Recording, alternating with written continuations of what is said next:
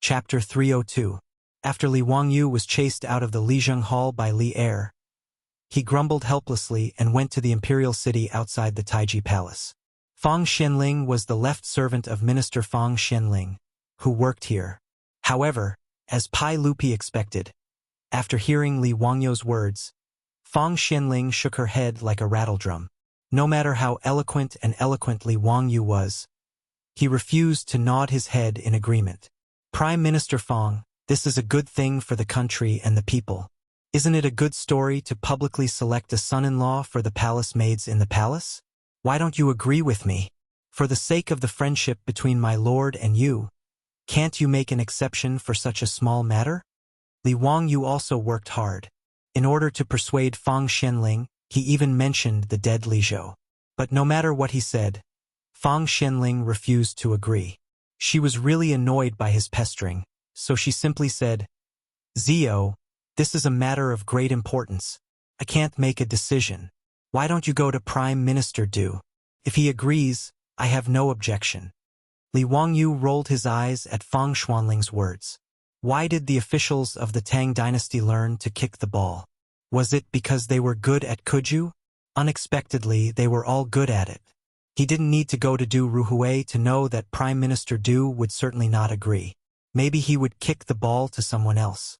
Li Wangyu raised his head and sighed. Why was it so difficult for him to do something? Wasn't it just a notice of selecting a son-in-law on the palace gate? Was it necessary? He didn't think about it. The palace gate represented the voice of the imperial court. Every time the notice was pasted on the palace gate, the imperial court officials of all provinces and counties in the country would immediately order people to copy it and send it to all provinces and counties of the Tang dynasty through the post stations. Neither Pai Lupi nor Fang Xianling thought that the matter of selecting a son-in-law for the palace maids was qualified to be written on the palace gate and let the whole Tang dynasty know. After being repeatedly rejected, Li Wangyu couldn't help but feel a little dejected. If he hadn't made that bet with his beautiful boss, he might have given up. He wouldn't have bothered to waste his energy. But when he thought about how he could win the bet, Li Wangyu couldn't help but feel a fire in his heart. His originally somewhat discouraged heart rose again. He didn't want to waste any more time looking for Du Ruhui, so he simply left the imperial city. He called for Niu Wu, who had been waiting for him outside the imperial city, and returned to Dingzhou village. "How is it? That won't do, right? Hehe, you should just admit defeat. Don't waste your time. You won't succeed." Seeing Li Wangyu's gloomy face, how could the beautiful boss not know that this guy must have been rebuffed? She couldn't help but laugh proudly. "Humph, just wait and see. I won't lose." Li Wangyu turned and walked to the study. "Don't call me to eat. I have something to do." After saying this, Li Wangyu locked himself in the study. He had been writing and drawing. No one knew what he was busy with. The beautiful boss was too lazy to care about him. She just thought that this guy was afraid of losing face and was too embarrassed to admit defeat. Li Wangyu had been busy in the study for half the night. The next day, he got up before dawn and called Niu Wu. The two of them hurried to Chang'an city. Today, Li Wangyu specially put on his court uniform and rushed to the Vermilion Bird Gate of the imperial city. He just happened to catch up with the officials of the Chang dynasty waiting for the court. When Yu Shernan and others saw Li Wangyu come, they couldn't help but ask curiously, "Zio, why did you come to the court today?" After Li Wangyu was conferred the title of county founding man, he naturally had the qualifications to participate in the court. However, this guy had always been lazy. In addition, he didn't have an official position in the court. Naturally, he didn't have to go to court every day. He only had to attend the court meeting and the court meeting on New Year's Day. Li Wangyu chuckled and didn't explain. He went to stand among the hundreds of officials. Only Fang Xianling seemed to have realized something. She frowned slightly and thought, "Is this guy here because of yesterday's incident?" However, at this time, the imperial physician had already begun to ask the officials to line up and be quiet. They were ready to go to court. Fang Xianling naturally couldn't say anything to Li Wangyu. She could only wait and see. In the main hall of Taiji Palace, the officials greeted Pai Lupi and took their seats. Pai Lupi, who was sitting high on the throne, suddenly saw that there seemed to be a strange creature mixed in with the officials. Only when he looked over did he notice that Li Wangyu had also come to attend the court session. He couldn't help but feel puzzled. He wanted to go out of the main hall and look at the sun. Did the sun rise from the west today? Was that why this tired guy came to court? This brat wouldn't want to cause any trouble, right? Pai Lupi and Fang Xianling were the same. They both looked at Li Wangyu, who was sitting in the main hall. They didn't understand what he wanted to do. However, at this time, the court meeting had already begun. Some officials stood up and began to report the state affairs. Pai Lupi didn't have time to think about Li Wangyu. During the Chang'an period of the Tang dynasty, the court was still very pragmatic. The morning court meeting was dealing with various state affairs. In the main hall, from time to time, there would be officials arguing fiercely in front of Pai Lupi about how to deal with certain government affairs. Li Wangyu didn't say a word from beginning to end. He just listened quietly, as if he really came to attend the court meeting. When today's court meeting was finally almost finished, Pai Lupi stood up from the throne. When he was about to announce the end of the court meeting, Li Wangyu suddenly stood up and said loudly, "Your Majesty, I, Li Wangyu, have something to report." Pai Lupi and Fang Xuanling's hearts skipped a beat. They thought to themselves, this bastard, is he going to talk about the palace gate plagiarism again? Yesterday, they rejected this guy's proposal. He wants to mention it in front of all the officials. Isn't he afraid of being spat to death by those officials? Report. Pai Lupi couldn't stop Li Wangyu from speaking in front of all the officials. I am now responsible for selecting palace maids to leave the palace. There are more than 1,600 palace maids who are homeless and have no one to rely on. I request your Majesty's permission to plagiarize the palace gate plagiarism to find a son-in-law for the palace maids leaving the palace, as a sign of His Majesty's great kindness. After Li Wangyu said this, the main hall was silent for a few seconds. Then, like a stone thrown into a pond, it set off ripples. What is Huxian saying? Finding a son-in-law for the palace maids is plagiarism? What does he think the palace gate plagiarism is? His family's toilet paper? TSK. I always thought that Huxian was a prudent young man. I didn't expect him to be so frivolous. Haha, Ziyu is indeed young. Writing the palace gate plagiarism for the palace maids to find a son-in-law, interesting, very interesting. Some imperial censors from aristocratic families immediately jumped out. Your Majesty, I will impeach Huxian for his unscrupulous actions and his attempt to use public weapons. I will also impeach Huxian. Pai Lupi saw the chaotic scene in the main hall and couldn't help but feel a headache coming on.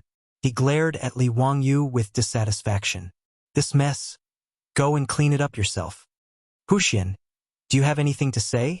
Pai Lupi couldn't be bothered and didn't want to help Li Wangyu explain anything.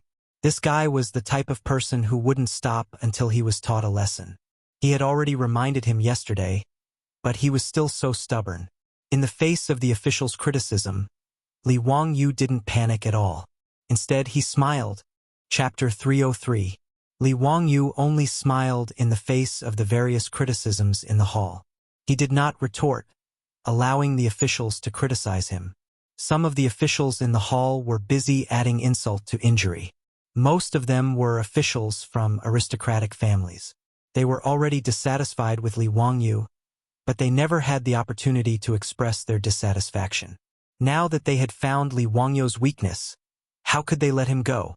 There were also some people who were not familiar with Li Wangyu, so they just watched the show. Yu Shernan, Kong Yingda, and Yen Liben, on the other hand, looked worried. They wanted to defend Li Wangyu, but they didn't know what to say. Even in their eyes, it was indeed inappropriate to announce the selection of a palace maid's son-in-law on the palace gate.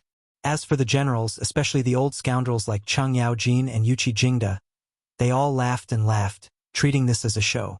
They were all shrewd people, so they naturally knew that Pai Lupi would not punish Li Wangyu for such a small matter. They were too lazy to speak with the aristocratic officials, so they let them perform.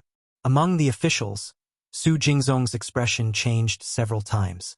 In the end, he gritted his teeth and stood up. Your Majesty, this subject agrees with the report of the county magistrate. Su Jingzong's words caused everyone in the hall to be slightly taken aback. For Su Jingzong to stand up and support Li Wangyu, this was not in line with his personality. There were many people who despised Su Jingzong's conduct. In the past, Su Jingzong's rank among the 18 scholars was the lowest, and he was in charge of the imperial clan temple. The main reason was not that Su Jingzong had no talent, but that Pai Lupi was dissatisfied with his character and was unwilling to put him in an important position. After all, when Su Jingzong's father, Su Shanxin, was killed by Yuan Huaji, Su Jingzong, in order to survive, had danced around to express his joy. In the eyes of Pai Lupi and the others, this kind of behavior was truly unworthy of an important position.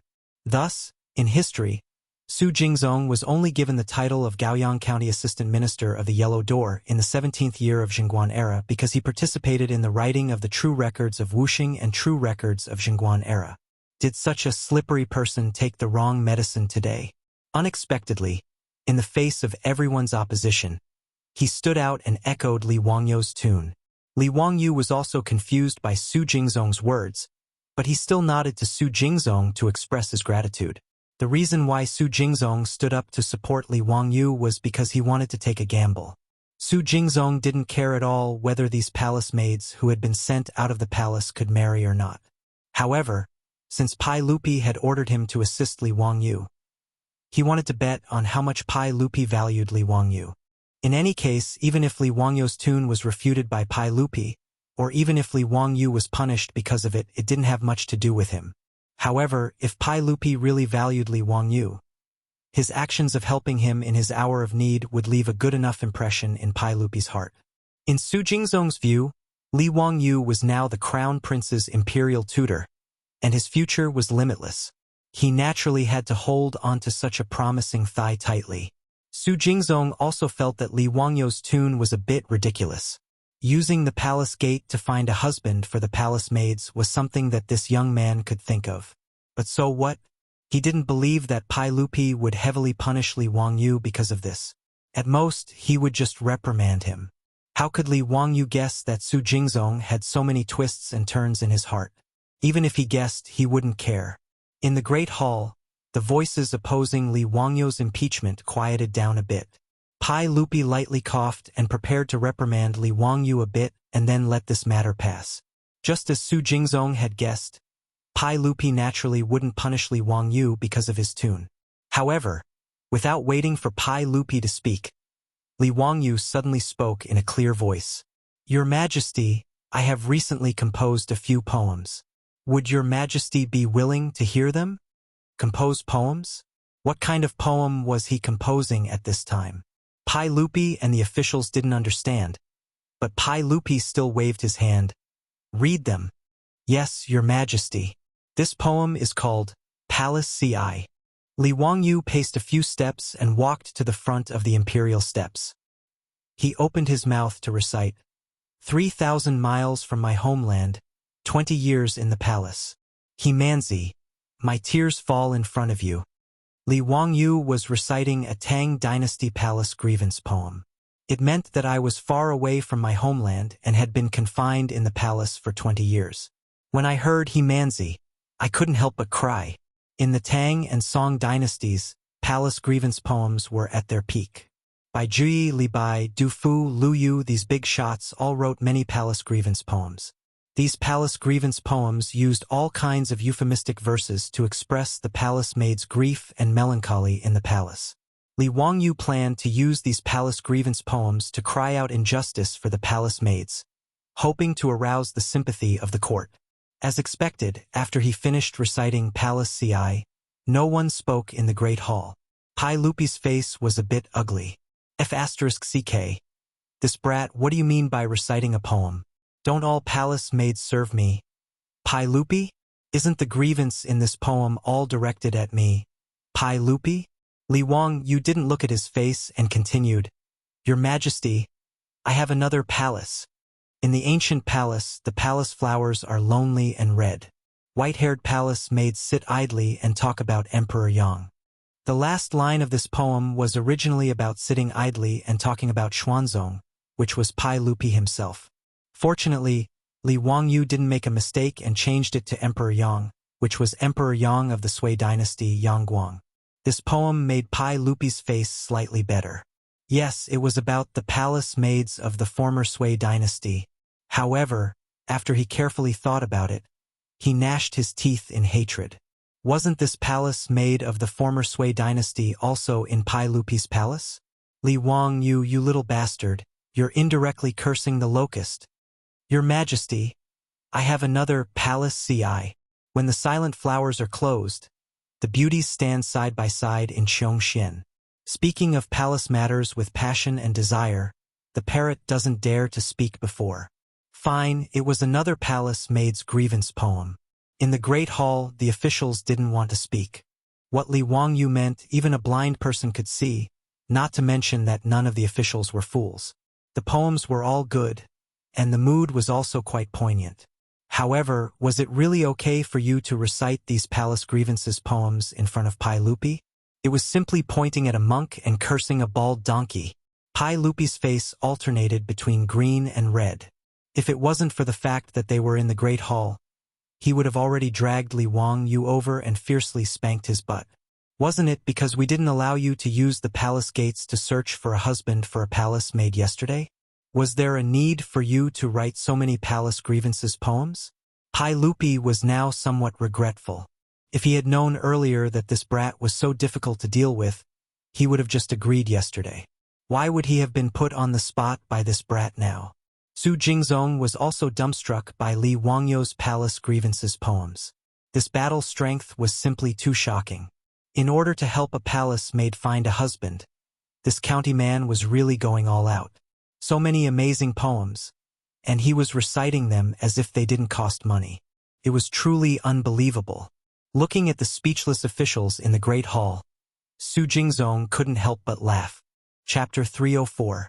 After Li Wangyu recited a few poems of palace grievances, no one in the hall dared to object to his previous performance. At this time, who could say anything? To say that the palace gate plagiarism was related to the dignity of the imperial court? To say that he couldn't write about a small matter like finding a son-in-law? The palace maids were already so pitiful. Now that they were finally released from the palace, what was wrong with using the palace gate plagiarism to find a son-in-law for them? To object to this kind of thing, did he have any sympathy? Even those who didn't agree in their hearts didn't say anything at this time. They weren't stupid. If they went along with Li Wangyu's recitation of the palace gate plagiarism, they would probably be scolded to death when this matter spread. Pai Lupi's face was ashen. He glared at Li Wangyu, thinking about how to deal with this bastard. Your Majesty, I have another poem here, White-Haired Man in Shangyang. People of Shangyang, the beauty is old and the hair is new. The green-clothed supervisor guards the palace gate. How many springs are there in Shangyang? Emperor Gaozu was selected at the end of the year. When he entered, he was 16, now he is 60. At the same time, he selected hundreds of people, scattered in old age and crippled. Remembering the sorrow of parting with relatives, I helped them into the carriage and did not let them cry.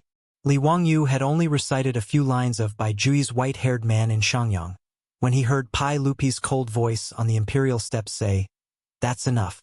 I approve the performance of the Huxian man. Court is dismissed." After Pai Lupi finished speaking, he didn't wait for the officials in the hall to say anything. He turned and left, not even sitting on the imperial palanquin. Hehe. Pai Lupi, you finally couldn't take it anymore? I thought you were thick-skinned. Li Wangyu had locked himself in his study for so long yesterday, but he had come up with more than 10 poems. He had only thrown out 3 or 4 before Pai Lupi surrendered. Li Wangyu couldn't help but feel a bit regretful. He couldn't help but make a V sign in his sleeve. His hard work was not in vain. He finally won the bet with his beautiful boss. However, seeing Pai Lupi leave in a fit of anger, Li Wangyu decided not to come to Chang'an City for the time being, lest Pai Lupi retaliate. However, Li Wangyu had clearly underestimated Pai Lupi's vengeful heart. Before he could follow the crowd out of the main hall, an eunuch from the palace rushed over. Hu Xiannan, His Majesty invites you in. I'm not feeling well in my stomach. I'm afraid it's not a good time to meet the emperor. How about we do it another day? Li Wangyu was a little dumbfounded. If Pai Lupi summoned him at this time, it was obvious that nothing good would come out of it. He didn't want to give Pai Lupi a chance to vent his anger, so he wanted to find an excuse to leave. However, the eunuch ignored his words and made a gesture of invitation. There's still soup simmering on the stove in my residence. No, I have to go back quickly, Li Wangyu said as he tried to blend into the crowd. However, he was blocked by the eunuch. The eunuch didn't say anything and just looked at him. Let's see what other excuses you can come up with. Li Wangyu was helpless. F*ck. He was so focused on showing off just now that he didn't expect Pai Lupi to be so shameless. He had just finished the morning court and had already sent people to block him. He really wasn't willing to take any losses. He cursed in his heart, but there was nothing he could do. He could only follow the eunuch slowly to the legislative hall. As soon as Li Wangyu entered the legislative hall, he saw a big foot coming towards him before he could even bow to Pai Lupi. Li Wangyu was shocked and turned around to run. But with his small body, how could he outrun Li Er, who was the emperor on horseback? He was kicked in the butt by a foot, and the pain made him howl out loud. Pai Lupi was still angry and kicked Li Wangyu's but a few more times, causing Li Wangyu to wail like a ghost and howl like a wolf. This Pai Lupi is not human. He was too ruthless. Li Wangyu wondered if his butt was swollen. Didn't he just recite a few poems? Was there a need to be so ruthless? After taking a few more kicks, Li Wangyu didn't run anymore. He just lay on the ground and pretended to be dead. In any case, he couldn't outrun the beast Pai Lupi. He surrendered and admitted defeat. You Pai Lupi, the emperor of a generation, how could you abuse a captive? Pai Lupi kicked Li Wangyu a few more times to vent his anger. All right, why are you lying there pretending to be dead? Zhen's kicks aren't enough to kill you. Pai Lupi angrily scolded. Li Wangyu crawled up from the ground with an embarrassed smile. He opened his mouth and began to flatter. Hee, uncle, you are truly wise and powerful. Your martial arts are matchless. Your luck is as good as the heavens. Your longevity is as good as the heavens. You will last for thousands of generations and unify Jianghu. What nonsense are you talking about? If you dare to cause trouble like this again, Zhen will order people to tie you up and flog you. Pai Lupi didn't know whether to laugh or cry at his words.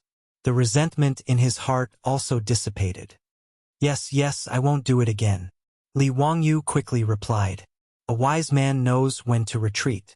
Pai Lupi glared at him and then turned around to sit in front of the table. Speak! How do you plan on finding a husband for the palace maids?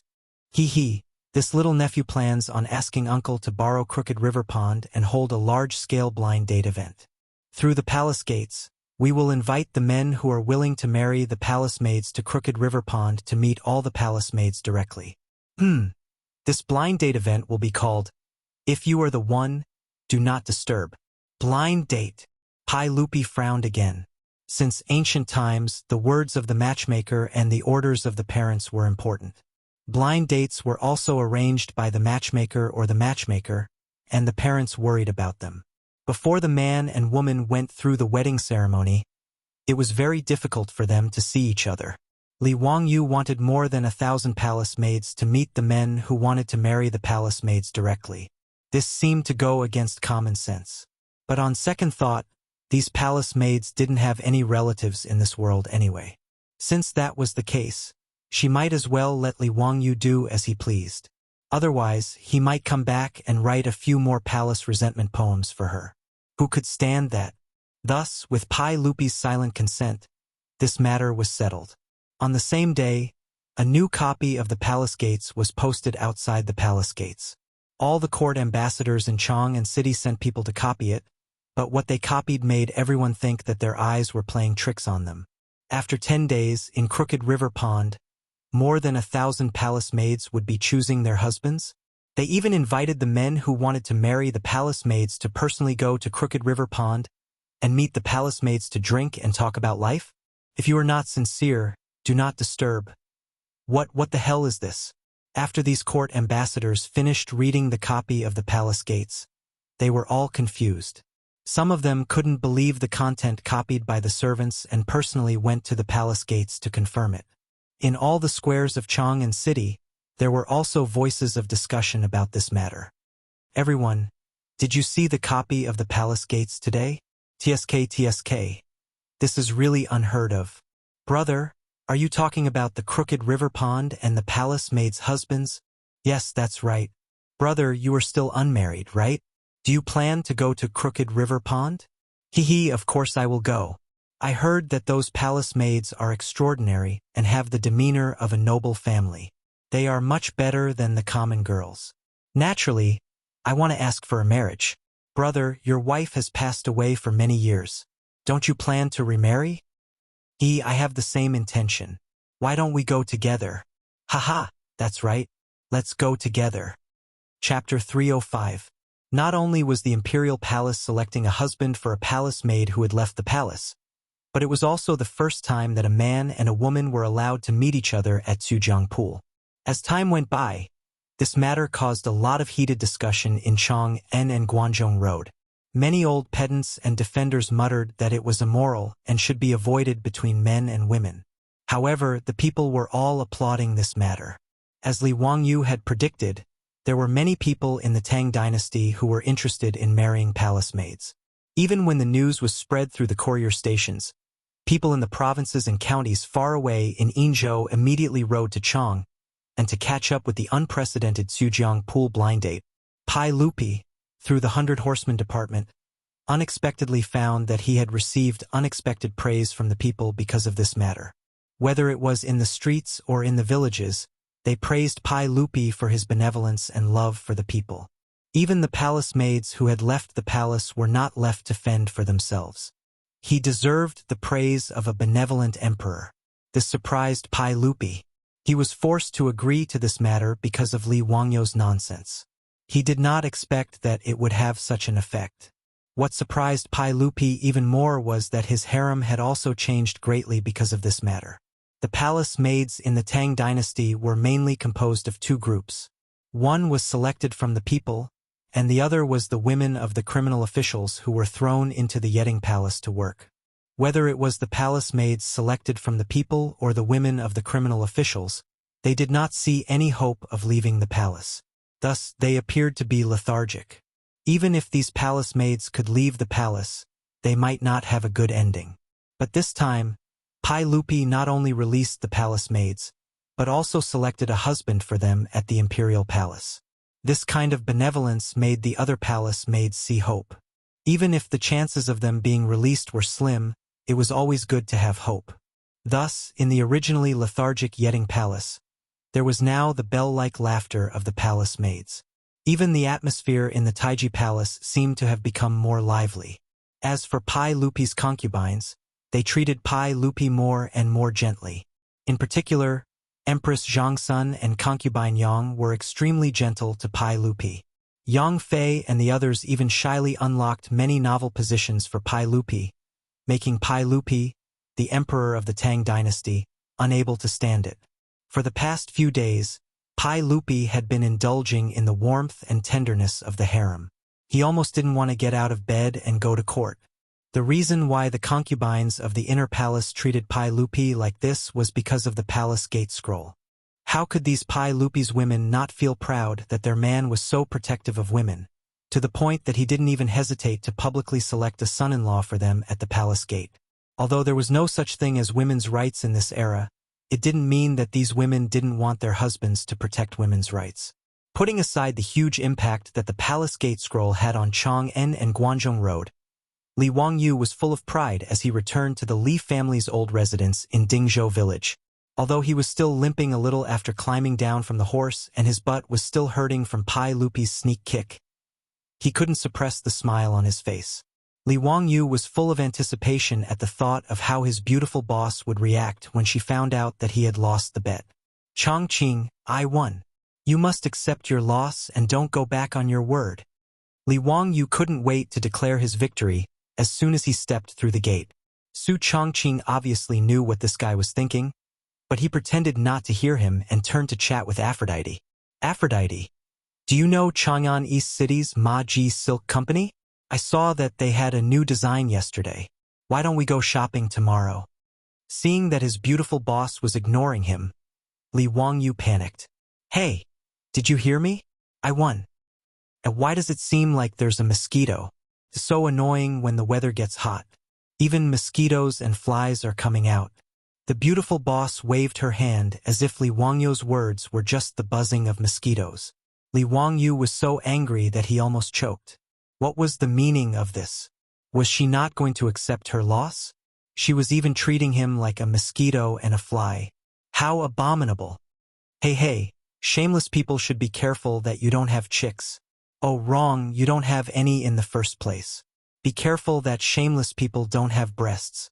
Li Wangyu put his face in front of his beautiful boss's eyes and glared at her fiercely. Su Changqing pushed the big face in front of him away in disdain. Stay away from me or I'll scream molestation. Heh. Go ahead and scream. It's useless even if you break your throat. Come on, you must accept your loss. Break my throat. Li Wangyu couldn't help but shudder at the rare cold humor of his beautiful boss. Well, isn't it just a loss? You wait. I'll definitely honor the bet tonight. Su Changqing suddenly glanced at Li Wangyu with her charming eyes. Li Wangyu almost didn't know what to believe when he saw those beautiful watery eyes. Are you sure? You're not lying to me, are you? Li Wangyu couldn't believe that such a good thing could really happen. The beautiful boss pushed him away with a smile. Really? I'm definitely not lying to you. Are you sure? I'm sure. It's daytime now. I'm embarrassed. Good boy. I'll go to your room when it's dark. Su Changqing, who was full of mature womanhood, also knew how to act coquettishly. Her coquettish words made Li Wangyu's bones almost melt. He only knew how to nod stupidly. Li Wangyu's restless heart was teased by the words of the beautiful boss. He couldn't control himself and grinned stupidly all day long. In the evening, after eating dinner early, Li Wangyu gave the beautiful boss a you-know-it look. Then, he ran back to his room full of expectation and waited. Every time he heard someone passing by outside the room, Li Wangyu's heart couldn't help but beat faster. At this time, he was restless in his room, as if a cat was scratching his heart. He made a bet with Su Changqing. The bet he proposed was that if Su Changqing lost, she would have to belly dance for him. Moreover, she would have to wear the leopard print underwear she wore when she first crossed over to the Tang dynasty. The reason why he proposed this bet was that Li Wangyu had accidentally learned in the future that the beautiful boss actually learned belly dance. Belly dance originally originated in the Arabian region. Later, it spread to Europe and America and became popular all over the world. In the future, many women would practice belly dance to keep fit, lose weight, and reduce pressure. Along with the fast rhythm of the music, they would sway their buttocks and abdomens. The dance was beautiful. The fancy movements of the crotch and the sexy and charming posture made belly dance full of temptation. This made Li Wangyu fantasize from time to time. What would a goddess like the beautiful boss look like when she belly dances? Therefore, when the beautiful boss wanted to make a bet with him, he immediately thought of this matter and proposed this bet. Just as Li Wangyu was looking forward to it, his room door was finally pushed open with a creak. A graceful figure flashed into his room. Chapter 306. For the next few days, Li Wangyu looked at his beautiful boss with a kind of resentment in his eyes. There was no other reason. He was being teased by his beautiful boss again. He racked his brains to win the bet with his beautiful boss, and even paid a painful price for it. He was kicked in the butt by Pai Lupi.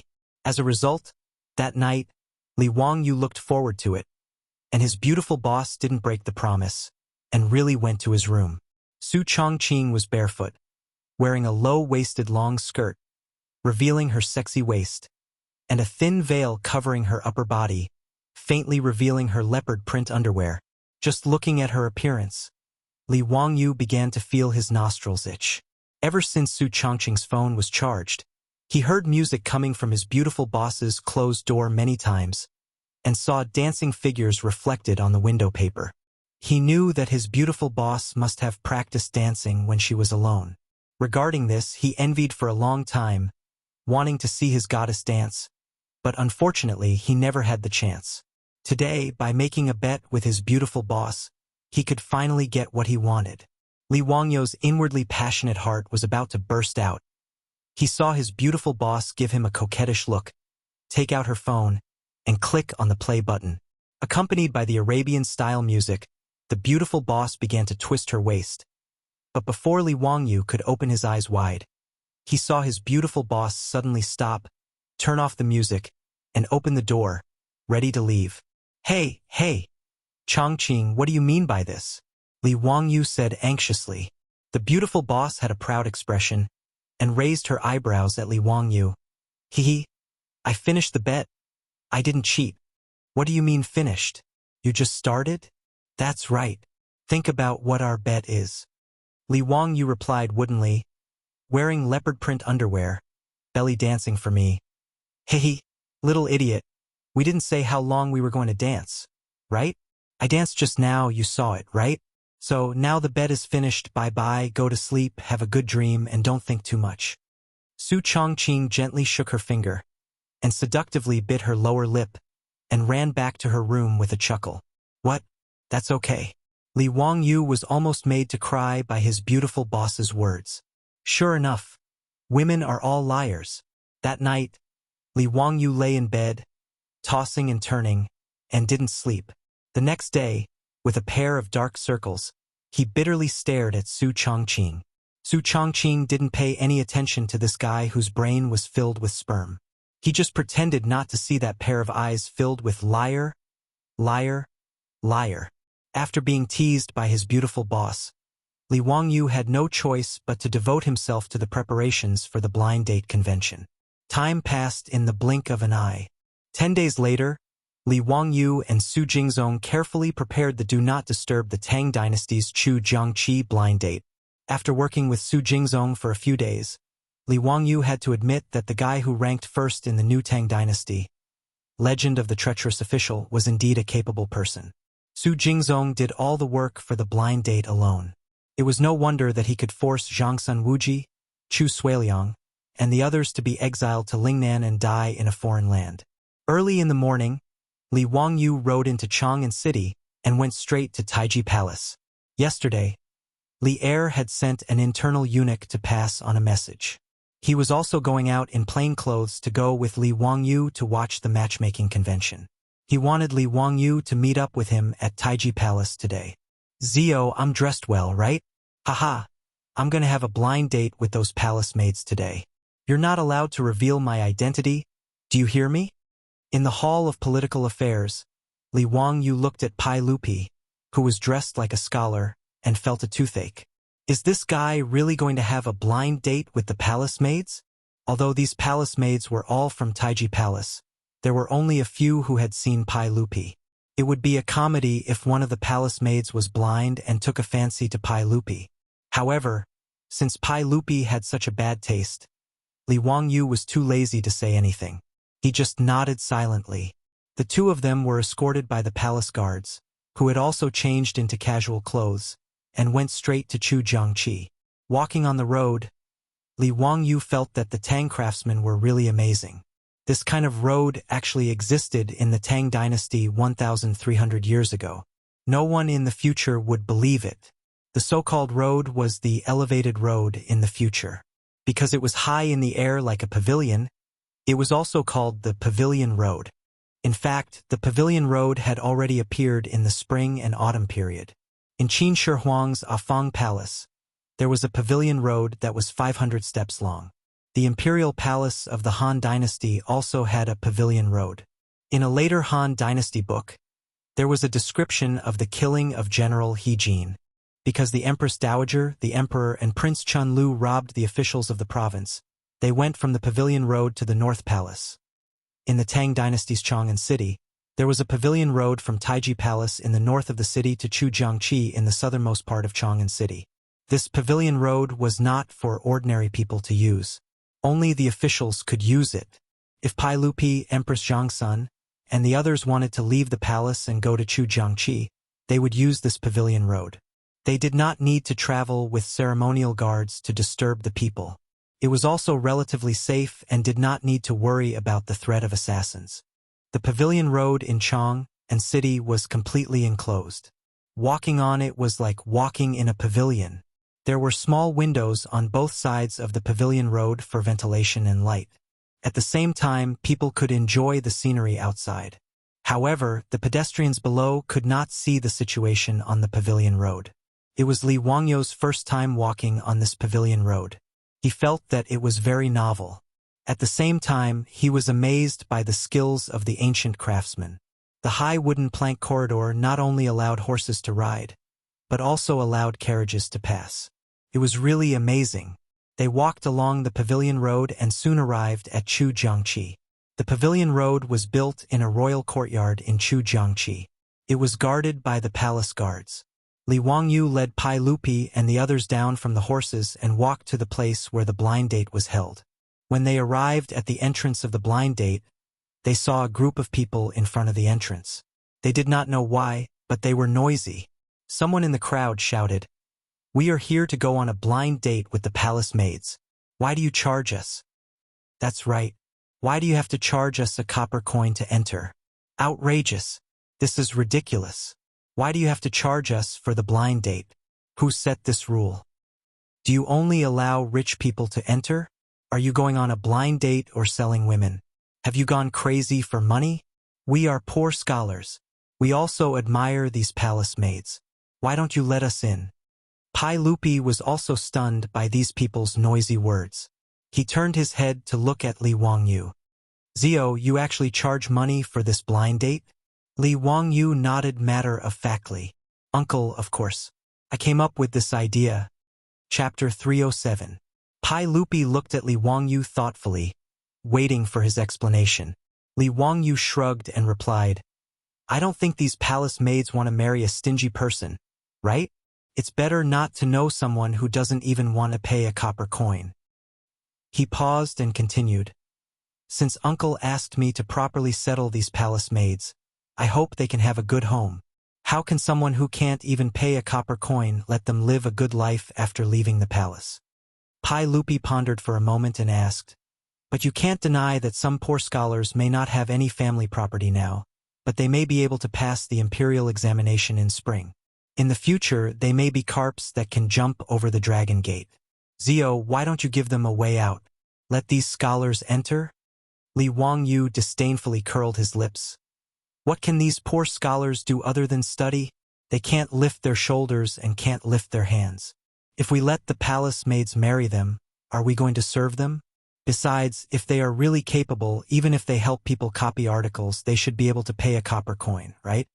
What he said was actually the truth. The literacy rate in the Tang dynasty was low, so it was not difficult for these scholars to find a way to make money. Even if they helped people copy books, they could earn a lot of copper coins.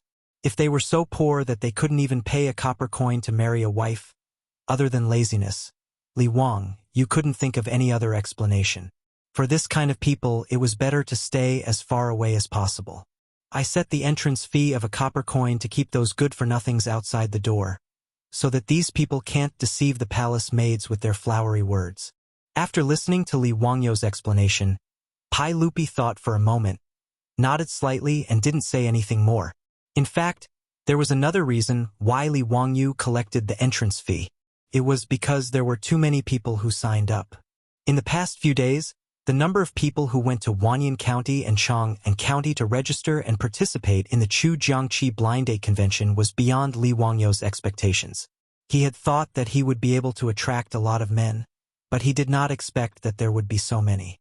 There were already more than 5,000 people registered in the county government, but there were only about 1,600 palace maids who needed to leave the palace. Among these palace maids, there were some who did not want to marry or were older. There were only about 1,000 of them who were willing to be betrothed. After Li Wangyu and Su Jingzong learned of the number of people who signed up, they couldn't believe it. It was beyond their expectations that 5 men would fight over a palace maid. Thus, the 2 of them came up with an admission system. They would have to pay a fixed amount of copper coins as an admission fee. Through this, they would be able to filter out those who were purely there to join in the fun. The group of people bypassed the noisy crowd gathered at the entrance and went straight inside. In order to ensure the safety of the blind date, Li Wangyu and Su Jingzong had borrowed many bailiffs from Chang'an County and Wanyan County to maintain order. Especially when they learned that Pai Lupi was also participating, the great generals of the Jinwu Guards had almost sent an army to surround the entire Tujiang Pond. Therefore, Li Wangyu was not worried at all that these people who were not even willing to pay a fixed amount of copper coins could cause any trouble. On the spacious lawn beside Tujiang Pond, it was already quite lively. The men who wanted to marry palace maids had already been waiting there for a long time. However, there were many decorations at the scene that no one had seen before. For a moment, they did not know what to do. They just gathered around the lawn and whispered to each other. Pai Lupi looked at Li Wangyu's decorations and could not help but be curious. "Zio, there are many tables over there. There are all kinds of food and wine on them. What is the meaning of this? What are the tall round tables on the lawn for? They are so tall. How can people use them?" Li Wangyu chuckled and said, "Uncle, this is called a buffet party. You can take the food and wine on the tables. As for those tall round tables, they are not for sitting. Instead, they are for people to stand and chat." The matchmaking venue that this fellow ordered people to decorate had the appearance of a cocktail party in the modern world. The long tables were filled with wine and all kinds of food. The only thing missing was a champagne tower. As for the tall round tables scattered on the lawn, they were naturally for people to rest and chat. The round tables were only for people to place their plates and wine glasses. Pai Lupi found this new and interesting. He took the lead and walked toward the long table where the food was placed. There was no need for Li Wangyu to introduce him. He quickly took a set of tableware from the clean bowls and plates that were placed at the side and started to eat. The leader of the Imperial Guards at the side wanted to dissuade Pai Lupi. How could he allow Pai Lupi to casually eat food that was not in the palace? However, Pai Lupi did not care so much. He glared at the leader of the Imperial Guards and forced him to retreat to the side. He did not dare to say anything else. Li Wangyu also took some food and walked with Pai Lupi to a tall round table. They placed the food on top of it and chatted as they ate. The crowd that had been watching immediately understood after seeing Pai Lupi and Li Wangyu's demonstration. Some of the bolder ones immediately followed suit and tried to get food and drinks. Soon, the men who came to ask for her hand in marriage followed suit. The empty lawn quickly became lively. Pai Lupi drank a mouthful of wine and patted Li Wangyu's shoulder. He said with a smile, "Zio, it seems that the copper coins that you received were all used here, right? Uncle is wise. Actually, the copper coins were all used on themselves. I did not embezzle a single copper coin." Pai Lupi thought about the crowd that was making a ruckus outside the door, and then looked at the self-service wine party. He felt that his nephew was indeed brilliant. Moreover, he quickly saw the benefits of the self-service wine party. First of all, the guests could freely choose the food that they liked. It was very casual. Secondly, there were nearly 1,000 tall round tables scattered all over the lawn, allowing the guests to chat on their own. The atmosphere was very lively and unrestrained, compared to the banquet he held in the palace, where each person had a table and everyone ate the same food. It seemed that Li Wangyu's style was more relaxed and pleasant. Li Wangyu was also very satisfied with the self-service wine party that he created. Although he had only seen it on TV in his previous life and had never participated in a real cocktail party, his beautiful boss was very knowledgeable. Whether it was when he was studying in the United States or when he was working in the company, his beautiful boss had often participated in such cocktail parties. Naturally, she was very familiar with the process. Based on the principle that his beautiful boss's was his, Li Wangyu was very shameless. He took the cocktail party process that his beautiful boss had written down for him and gave it to Su Jingzong to manage. Looking at the endless stream of food and wine that was constantly delivered, Li Wangyu sighed again. This guy who was ranked first on the list of treacherous officials really had some skills. Preparing a self-service wine party for a few thousand people, and there was no precedent to follow, but Su Jingzong made it look like it was a real thing. It was very rare. Just as he was sighing, someone suddenly patted his shoulder heavily. "Wahahaha! Zio, your brothers are here. Damn! Why did this group of foppish people come?" Li Wangyu's face darkened. Chapter 308. Li Wangyu couldn't understand why these debauches would want to join in on the fun when he was clearly organizing a matchmaking event. He knew that these debauches weren't good people. Although these debauches had yet to marry, they had many concubines at home. Even so, these debauches' favorite places to hang out were still Peace Square and the Hu restaurants in Shi City. Li Wangyu could only express incomparable disdain and deep envy towards this group of drunkards who lived in a drunken stupor. Chang Chumo and the others were just about to speak when they turned their heads and noticed Pai Lupi. They were so scared that they quickly stood properly and bowed to Pai Lupi. "Greetings, Your Majesty." "Forget it. Today is a matchmaking event and I'm also traveling incognito. You brats don't need to put on an act. Just call me Li Gong." Pai Lupi was in a good mood today and waved his hand without a care. Li Wangyu rolled his eyes. "What are you guys doing here today? Don't tell me that you're also here for a matchmaking event?" "Zio, you're wrong. As the saying goes, a fair and graceful woman is a gentleman's good mate. My brothers haven't married yet, so why can't we come for a matchmaking event?" Fang Yai laughed mischievously. Li Wangyu was speechless. What kind of status did these debauches have?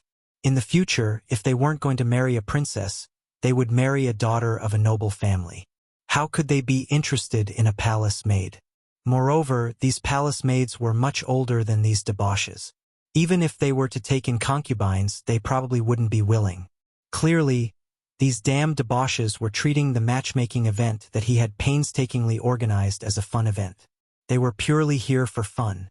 However, after thinking about it carefully, Li Wangyu suddenly felt a chill run down his spine. This group of debauches, because many of them married Li Er's daughter, in the end, their fates were really not good. Not to mention Fang Juanfang's widow. Li Wangyu looked at this cuckold of the Tang dynasty with pity when he thought about how this guy's future wife was Princess Gao Yang. Not only had he been cuckolded, but Princess Gao Yang had also plotted a rebellion. In the end, both of them had been sentenced to death. Chai Lingwu married Princess Bailing, who was also a foolish woman.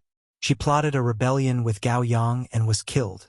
Du He had married Princess Chang'an. In the end, because she had been implicated in Li Chengxian's rebellion, she had been killed. His brother, Du Go, was also implicated and was exiled to Lingnan. Wei Shuyu almost married the princess of the new city, but the engagement was later cancelled. Chang Chuliang married Princess Qinghe in the future. Speaking of which, Pai Lupi was really good at giving birth. He had a lot of women in his harem and had a lot of children. Pai Lupi also liked to marry princesses to the sons and grandsons of nobles in order to win people's hearts. However, in Li Wangyu's opinion, it was better not to marry Pai Lupi's daughters. None of them were easy to deal with. While he was lost in thought, wondering if he should warn the other rich kids in the future. Just as his thoughts were running wild, he was patted heavily on the shoulder again. "Zio, why are you in a daze?" Fang Yai shouted. "Why haven't the palace maids come out yet?" His tone was very similar to the way people urged the old madam in the brothel of Peace Lane. Li Wangyu was so angry that he gave him the middle finger. "It's useless for you to call me brother. Hurry up and tell me, when are the palace maids coming out?" Fang Yai still remembered the words Li Wangyu used to trick them. Giving the middle finger meant calling him brother. He had no idea that he was being scolded by Li Wangyu again. Li Wangyu was speechless. "It's not like you're going on a blind date. Why are you in such a hurry? It's not time yet. Alright, how did you guys get in? Did you pay?" "Pay? Pay what? We entered Crooked River Pond. Who dares to ask us for money?" Chang Chumo replied casually. Li Wangyu was exasperated.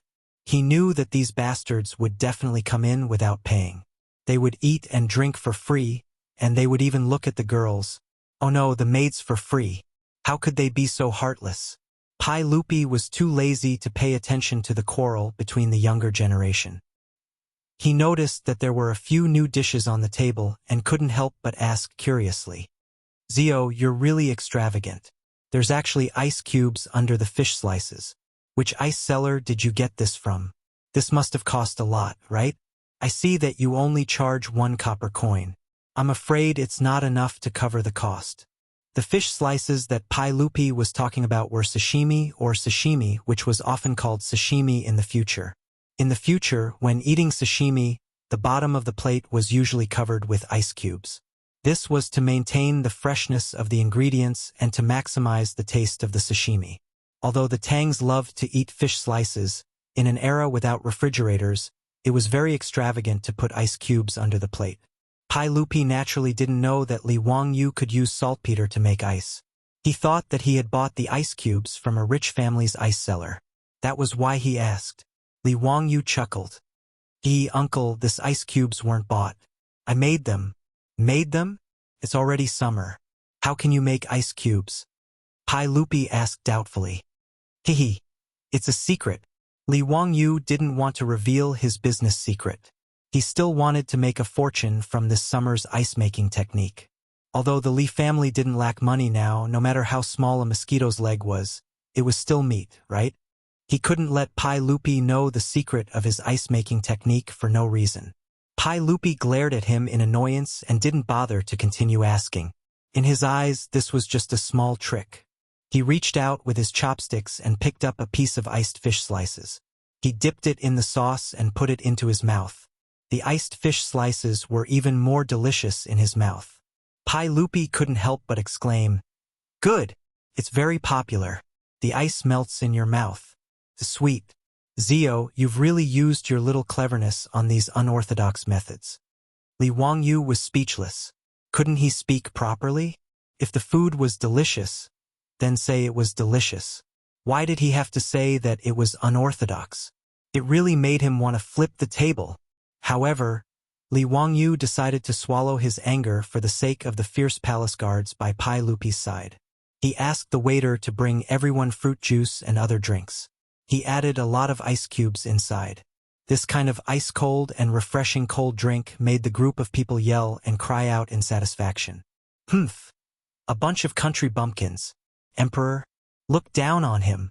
Li Wangyu felt a great sense of psychological satisfaction. He looked down on Pai Lupi and the group of debauches. Everyone ate and drank. Just as they were chatting happily, a bell rang not far away, followed by the sound of stringed and woodwind music. The time for the blind date conference had arrived. Under the burning gazes of the thousands of men present, 1,000 or so palace maids with graceful figures leisurely walked over. They smiled sweetly and had beautiful eyes. Thousands of beautiful women gathered in one place. All the men present, except for Li Er who was used to it, were shocked. Even the debauches who were used to seeing the spring scenery in Peace Square stared blankly at the palace maids in front of them. Wei Shuyu couldn't help but recite the Lecture Ode to Lust. Eyebrows like emerald feathers, skin like snow, waist like a bundle of silk, teeth like a clam, a sweet smile, bewitching Kaiyang City. Chapter 309. Because there were too many people participating in the blind date, Li Wangyu had already announced the rules of the day before everyone entered the venue. All the men participating in the blind date were not allowed to disturb the palace maids. They could only wait for the palace maids to take the initiative to communicate with them. Those who did not abide by the rules could only be expelled. With the deterrence of the golden guards in shining armor and the great sincerity of the men who were willing to pay a copper coin to enter, no one wanted to leave a bad impression on the palace maids at this time, so the scene was very orderly. More than 5,000 men who came for the blind date gathered in groups of 3 to 5 around the tall round table. They stared at the palace maids with burning eyes full of expectation, hoping to gain the favor of the beautiful woman. Since they could not take the initiative to strike up a conversation, they had to find a way to attract the attention of the palace maids. Therefore, among the people present, some loudly recited their poems. Some pretentiously took out the guqin they brought, sat cross-legged on the lawn, and began to play the guqin as if there was no one around. There were even many scholars who brought paper and ink with them and began to draw for the palace maids on the spot. As for those who had a lot of property, they naturally had their own skills. Some of them took out gold toys inlaid with all kinds of gems and played with them in their hands. Some of them tidied up their expensive silk clothes. What made Li Wangyu dumbfounded the most was that there was actually a fat man who placed dozens of gold ingots on the round table in front of him. In short, these 5,000 men, in Li Wangyu's eyes, were like peacocks spreading their tails, competing to show off in front of more than 1,000 palace maids. He could not help but laugh. But soon, something that made him dumbfounded appeared. Among these 5,000 men, there seemed to be some strange creatures mixed in. Not far away at the round table, there were several burly old hooligans. What the hell were they? Li Wang could not help but turn his head in surprise, looking at the group of dandy, and ask in disbelief, "Brothers, are my eyes playing tricks on me? Why are Uncle Chang and Uncle Yuchi here?" Chang Chumo and his brothers, as well as the Yuchi brothers, also had their mouths wide open. They looked with astonishment at their father, who was showing off his muscles to the palace maids. What is this situation? Illusion, it must be an illusion. I didn't drink much wine today? Why are my eyes blurry? Even Pai Lupi was speechless. What were these old killers doing? He didn't believe that these dukes would really take a fancy to a palace maid. After all, the palace maids who were selected to leave the palace had been in the palace for at least 10 years. Even if they entered the palace at the age of 16, they were 26 years old now. In the eyes of the Tang, this age was already considered an ant. What's more, which of these dukes' manors didn't have beautiful palace maids bestowed by Pai Lupi? Those who could be sent as gifts by Pai Lupi to the duke's mansion were all stunning beauties, and they were all budding young girls. However, this group of old killers actually came to this blind date in droves. What a premature death. Pai Lupi glared fiercely at the foppish sons. Like father, like son. You two are really father and son. The foppish sons could only smile awkwardly and politely. They didn't know how to evaluate their fathers. Fortunately, these dukes were just bored and didn't really want to add a few more concubines to their manors. Needless to say, these old hooligans had the same motive as the foppish sons. They all thought this blind date by the Tuzhang Lake was a fun thing and came to join in the fun. Li Wangyu could only sigh. The cultural and entertainment construction of the Tang dynasty needed to be strengthened. Even the dukes were so bored. It could be seen that the cultural construction of the Tang dynasty had a long way to go. More than 1,000 palace maids accompanied by the official matchmakers entered the blind date. The official matchmakers were also known as matchmakers, and matchmakers. In the Tang dynasty, the official matchmakers represented the government in the marriage of men and women. They were the official marriage agencies. The official matchmakers had appeared as early as the Western Zhou dynasty. From the Qin dynasty to the Qing dynasty, the power of the official matchmakers was not small. As long as men and women become famous, they will be recorded in the year, month, day, and name. If a man marries at 30, a woman marries at 20. The main job of the official matchmakers was to know the names and birth dates of men and women in the country and to urge men and women of the right age to get married. If there were official matchmakers, there would naturally be private matchmakers. The private matchmakers were often called matchmakers. However, even if the marriage was facilitated by private matchmakers, it still needed to be registered at the official matchmaker's office and be supervised by the official matchmakers. The so-called parents' orders and matchmakers' words referred to the official matchmakers. There was naturally a reason why the official matchmakers were needed to accompany the palace maids on the blind date today. Just like the Book of Songs Wei Feng, it said, "Bandits set the date, but the sun has no good matchmaker." It meant that without a good matchmaker, one could not get married. There was also, what about faking it? A bandit's axe can't subdue him. What about taking a wife? A bandit's matchmaker can't subdue him. It meant that without an axe, one could not cut wood, and without a matchmaker, one could not marry a wife. Therefore, if there were no official matchmakers on the blind date today to mediate the marriage between the two parties, even if the palace maids and the man took a fancy to each other, it would be considered a private vow to marry each other. They would be despised by both their parents and their countrymen. Moreover, the Tang dynasty also had a law that stated, for the law of marriage, there must be a matchmaker. This was also the reason why the official matchmakers accompanied the palace maids. In fact, Li Wangyu did not know that the matchmaking convention needed an official matchmaker. He only understood after Su Jingzong reminded him. However, even though there were millions of people in Chang'an City, there were not that many official matchmakers. Fortunately, Su Jingzong was capable and ordered people to urgently mobilize manpower from the counties around Chang'an City. It was not easy to find so many official matchmakers. Otherwise, today's matchmaking convention would really become a farce. Li Wangyu would definitely be impeached to death by the censor. Li Wangyu organized this "do not disturb if you are the one" matchmaking convention.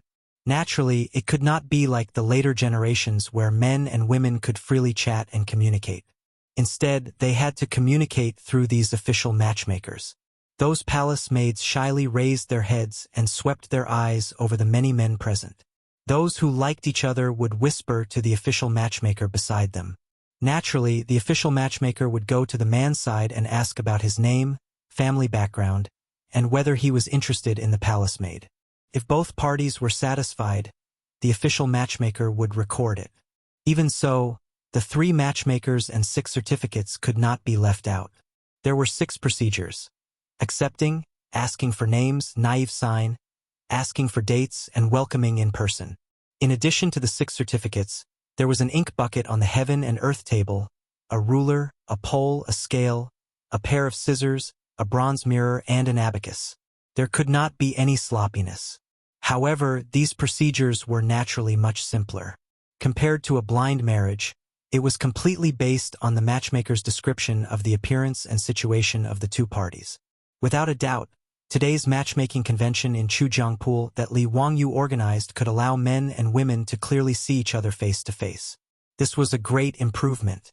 In this regard, whether it was the more than 5,000 men who wanted to marry a wife or the palace maids who left the palace, they were all extremely satisfied. Li Wangyu accompanied Pai Lupi and wandered around the matchmaking convention. Pai Lupi had already seen with his own eyes that many palace maids and men looked at each other. After being recognized by the official matchmaker, it could be said that they were already considered to be husband and wife. In this regard, Pai Lupi was very satisfied and repeatedly praised Li Wangyu for handling this matter beautifully. While the 2 were chatting, Pai Lupi pointed at a group of people not far away and laughed.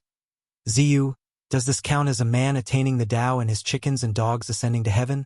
That group of men, are they all from the Zhou village that you chose? How did they all get a matchmaking convention with my palace maids?"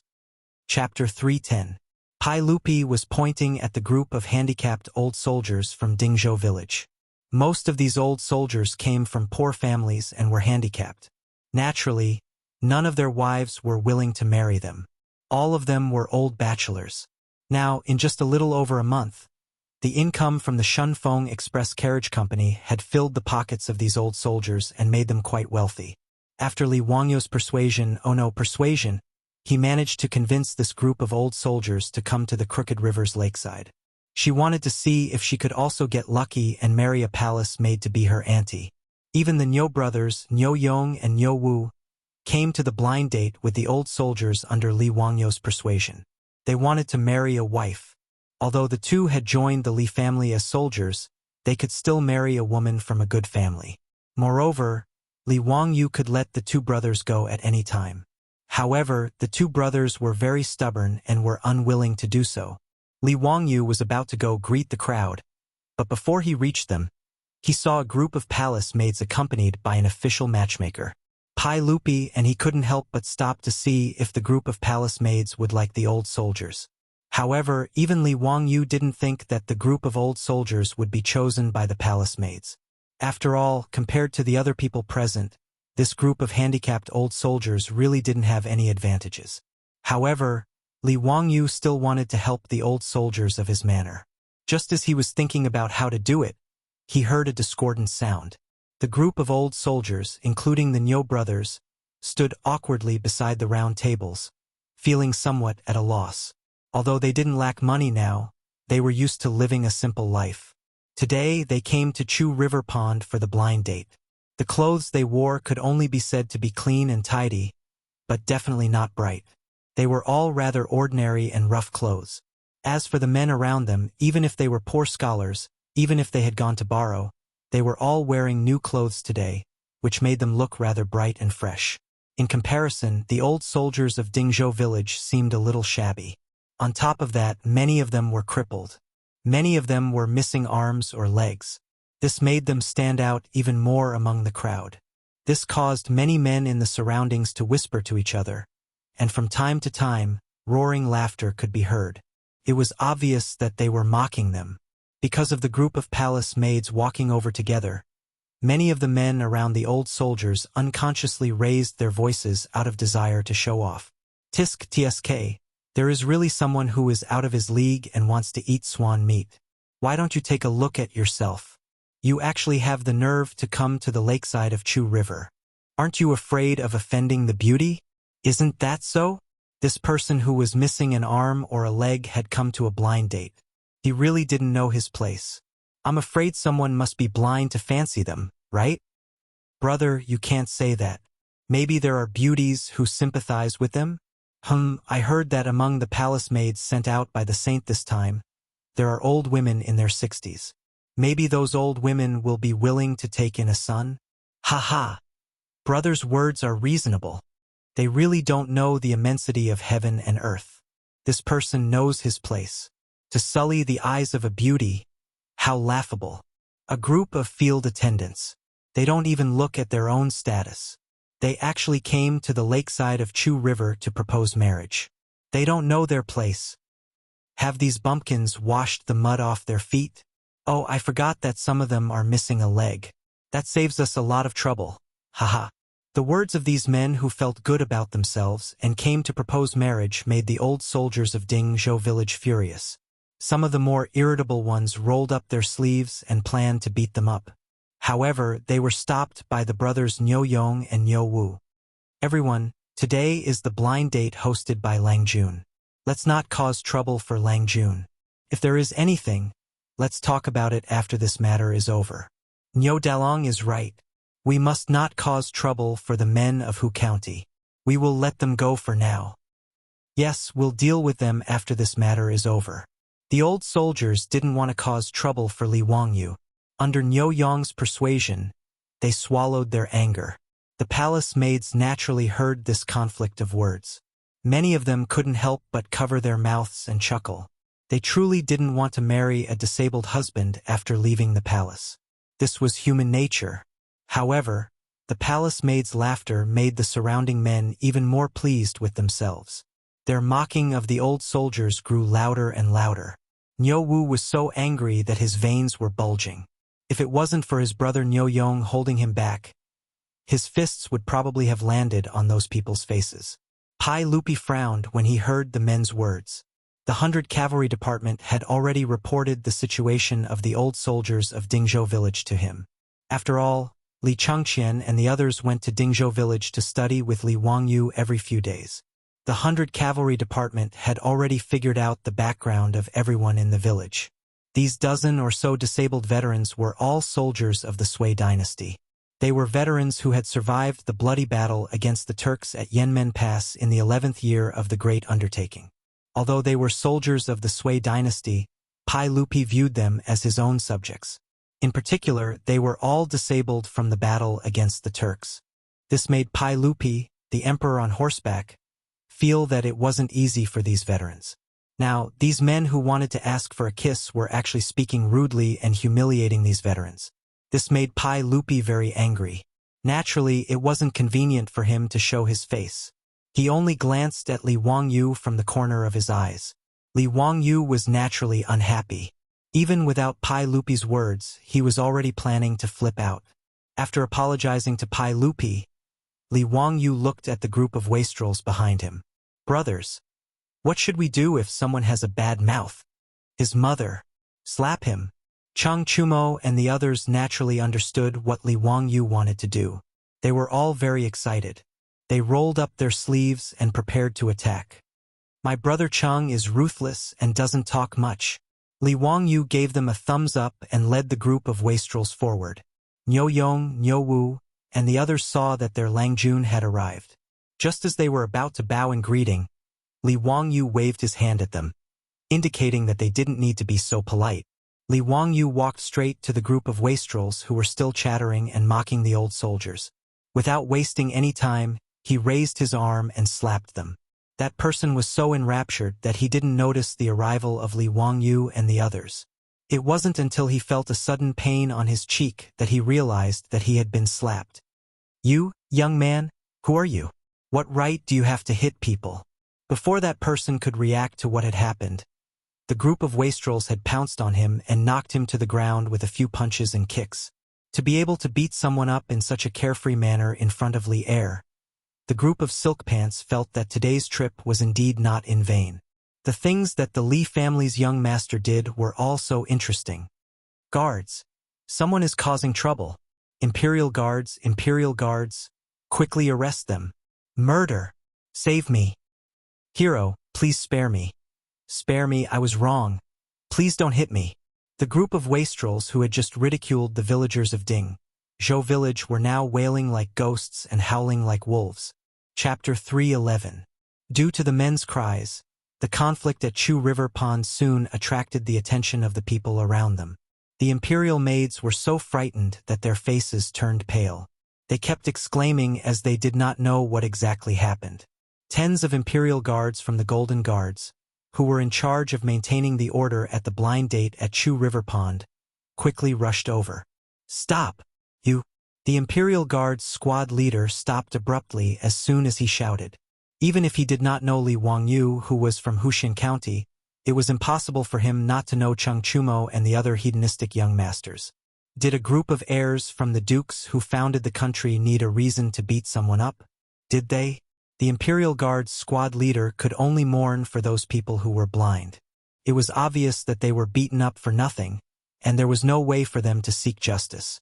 Nevertheless, the men who were beaten up by the hedonistic young masters and Li Wangyu thought that their saviors had finally arrived when they saw the Imperial Guards from the Golden Guards around them.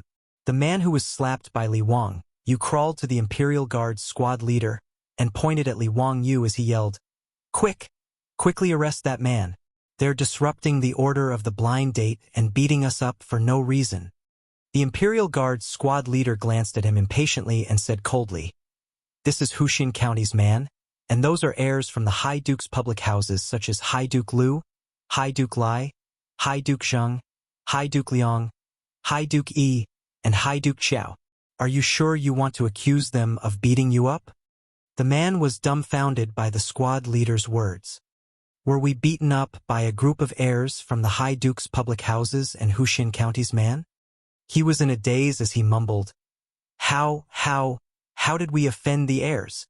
The men who were beaten black and blue by the hedonistic young masters were dumbstruck when they heard the squad leader's words. They did not know why they were undeservedly implicated. "Heirs, Wuxia County's man, we didn't offend you. Why is this happening?" Li Wangyu swung his hand. He had used too much strength in the slap just now, and it hurt his own hand.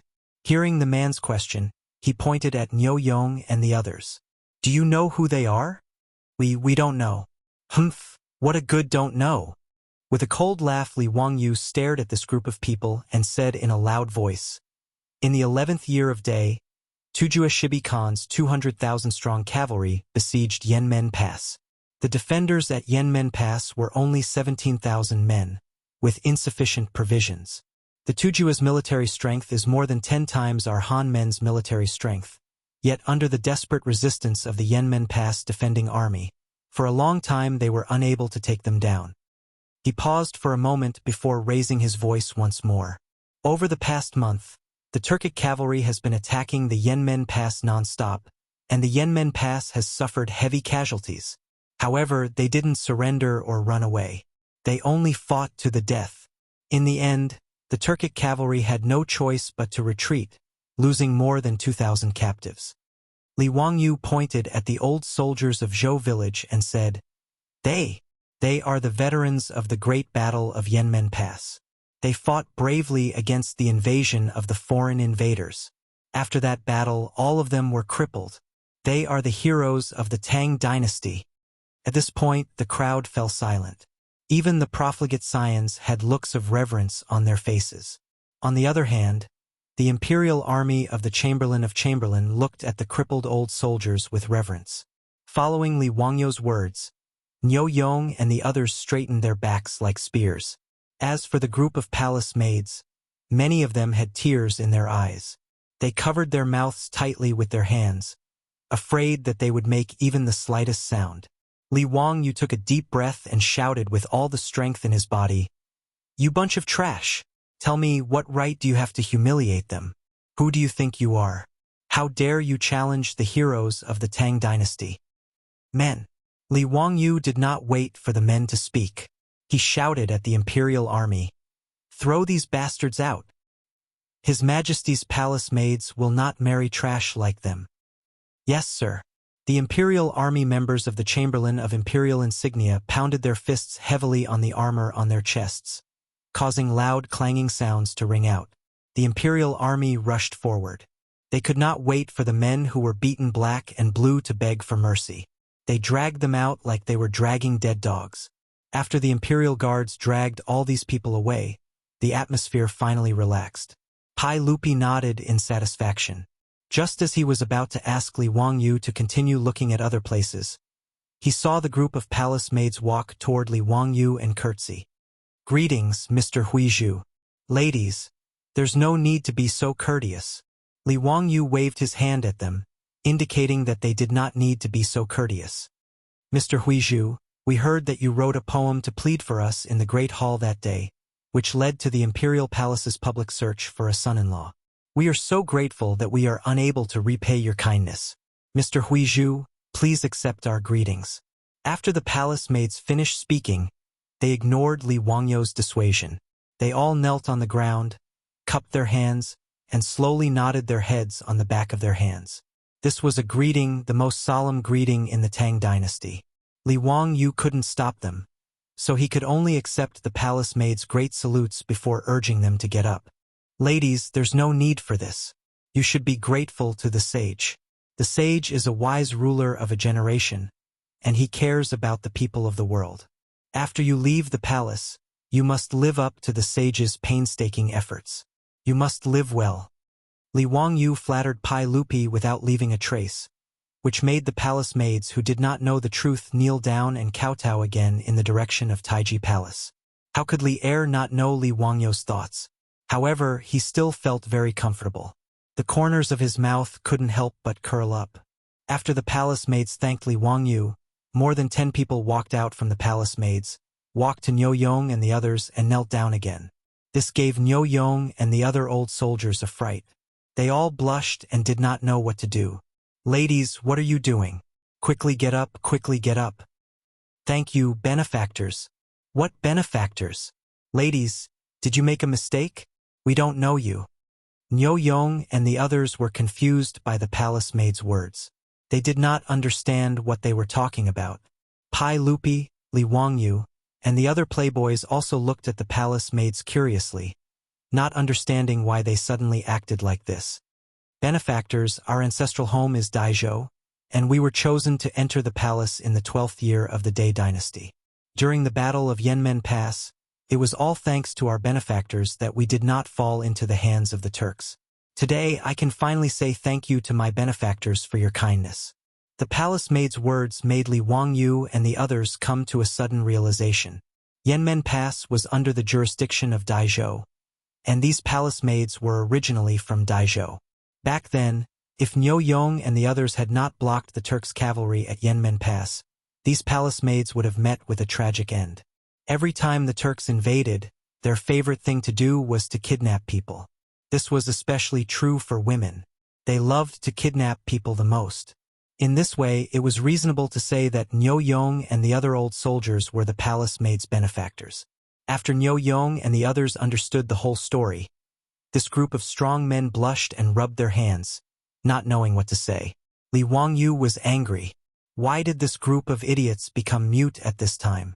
Chapter 312. Li Wangyu was anxious for Niu Yong and the others. These bastards. Did they forget their purpose of coming to Tsujiang Pool today? Blind date. Marrying their wives. Why are they standing there in a daze? Why don't they take the opportunity to chat with the palace maids? Are these bastards waiting for a Sister Lin to fall from the sky and marry no one else but them? Sigh. I'm so angry. Li Wangyu grumbled in his heart. He was prepared to personally take the field and use his glib tongue that he had honed in his previous life to help Niu Yong and the others brag and see if he could convince the ladies. What if a young lady was dizzy and nodded in agreement? In life, there was always a need for some dreams. Li Wangyu calculated. From the 12th year of Day to the 2nd year of Chang'an, it had been 12 years. These palace maids were selected to enter the palace when they were 15 or 16 years old. Now, they were 27 or 28 years old. Wasn't this age suitable for Niu Yong and the others? Li Wangyu ridiculed Niu Yong and the others. In fact, he was laughing at himself. This guy still had the face to ridicule Niu Yong and the others. He didn't think about how he felt when facing his beautiful boss. It had been more than 2 months since he transmigrated to the Tang dynasty. A single man and a single woman living under the same roof. But even so, Li Wangyu had only touched the hand of his beautiful boss after such a long time. It was really shameful. He had the nerve to ridicule Niu Yong and the others with this level of flirting. He was simply shameless. However, Li Wangyu didn't think so. He only felt that Niu Yong and the others were too weak. He still needed his Lang Jun to make a move. Li Wangyu coughed lightly. Just as he was about to speak up for Niu Yong and the others, he saw a palace maid leisurely walk up to Niu Yong. She opened her cherry lips and said something. After the palace maid finished speaking, Li Wangyu almost stumbled and fell to the ground. Damn, will Sister Lin really fall from the sky? Benefactor, are you here for a blind date as well? I am Su Qiao. I don't know if my humble appearance can catch Benefactor's eye. Slave is willing to tie the knot with Benefactor. This palace maid named Su Qiao was born with a charming appearance. But after saying these words, she was so embarrassed that her face was like a peach blossom, and her eyes were misty. Niu Yong was even more unbearable. This man, who could even kill a tiger with his bare hands, was blushing in the face of the palace maid's words. He stuttered, My body is incomplete. I'm afraid I'll offend you, young lady. Li Wangyu was exasperated. Was there any justice in this world? Why would a beautiful lady take the initiative to confess to such trash? He kicked Niu Yong's butt. Just tell me if you're willing or not. Why are you spouting so much nonsense? Yes, I'm willing. Niu Yong hesitated for a long time before finally giving an affirmative answer. Li Wangyu was too lazy to talk nonsense with him. He waved his hand to the official matchmaker and asked her to register the two of them immediately. This wasn't the later world, where there was no need to pay attention to mutual understanding and deepening feelings. These things could be slowly understood after the wedding night. As long as the husband and wife were willing, that was enough. As for whether Su Qiao was doing it out of gratitude or out of gratitude, Li Wangyu didn't care. Moreover, Niu Yong was definitely a good man who valued relationships and righteousness. In the future, he would definitely be a man who loved his wife. Although he was missing an arm, he was still strong enough to kill a cow with one punch. Moreover, Niu Yong and Niu Wu didn't lack copper coins in their pockets. Li Wangyu didn't treat these two brothers unfairly. In terms of income, Niu Yong and Niu Wu were definitely among the top in Dingzhou village. As for this palace maid called Su Qiao, her figure and appearance were all first class. Li Wangyu could only secretly complain in his heart. Niu Yong, this guy is really lucky. Li Wangyu turned to look at the group of palace maids and said loudly, Ladies, these Langjuns are all from my fief. Now, they are all one of the owners of the Shunfeng Express Carriage Company in Chang'an. They are rich and are a good match for a husband. He wasn't lying. The carriage company originally had 20% of Dingzhou village's shares. Later, Chou Yuanliang and Chou Kuan went to the old village chief and spent a lot of money to buy 10% of the shares. Dingzhou village still had 10% of the carriage company's shares. Therefore, it was reasonable to say that this group of old soldiers were one of the owners of the carriage company. No matter how small the shareholders were, they were still owners. Nowadays, the Shunfeng Express Carriage Company was known by everyone in Chang'an. Even if these palace maids were imprisoned in the palace walls, they still knew that the carriage company was set up by Empress Zhongsun and Hu Xinman. They also knew that the carriage company was an industry that made a lot of money every day. And this group of men who were physically handicapped and dressed simply were actually one of the owners of the carriage company. The palace maids couldn't help but be slightly surprised. The reason why Li Wangyu said these words was to let the palace maids know that these old soldiers, who were just mocked as bumpkins, were not shabby. Which of these palace maids didn't want to marry a good Lang Jun after leaving the palace? This was human nature, and there was nothing wrong with it. As the saying went, when marrying another, one had to wear clothes and eat food. If they were so poor that even their aunts had to suffer from cold and hunger, no one would be happy. After Li Wangyu's words of encouragement, and with Su Qiao as a precedent, several official matchmakers beside the palace maids walked out and whispered to the group of old soldiers. From time to time, they pointed in the direction of the palace maids. Obviously, other palace maids had taken a fancy to these old soldiers of Dingzhou village. They were not as bold as Su Qiao and only let the official matchmaker come out and act as a go-between. The group of old soldiers were all smiling from ear to ear as they hurriedly nodded their heads in agreement. How could they not agree? In fact, this group of men was going crazy thinking about their aunts. Now that there were palace maids out of the palace who wanted to marry them, it was simply like a dream. An official matchmaker ran to Niu Wu's side and pointed at one of the palace maids and said something to him. Li Wangyu quickly went over and wanted to see which palace maid had taken a fancy to this guy. Following the direction of the official matchmaker's finger, Li Wangyu looked up and couldn't help cursing in his heart that this guy was really lucky. The one who had taken a fancy to Niu Wu was the most beautiful palace maid in this group of palace maids. Li Wangyu felt that she looked like a movie star in the future. Seeing that Niu Wu was just grinning foolishly, Li Wangyu fiercely slapped this lucky guy's head. What are you grinning foolishly for? Hurry up and say it. Okay? Okay. Why not? I'm just afraid that I'll be rude to this young lady. Li Wangyu rolled his eyes. F***ck, you even know how to use words. You're so rude. He didn't expect that today's blind date by the lake of Chu River, more than a dozen old bachelors of Dingzhou village would all be single. Li Wangyu was happy for them from the bottom of his heart. It seemed that there would be more than a dozen weddings in his fief. Chapter 313. In just one day, thousands of palace maids found their Mr. Right with the help of the official matchmakers. Pai Lupi was quite satisfied with this result. In line with the principle of simplicity and speed, under the control of the official media, the 3 matchmakers and 6 proofs, the acceptance of the bride, the name of the bride, the nomination of the bride, the invitation of the bride, the invitation of the bride, and the reception of the bride began to move quickly. With the help of the official matchmakers, the families who wanted to marry the palace maids quickly completed the acceptance, Wenming, Naji, and other procedures. When it was time for Naive Sign, they didn't know what to do. Naive Sign was to send betrothal gifts to the bride's family. But where to send the betrothal gifts? Not only were the men scratching their heads, but the official matchmakers were also having a headache. Most of the palace maids who were sent out of the palace had no family. Now that they all lived in Yeding Palace, where could they find the bride's family to send betrothal gifts? At this time, the official matchmakers reported this to Su Jingzong. Su Jingzong naturally had no choice but to find Li Wangyu to discuss this matter.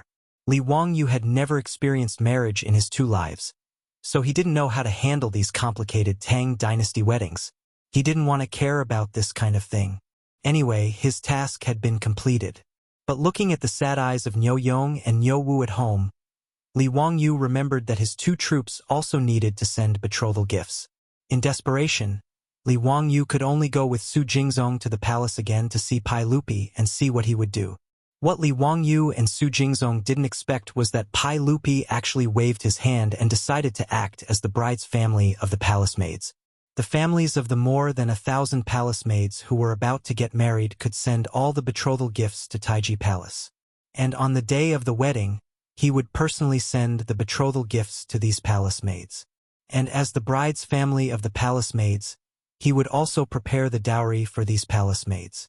In response, Li Wangyu could only shrug his shoulders, indicating that it was fine as long as she was happy. The notice posted on the Vermilion Bird Gate once again announced that Pai Lupi would personally escort these palace maids out of the Vermilion Bird Gate in 5 days to see them off. After the news spread, Chang'an City was once again stirred. Those families who had participated in the Chujiang Pool blind date and had successfully set up a marriage contract with a palace maid through the official matchmaker felt as if they had been hit on the head by a meat pie. What an honor it was for the saint to give a palace maid as her maiden family. For a moment, the people who were about to marry the palace maid walked with their backs straighter. In the words of the later generations, he walked with the wind and spoke with the rain. In Chang'an city, carriages carrying betrothal gifts drove one after another to the Taiji Palace. It was a spectacular sight. Li Er was not using this to amass wealth. He had written clearly on the palace gate records that the betrothal gifts prepared by the family of the palace maid's husband would not accept gold, silver, or other valuables. The betrothal gifts were all 9 types of gifts. The 9 gifts referred to 9 items such as hahuan, jaha, donkey hide gelatin, josie pudding, vermilion reed, double stone, cotton wool, longevity thread, and dry lacquer. These 9 items all had the meaning of blessing the couple's love for eternity. Of course, this only referred to folk customs. For example, if Li Wangyu had not broken off the engagement with the Wang clan of Taiyuan, he would have needed to prepare a naive sign. These 9 gifts would not have sufficed. The naive sign sent to the palace was more of a symbol. After the naive sign, it was time for the betrothal ceremony, which was also the date of the wedding. However, Pai Lupi had said that he would personally send the bride off in 5 days, so the betrothal ceremony was ignored. On the day of the wedding, at dusk, the Vermilion Bird Avenue, which was more than 150 meters wide, was completely blocked by carriages coming to pick up the bride. In the Tang dynasty, the wedding ceremony was held at dusk. It was not until the middle of the Tang dynasty that the wedding ceremony began in the morning. The earliest wedding ceremony referred to as a fainting ceremony, which was held at dusk. According to the White Tiger Tongyi, the wedding ceremony is held at dusk, so it is called the wedding ceremony. Dusk was the time when yin and yang alternated. Men belonged to yang and women belonged to yin. The union of men and women was the meaning of yin and yang alternating, so it did not violate the natural time. However, if it was an ordinary wedding, it would be fine. But today, thousands of bridegrooms were going to pick up the bride. After a lot of trouble, it would be late at night when all the bridegrooms picked up the bride. In order to let thousands of bridegrooms go smoothly, Pai Lupi once again unexpectedly announced that the curfew in Chang'an city was cancelled today. Originally, there were only 3 days before and after the Spring Lantern Festival in Chang'an city every year. All the people could freely enter and leave the streets and alleys and watch the lanterns all night long. At other times, there was a curfew in Chang'an city. Except for cases of illness, childbirth, and death, those who violated the curfew would be flogged 40 times. Knowing that there was no curfew today and thousands of bridegrooms were going to pick up the bride, almost half of the people in Chang'an city crowded to both sides of the Vermilion Bird Avenue to watch the fun. Pai Lupi also spent a lot of money. He ordered the Ministry of Rites to decorate the Vermilion Bird Gate with lanterns and colored banners, which was quite festive. Thousands of bridegrooms, led by the official matchmaker, lined up neatly on the Vermilion Bird Avenue, waiting to pick up their brides from the Vermilion Bird Gate. However, the wedding ceremony in the Tang dynasty was not a simple matter. The first difficulty was the roadblock, which meant that the bride's side would gather a group of people to block the bridegroom's carriages and not allow them to pass.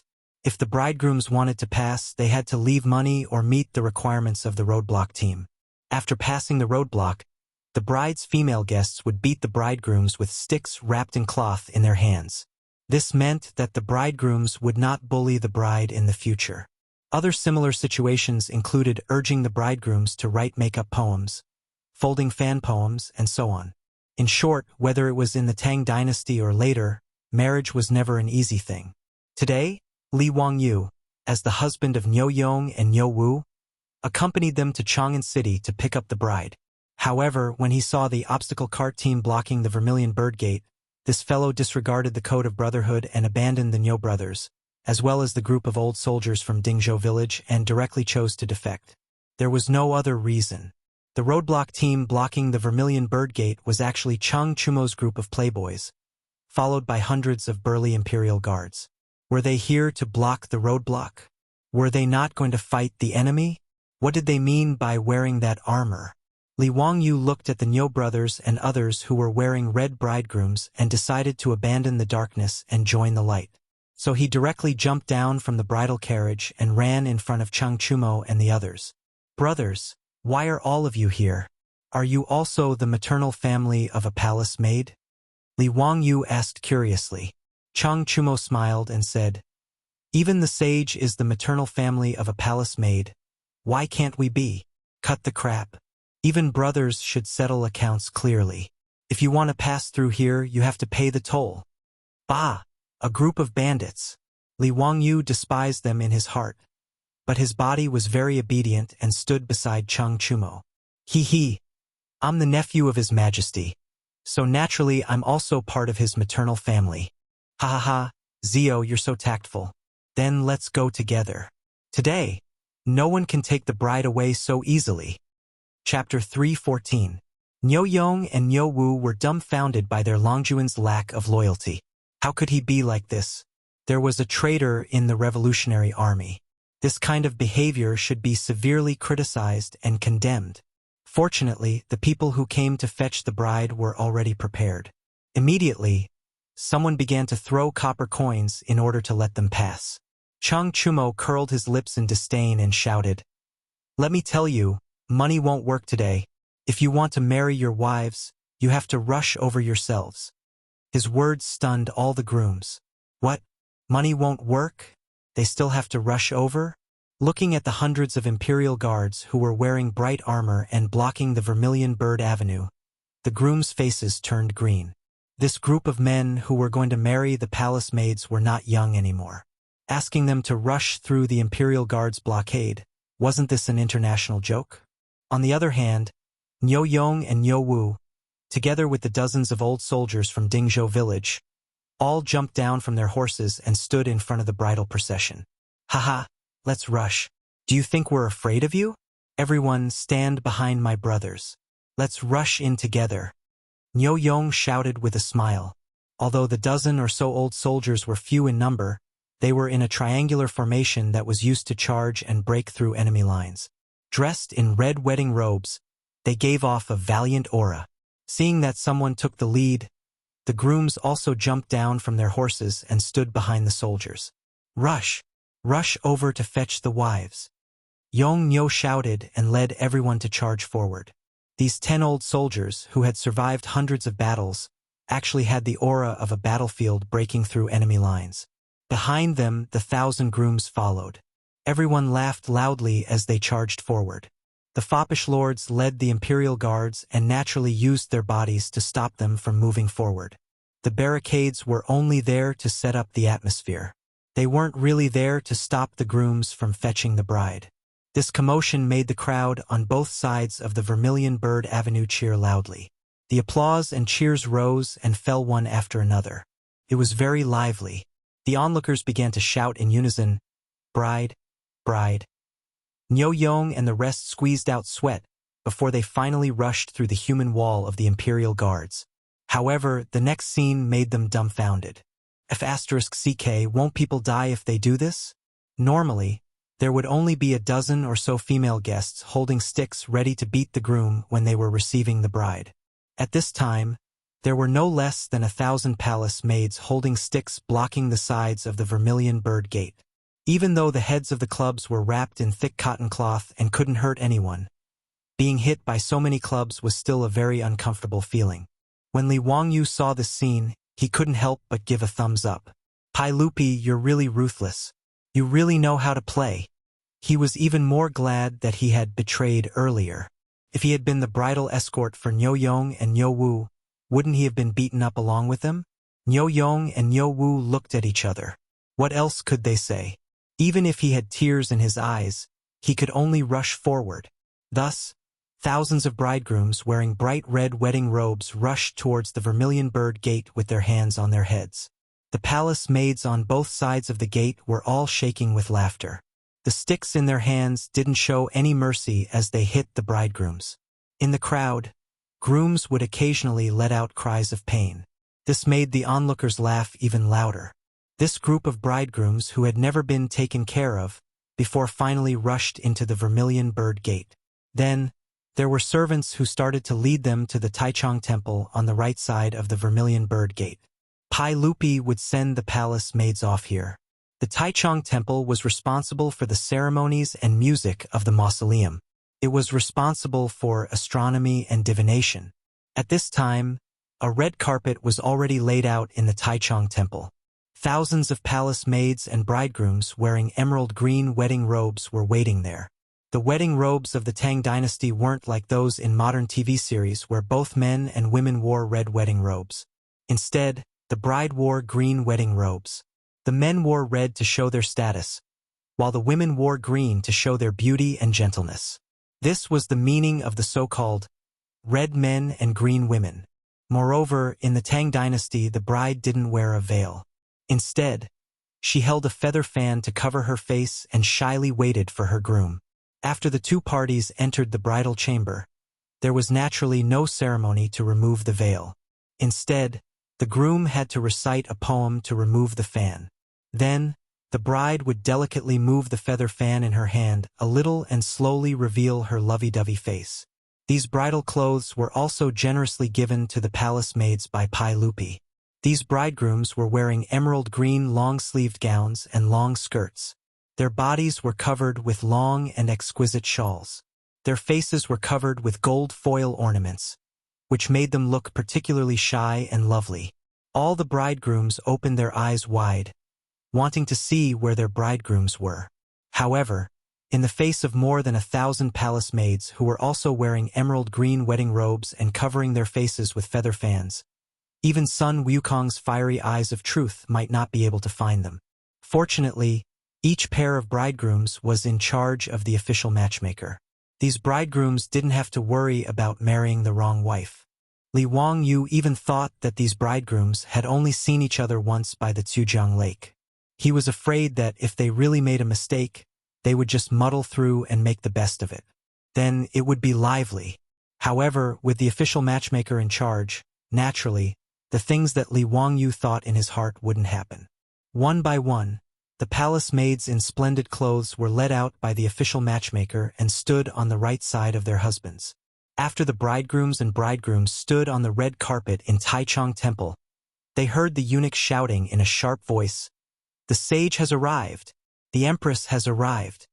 Under the reminder of the official matchmaker, the bridegrooms all knelt down and kowtowed to Pai Lupi. Today, it was not the ceremony of monarch and minister, but the ceremony of kneeling to Pai Lupi to make them a good matchmaker. The twin lotus flowers cuddled together, and the red carpet spread out to welcome the bride. On the red carpet, the bridegrooms knelt to Pai Lupi on the right side. The bridegrooms stood on the right side, but they didn't kneel. They just bowed to salute. This was also the wedding custom of the Tang dynasty. It was the custom of men bowing to women and not to men. Pai Lupi laughed and was in a very good mood. Empress Zhongsun, who was pregnant next to him, also had a happy look on her face. Wei Ke has a nest, Wei Jiu lives there. Yu Gui, son of Wei Ke. 100 Tales of Wei Quebec Wei Ke has a nest, Wei Ke Fong lives there. Yu Gui, son of Wei Ke. 100 Tales of Wei Ke. Pai Lupi gave the bridegrooms a blessing and a few words of encouragement, and then let the 1,000 or so bridegrooms leave the palace. The bridegrooms were taken out of the Zhuke gate and sent to the carriages of each family. The bridegrooms had to ride their horses around the carriages 3 times before they could set off to return to the groom's house. After the Niu brothers and the old soldiers of Ding, Zhou village helped their bridegrooms onto the carriages, Li Wangyu came out of nowhere and mounted his horse. "Let's go, take the bridegrooms home."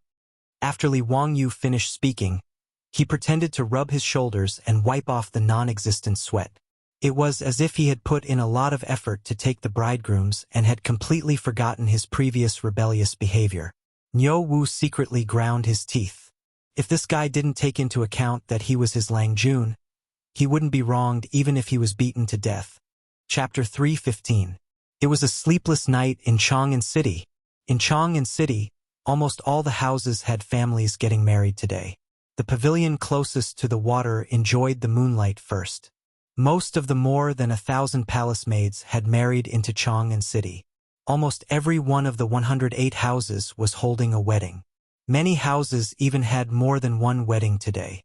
On this day, All the wine in the wineries and restaurants in Chang'an City had been sold out. In addition, there was no curfew in Chang'an City today, so there were lanterns and colored banners everywhere. It was very lively. Many of the people in Chang'an City, even when they were old, still talked about this scene to their children and grandchildren.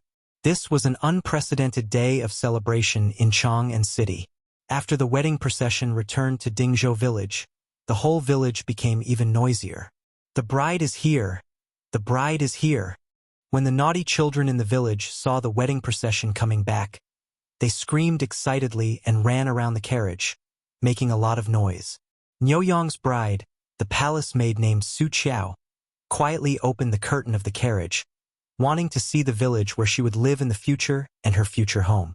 Although it was already dark, Li Wangyu had people hang wind lanterns and big red lanterns all over the village for the wedding. The village was quite bright. Su Qiao stole a glance. When she saw the environment of the village, she felt a little disappointed. It was the same as 2 months ago when Li Wangyu took the ox cart and entered Dingzhou village for the first time with his beautiful boss. All she saw were thatched houses made of yellow mud and dilapidated courtyards. Su Qiao naturally didn't know that the reason why the families in the village were still living in such dilapidated thatched houses was that they didn't have time to build new houses. Almost all the men in the village were working in the carriage business. They were busy every day and couldn't find time to rebuild their houses for a while.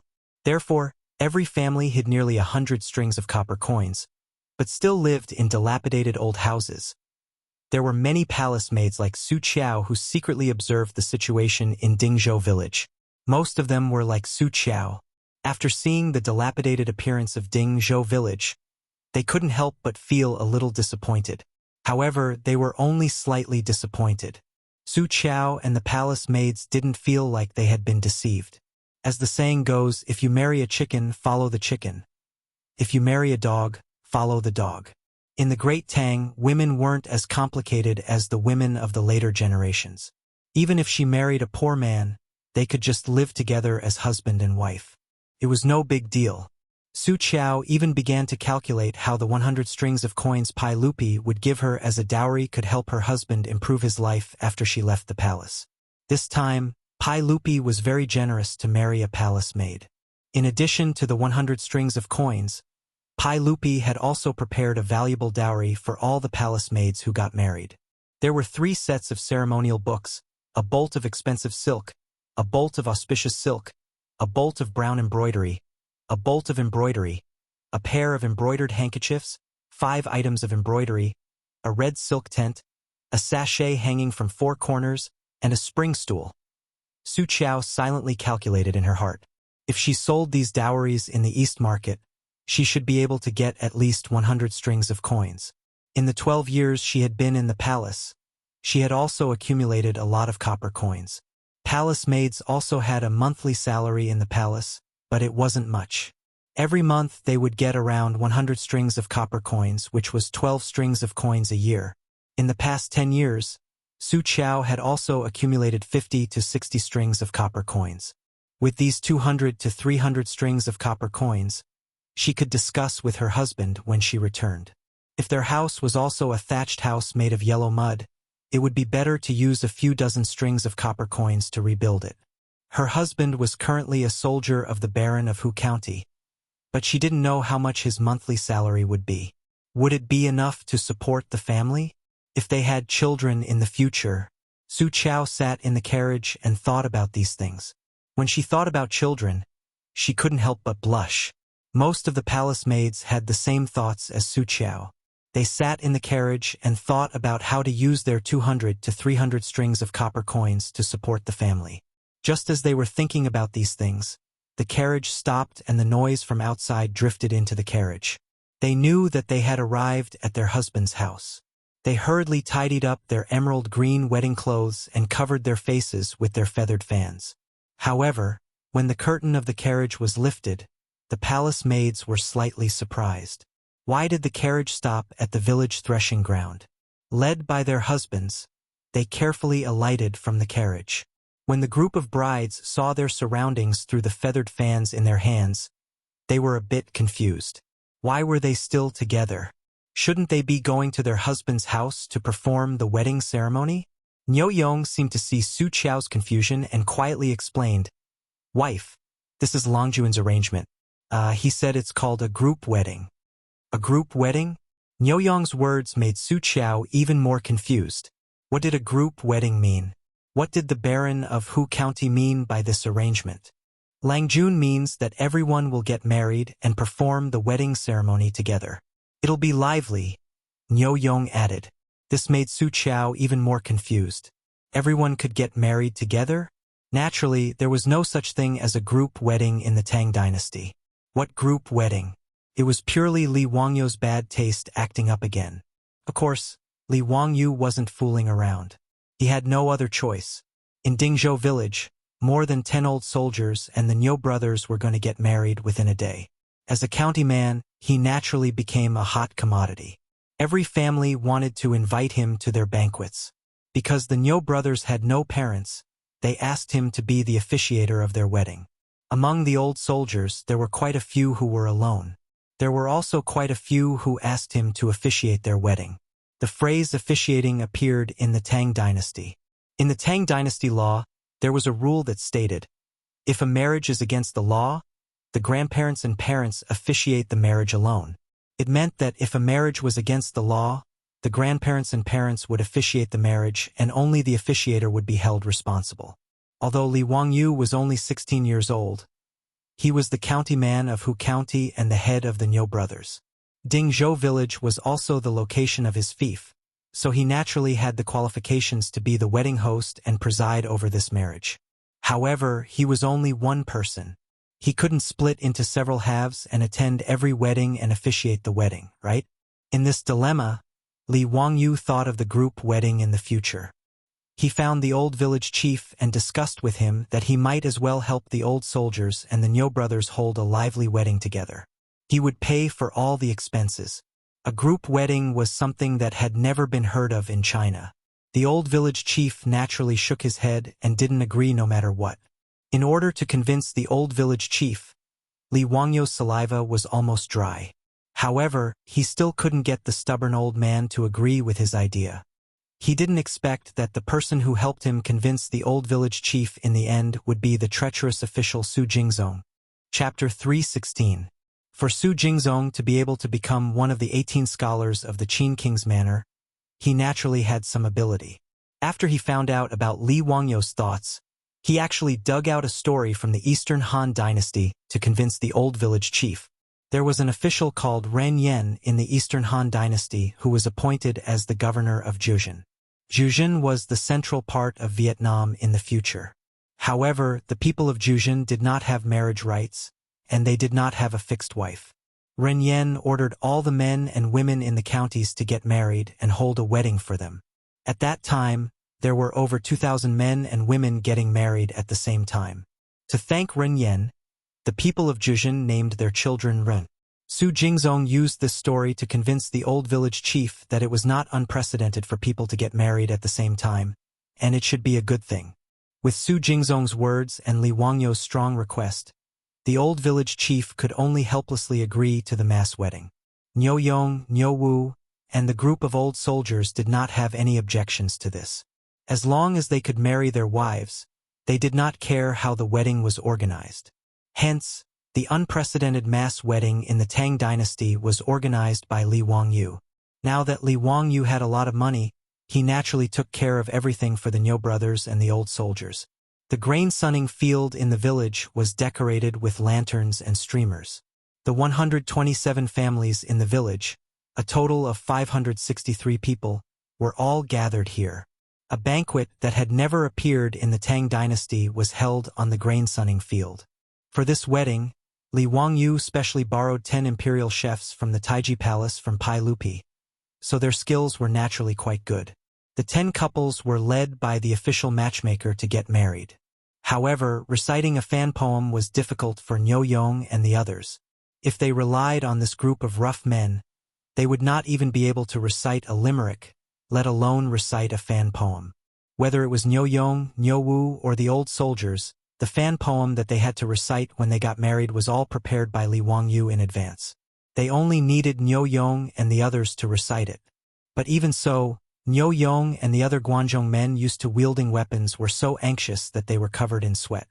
Hua, hua, hua, hua, hua, hua, hua, hua, hua, hua, hua, hua, hua, hua, hua, hua, hua, hua, hua.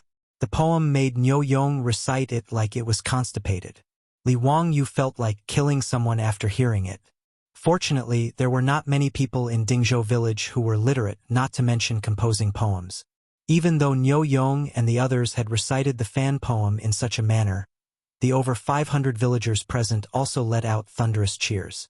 After reciting the poem, the palace maids shyly removed the feather fans in front of them, revealing their delicate and beautiful faces.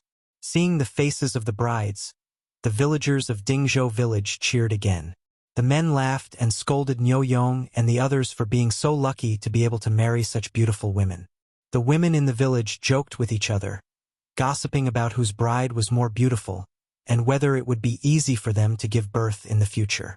They tied their hair in a bun, the husband and wife bowed to heaven and earth, paid their respects to their parents-in-law, paid their respects to Li Wangyu, the wedding officiator, paid their respects to the guests, and sent them to the bridal chamber.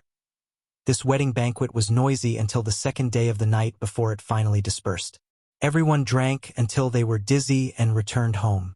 Since the county mail mansion was still under construction, and the original Niu family mansion was already dilapidated, Li Wangyu made the decision to let Niu Yong and Niu Wu temporarily set up their bridal chamber in the front yard of the Li family mansion. However, Li Wangyu soon regretted this decision. The next day, when the roosters in the village crowed, many villagers had already woken up and were preparing to take their carriages to Chang'an city to start work after washing up. However, Li Wangyu's expression was dull. He hugged his blanket and sat on the bed, wondering if he should chase the Niu brothers out of the house. There was no other reason other than the fact that the two brothers had made too much noise last night. It was so noisy that he almost wanted to knock on the door. If not for the fact that the Niu brothers were newlyweds and it was their wedding night, he would have gone berserk last night. Not only was Li Wangyu upset from the noise last night, his beautiful superior, Aphrodite, Perrin, and the others were even more unbearable today. When they left their rooms in the morning, they all had dark circles under their eyes and peach blossoms on their faces.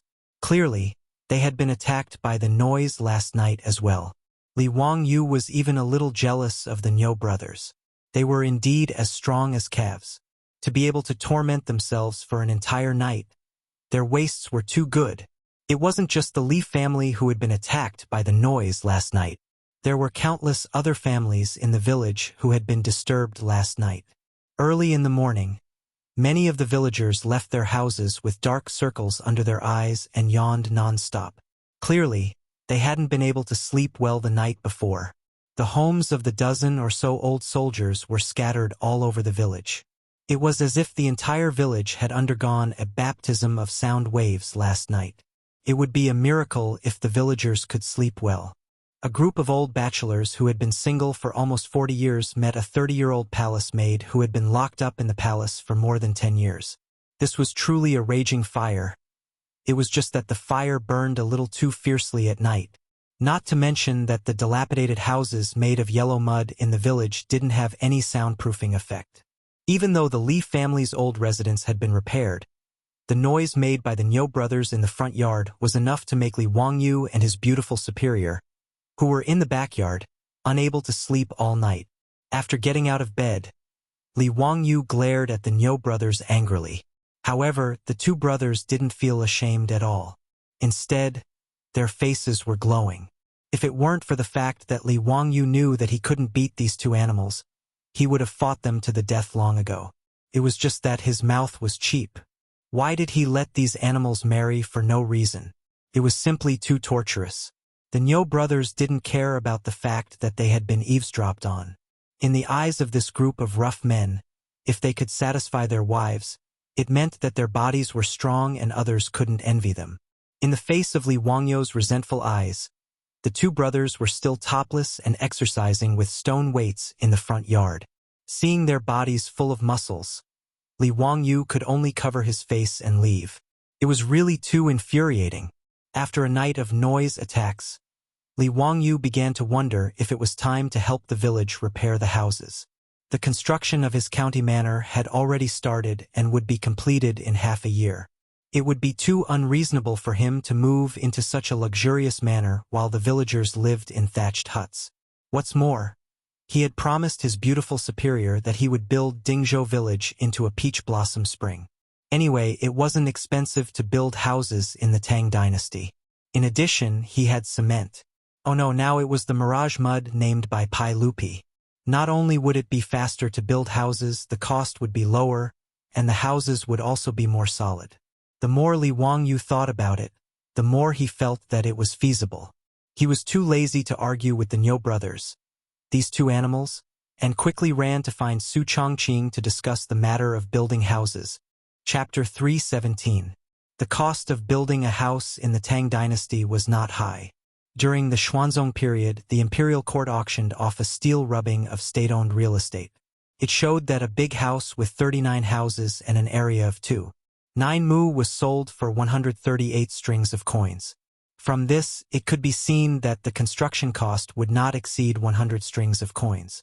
After Li Wangyu transmigrated to the Tang dynasty, the house in Huxing County, including the land, was only used to pay off the debt of 80,000 strings of coins, which was 80 strings of coins.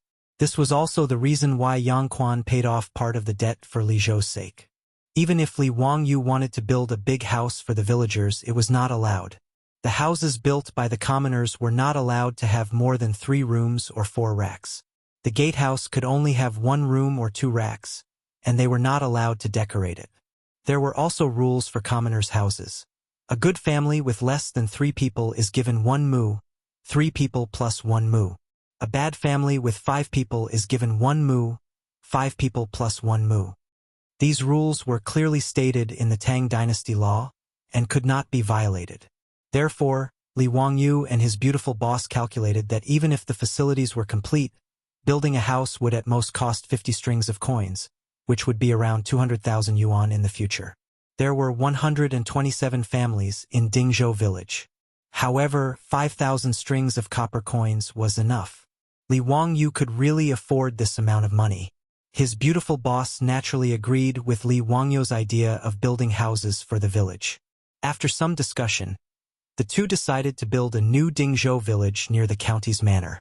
The new Dingzhou village not only had to have well-planned residences, but Li Wangyu and Su Chongqing also planned to build a complete landscape, roads, sewer pipes, methane pools, toilets, ditches, and a series of other public facilities for the village. Li Wangyu naturally could not design a new village, but he did not plan to do it himself. He just needed to find Yan Liben. Yan Liben's older brother, Yan Lide, would be a master craftsman in charge of the construction of the palace. It was easy to find him to design a village for him. Li Wangyu made a special trip to Chang'an and to ask Yan Liben to introduce his brother to him. Yan Lide naturally knew about Li Wangyu, the county's man, the crown prince's teacher, and his younger brother's teacher. When he heard Li Wangyu's intentions, he patted his chest and agreed without hesitation. That day, Yan Lide led the supervisor to Dingzhou village to survey the terrain and measure of the land. Li Wangyu took out a sketch of the new Zhou village that he had drawn after discussing with his beautiful superior. On the sketch, 127 small courtyards were located in an orderly manner at the foot of the hill where the county magistrate's mansion was located, adjacent to the Gan River. Li Wangyu sketched out a sketch of Dingzhou village. Although it was simple, it incorporated many of the architectural features of Wuxia after the Tang dynasty, which made Yan Lide applaud. Although Li Wangyu made a lot of requests which Yan Lide thought were strange, they were not troublesome, including using mirage mud to build tile-roofed houses. Now, the supervisor had begun to use the recipe Li Wangyu provided to make mirage mud on a large scale. The craftsman had figured out how to use mirage mud. It just so happened that the work supervisor did not have any tasks to build a palace, so Li Wangyu decided to ask Li Er to help him build a new village with his own money. Regarding this, Li Er naturally had no objections. He nodded and agreed to his request. When the supervisor's craftsman drove into Dingzhou village with all kinds of construction tools and materials, it immediately attracted the attention of the villagers. "Dalong, what are you doing?" Is the county's man going to continue to expand the county's manor? I'm not sure. Maybe. I'll call the village chief and ask if he needs our help. Let's go, let's go. The county's man's business is our business. When Li Wangyou's county's man's manor started construction, the village chief of Dingzhou village led a group of villagers to find Li Wangyou, wanting to work on the construction site. The villagers had to serve the corvée all year round, so they were good at construction. Toward Li Wangyou, all 500 people of Dingzhou village were moved to tears. Being able to work on his manor's construction site was also the old village chief and others' goodwill. Besides, Dingzhou village was now Li Wangyou's fief. The villagers would no longer serve the corvée, so it was natural for them to work on Li Wangyou's manor's construction site. However, Li Wangyou naturally declined the village chief's kindness. After all, he was born under the red flag and grew up in New China, so he still had this awareness. Although these villagers were now his, Li Wangyou didn't feel that he should exploit them. Nowadays, the villagers of Dingzhou village were all coachmen of the four-wheeled carriage company. A day's delay meant a day's worth of income. How could he have the nerve to ask the villagers to help him build a house? Therefore, no matter how the village chief and others asked, Li Wangyou refused, which made the village chief and others feel very regretful. However, a large number of construction tools and materials were transported to the village today, causing the villagers to misunderstand that Li Wangyou wanted to expand his manor. The village chief didn't look for Li Wangyou, so he led a group of villagers and rushed over. When he saw that the craftsmen had stopped their carriages and ox carts at the hillside outside the village and began to unload the tools, he hurried forward. Everyone, you're wrong. The county's man's manor is on the hillside. You've got the location wrong. The supervising craftsmen stopped what they were doing and looked at an official in a light green official's robe.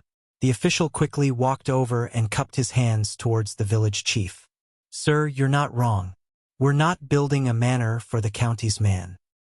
Not building a manor for the county's man? Then what are you doing? The village chief asked. We're here to build a new village. The words of the official who was going to be the supervisor stunned the old village head and all the villagers. Build a village? What do you mean? This is our Dingzhou village's land. How can you build a new village? Who asked you to build a village here? This old man's surname is Qian, and I'm the village chief of Dingzhou village. Why didn't I know about this? The village chief asked with a frown. The official smiled. Village chief Qian, the one who asked us to build a village here is the county's man. The village chief was stunned. What? The county's man asked you to come? What is the meaning of this? Haha.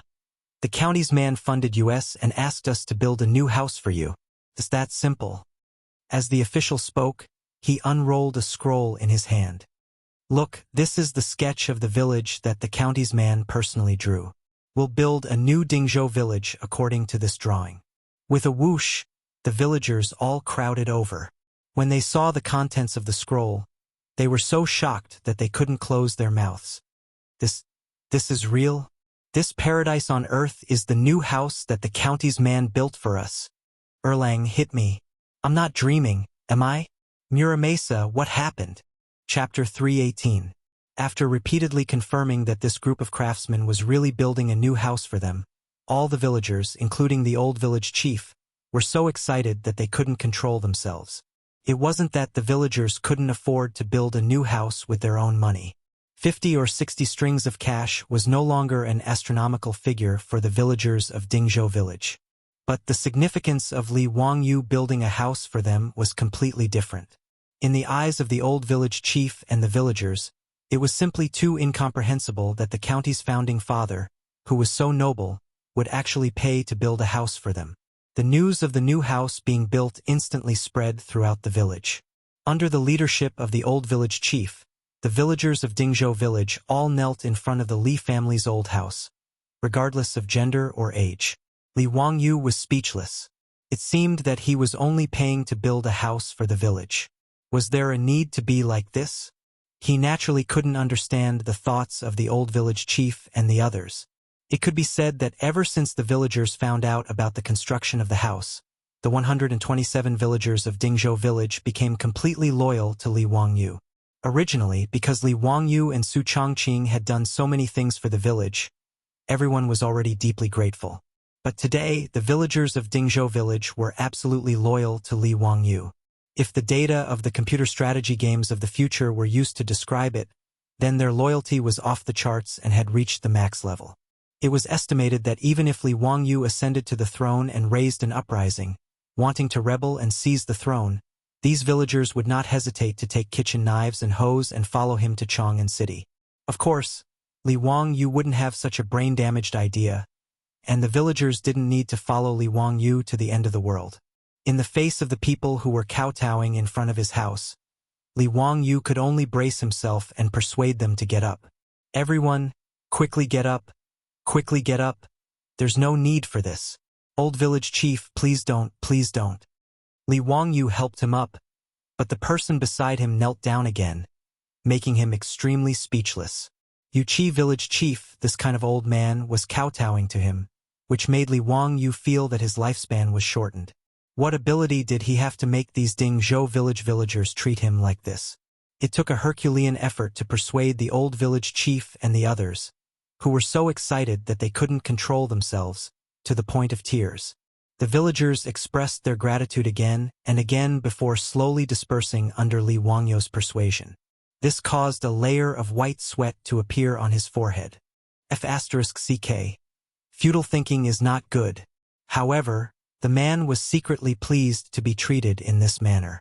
This kind of treatment was impossible to experience in the future. While Li Wangyu was vexed, he also felt very satisfied. The news that Hu Xiannan had appointed Zhou Xiyuan to build a house quickly spread through the surrounding villages. Regarding this, the commoners who heard of this could only feel envy. Originally, Dingzhou Xiyuan, which was like mud, was famous for being poor among the surrounding villages. No matter which family wanted to marry their daughter, they were unwilling to marry into Dingzhou Xiyuan. In Dingzhou Xiyuan, it wasn't just the old soldiers who were single. There were many people who were so poor that they couldn't find a wife. Thinking about it, this was very normal. Which family would be willing to push their daughter into a pit of fire and refuse to marry into a good family and insist on marrying into Dingzhou Xiyuan to eat rice and vegetables? However, following Li Wangyu's move to Dingzhou Xiyuan, in a short 2 months, there were already people from the surrounding villages who had invited matchmakers to the village to act as matchmakers. When the news of Li Wangyu building houses for the village spread, those official and private media almost flattened the doorsteps of the unmarried families in the village. These families in the village were originally distressed over not being able to find a wife, but now they were distressed over which family to choose. However, this kind of distress was actually a happy distress. Now that the villagers were free, they would run to the construction site at the foot of the facing sun hill to take a look and help the craftsmen work. Even an old man like the old village chief would use his walking stick to deliver water and food to the craftsmen. This made the craftsmen even more diligent. Those 127 small courtyards were being built at a speed visible to the naked eye every day. Yen Lide estimated that the construction of Dingzhou Xiyuan would be completed in about 2 months. Regarding this, Li Wangyu didn't have any objections. After he threw all the work of building the village to Yen Lide, he became a shopkeeper. It wasn't that Li Wangyu wanted to be lazy, but that Su Jingzong was pestering him again. It was still the matter of settling the palace maids out of the palace. Pai Lupi gave the matter of settling the palace maids out of the palace to Li Wangyu. After ordering Su Jingzong to assist, this treacherous minister of the Wu Zhou dynasty wanted to handle this matter beautifully and show his face in front of Pai Lupi. However, Li Wangyu was very tired. After sending more than 1,000 palace maids back to their hometowns, and then holding a blind date, marrying off more than 1,000 palace maids, he didn't want to bother with this matter anymore. In fact, it wasn't that Li Wangyu wanted to wash his hands of this matter, but how to settle the remaining palace maids was really a headache. There were still about 500 palace maids left. These palace maids' hometowns and relatives had long lost contact with them. The remaining palace maids were unwilling to marry, or because they were too old and unsuitable for marriage. Apart from the 100 strings of copper coins given by Pai Lupi as a settlement fee and the little monthly salary they had accumulated, these palace maids had nothing else. How to settle them really gave Li Wangyu a headache. After all, the Tang dynasty was not the modern era. It was difficult for women to show their faces in public and find a suitable job. Otherwise, after the palace maids were released, there wouldn't be so many palace maids who were even reduced to working in brothels. Although there were a lot of copper coins in the family, there wouldn't be a lot. There would be a day when the mountain would be empty. At that time, these women would lose their livelihood, and it would be really pitiful. Li Wangyu thought of many ways, but he felt that they were not feasible, so he simply pushed the matter to Pai Lupi and asked Pai Lupi to make a decision. Although Pai Lupi was a good emperor who was diligent and loved the people, he was not a kind-hearted person. If these palace maids were to stay in Wuda for 9 years, they would be left to fend for themselves. But now it was impossible. Previously, Pai Lupi released the palace maids, ordered the county men to hold a blind date, and created momentum at the palace gate. Now, the people of the Tang dynasty were spreading the word of the saint's kindness. In the end, if these 500 palace maids were not dealt with properly and were criticized by the people, Pai Lupi would naturally not agree. Pai Lupi, who cared about his reputation, had no other ideas, so he just urged Su Jingzong. Su Jingzong, who was forced into a corner by Pai Lupi, could only come to Dingzhou village to find Li Wangyu. It felt like the ball was kicked under his feet again after being kicked back and forth. In this regard, Li Wangyu could do nothing but raise his middle finger in the direction of Chang'an city to express his excitement. Chapter 319. Li Wangyu was annoyed by Su Jingzong's pestering, but he had no good ideas. He could only promise that he would try his best and send Su Jingzong away. As for how to find a job for the palace maids, Li Wangyu could only continue to have a headache. Neither he nor his beautiful boss had any good ideas about this. In the Tang dynasty, it was really difficult for women to earn money in public. In this era, men worked outside and women worked in the house. Although women in the Tang dynasty did not stay at home like in the Ming and Qing dynasties, they rarely went out to work. Of course, ordinary peasant women were not included in this list. In order to make a living, even women had to work in the fields with their men during the busy farming season. In addition to being performers, performing music, dancing, and entertaining people with their beauty, there were a few rich families who needed to hire some older and more cultured women to teach their women etiquette. After all, these palace maids had been trained by the female officials in the palace for a long time, so their abilities were needless to say. Many of the older palace maids were invited by the rich families in Chang'an and to be female teachers in their mansions to teach their women. But obviously, these palace maids did not want to be performers. Moreover, even if they wanted to be performers, they were too old. In this regard, Li Wangyu thought about it until his head was about to explode, but he still could not come up with a reliable idea. On this day, Li Wangyu was lying in the backyard out of boredom, fanning himself with a round fan and drinking fruit juice with ice cubes. His eyes were darting around as he kept stealing glances at the scenery beside him. Now, except for Li Wangyu and Mosquito, who were male, no other men were allowed to enter the backyard of Lai Hot. The reason was naturally because the women in the backyard were wearing thin and light clothes after the hot weather. This naturally benefited Li Wangyu, who was cold on the outside but passionate on the inside, and his eyes took advantage of her every day. But this feeling of being able to see but not being able to touch was really heartwarming. As a healthy man, Li Wangyu was in pain and happy every day. The weather was hot, and his beautiful boss practiced yoga every day. She moved from the indoor to the shade of the backyard. In the backyard of Lai Hot, not only was her beautiful superior practicing yoga, Perrin and Avro were also practicing yoga with her. Even the 4 maidservants that Cho Kuan had given her were also practicing yoga with her whenever they were free. Yoga could bring benefits to a woman's temperament and figure. Even the women of the Tang dynasty could not resist its charm. Therefore, when the women in the backyard practiced yoga every day, it became Li Wangyu's daily welfare time. With regards to Li Wangyu sitting on the recliner at this time of the day and sneaking glances at them under the guise of enjoying the cool air, all the young ladies in the residence were naturally well aware of it. Each of them had different reactions. In the future, his beautiful boss had long been used to this kind of gaze. Modern women wore sexier clothes when they went to the beach or the pool. They were no longer bothered by the attention of men. Therefore, when Li Wangyu peeped, Su Chongqing only rolled her beautiful eyes at him and calmly did her own things, not affected at all. Avro's mentality was closer to Su Chongqing's. Firstly, she was born in the Byzantine Empire after all, which was different from the customs of the Tang dynasty. Secondly, ever since she was bought by Li Wangyu, she had long regarded herself as Li Wangyu's woman. Therefore, in the face of Li Wangyu's scorching gaze, not only did Avro not resist, but she would also welcome his gaze and proudly stick out her proud peaks. In this regard, Li Wangyu could do nothing but swallow his saliva. Vixen! Damn it! As for Perrin and the 4 maidservants, their pretty faces would turn red every time Li Wangyu looked at them, and they would lower their heads and not dare to look at him. Their bashful appearance made Li Wangyu feel that the ancient poem was indeed well written. Fragrant flowers smile shyly. Willowy wastes are warm and cozy. Wasn't it exactly like this? Li Wangyu took a sip of the cold juice and shook the round fan twice, feeling that it seemed to be missing the taste.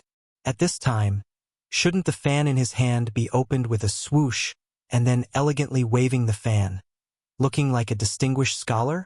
He looked at the round fan in his hand with disdain.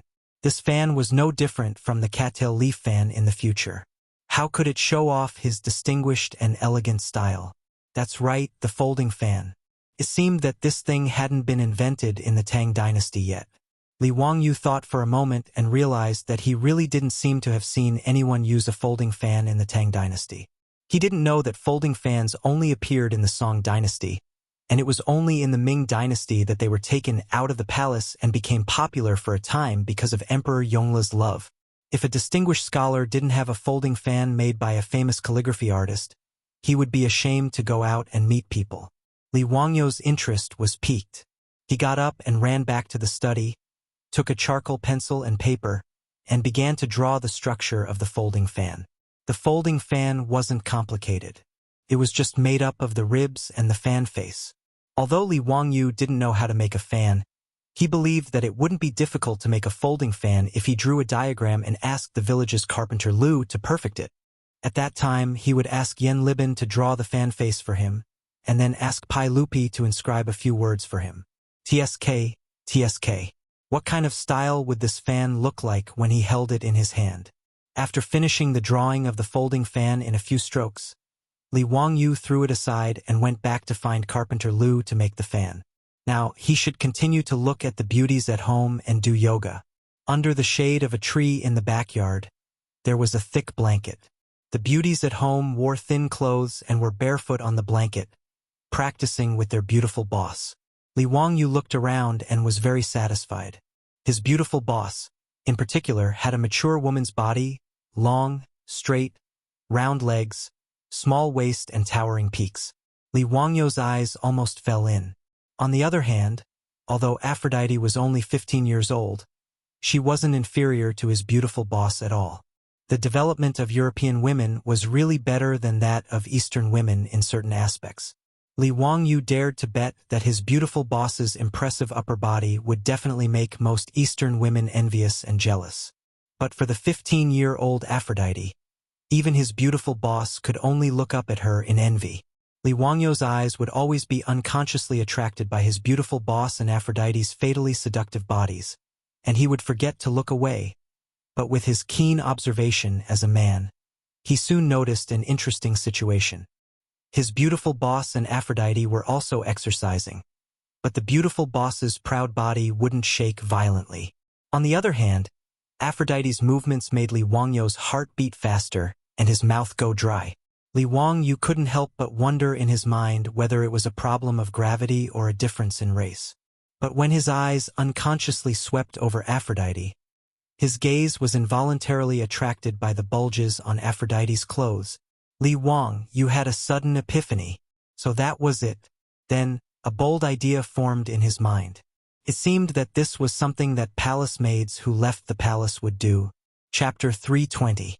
With Li Wangyu's unique observational skills as a man, he discovered that the problem was that his beautiful superior was wearing underwear, but Aphrodite wasn't. This was naturally normal. In this era, Be it the Tang dynasty or the distant Byzantine Empire, women's underwear wasn't scientific.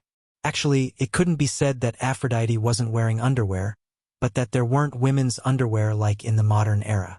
In ancient times, underwear was also known as underwear, which meant frivolous and undignified. In the Han Dynasty, underwear was also known as belly-hugging or heart clothing. It was a simple cloth wrapped around the abdomen, leaving the back exposed. In the Wei and Jin dynasties, the name of underwear changed to tudang, which usually had 2 layers. The interlayer could be lined with cotton, which could cover both the chest and the back, keeping the body warm. In the Tang dynasty, women's underwear was known as tuzi, which was a strapless, open-side underwear. In the Tang dynasty, women liked to wear half-exposed dresses. They would tie their dresses high above their chest, tie a wide belt under their breasts, and drape a transparent tulle over them. The tuzi would be faintly discernible, making them very bold. In fact, the Tang dynasty was the first to wear underwear outside. No matter if it was a stunning and beautiful woman, a pretty girl from a humble family, or a graceful and luxurious woman, they were all like this. As for the underwear commonly seen in TV series in the modern era, it only appeared in the Qing dynasty. After Li Wangyu noticed that Aphrodite wasn't wearing underwear, his nose started to itch again. After rubbing his nose, he suddenly had an idea. Could he organize the more than 500 palace maids to make and sell underwear? In Li Wangyu's opinion, underwear that could accentuate one's figure and was good for women's bodies in the Tang dynasty, an era when women weren't bound by feudal ideology, should have a lot of market prospects. In the prosperous Tang dynasty, women didn't wrap themselves up tightly like in the Ming and Qing dynasties. Instead, they boldly revealed their bodies just like in the modern era. Moreover, the more noble a woman was, the more revealing her clothes were. Revealing, and plump were the fashion trends of those noble ladies. This had long been confirmed by later generations of historians, and the paintings of princesses and noble ladies on various murals of the Tang dynasty had also shown this point to later generations after thousands of years of time. However, Li Wangyu was very lucky to be able to witness this scene with his own eyes. In his opinion, those sexy female stars in the various movie award ceremonies of later generations may not be comparable to the noble ladies of the Tang dynasty. Revealing a bottomless cleavage was definitely a scene in the Tang dynasty. Old Mao Zi's movie, Curse of the Golden Flower, was once ridiculed because the cleavage on the screen was too plump. In fact, old Schemer had been wronged. The women of the Tang dynasty really took the fair and plump cleavage as their beauty, and they were not stingy in showing it. When Li Wangyu was in the Taiji Palace, he saw that the palace maid's attire was no less reserved than in the movies. In fact, it was even bolder. Not only in the palace, but also among the commoners. Ouyang Sun once wrote a poem that went like this: 28 flower ornaments, chest like snow, face like flowers. What he meant was that a 16-year-old girl with a large area of her fair and tender skin was exposed. TSK. She was really an old hooligan. During the Tang dynasty, there were quite a few such wretched and weird uncles. The Tang dynasty poet Zhou Yi wrote a poem called Meet the Girl Next Door, because of the beauty of the girl next door. When the sun is high, the girl next door meets with a smile, slowly binding her skirt and half revealing her chest. Not to the autumn pond, but to the green water the difference shames by Fu Rong. What was slowly binding her skirt and half revealing her chest? What was shaming by Fu Rong? The old driver Li Wangyu expressed that he did not understand. He was very simple.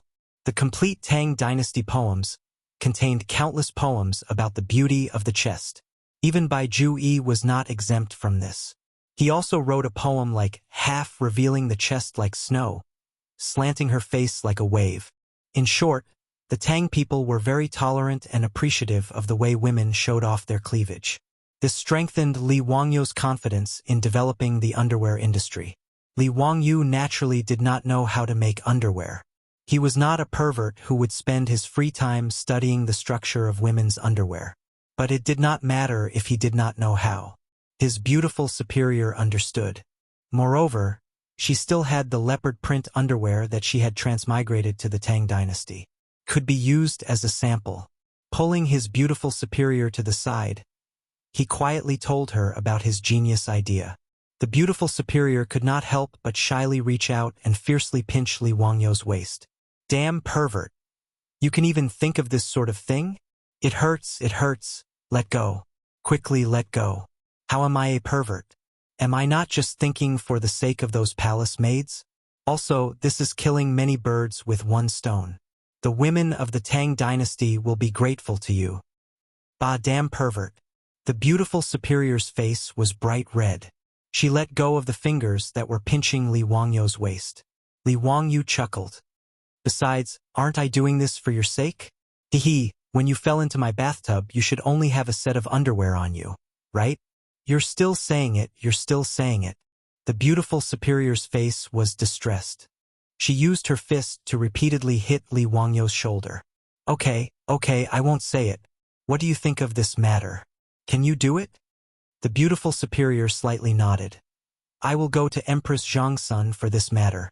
You are not allowed to intervene. How can that be? I have to check for you. Otherwise, how do you know the effect of the underwear on the body? This underwear needs to be examined by a man's eyes, right? Li Wangyu was not willing to let go. This was a rare benefit. When he thought of the famous underwear shows in the future, such as Victoria's Secret, and the appearance of those supermodels wearing sexy underwear on the catwalk, Li Wangyu could not help but swallow. Moreover, Li Wangyu heard that when those supermodels changed backstage, they did not avoid the male designers or staff. TSK, thinking about it, it was really a happy industry. If he worked in the underwear industry in the Tang dynasty, would he also be able to feast his eyes because of this? However, his little thoughts were seen through by the beautiful superior at a glance. She crossed her arms in front of her chest and coldly glanced at Li Wangyu. Humph, you want to see underwear models, right? Let me tell you, don't even think about it. I was the one who came up with this idea. Li Wangyu argued for his rights. The beautiful superior once again issued a cold snort from her nostrils. So what? You really don't want me to participate? Humph, pervert. Facing the beautiful superior who did not give in at all, Li Wang, you could only retreat in defeat and obediently give up the underwear industry with both hands. No matter how much he opposed, the beautiful superior would not give him the opportunity to touch the underwear industry.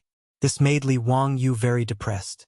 In this regard, Li Wangyu deeply regretted and strongly condemned Su Chongqing's action of burning the bridge after crossing the river. However, it seemed that the Li residents would have another business that would bring in large amounts of money every day. This made him feel slightly gratified. Chapter 321. His beautiful boss did not allow Li Wangyu to meddle in the underwear industry, which saved him a lot of trouble. Apart from Su Chongqing himself, the women in the family, including Afro, all had a pair of skillful hands and were good at needlework. Even the two new daughters-in-law of the Niu brothers were the same. As for the beautiful boss, there was no need to count on her. In the future, she did not even know how to use an electric sewing machine, let alone sewing clothes with a needle and thread. It was indeed too difficult for a white-collar beauty who was used to using a keyboard and mouse to learn needlework. The beautiful boss also pulled the two new daughters-in-law of the Niu family to the back residence. Now, Su Qiao should be called Niu Su Su, while Niu Wu's beautiful daughter-in-law should be called Niu Su Xie. After marriage, a woman would take her husband's surname. This was a tradition since ancient times in Wuxia. Even in the future, Hong Kong and other regions had such a custom. Naturally, Niu Su Su and Niu Su Xie were also good at needlework. The beautiful boss naturally trusted the daughters-in-law of her troops, so she asked them to start sewing underwear together with Perrin and the others.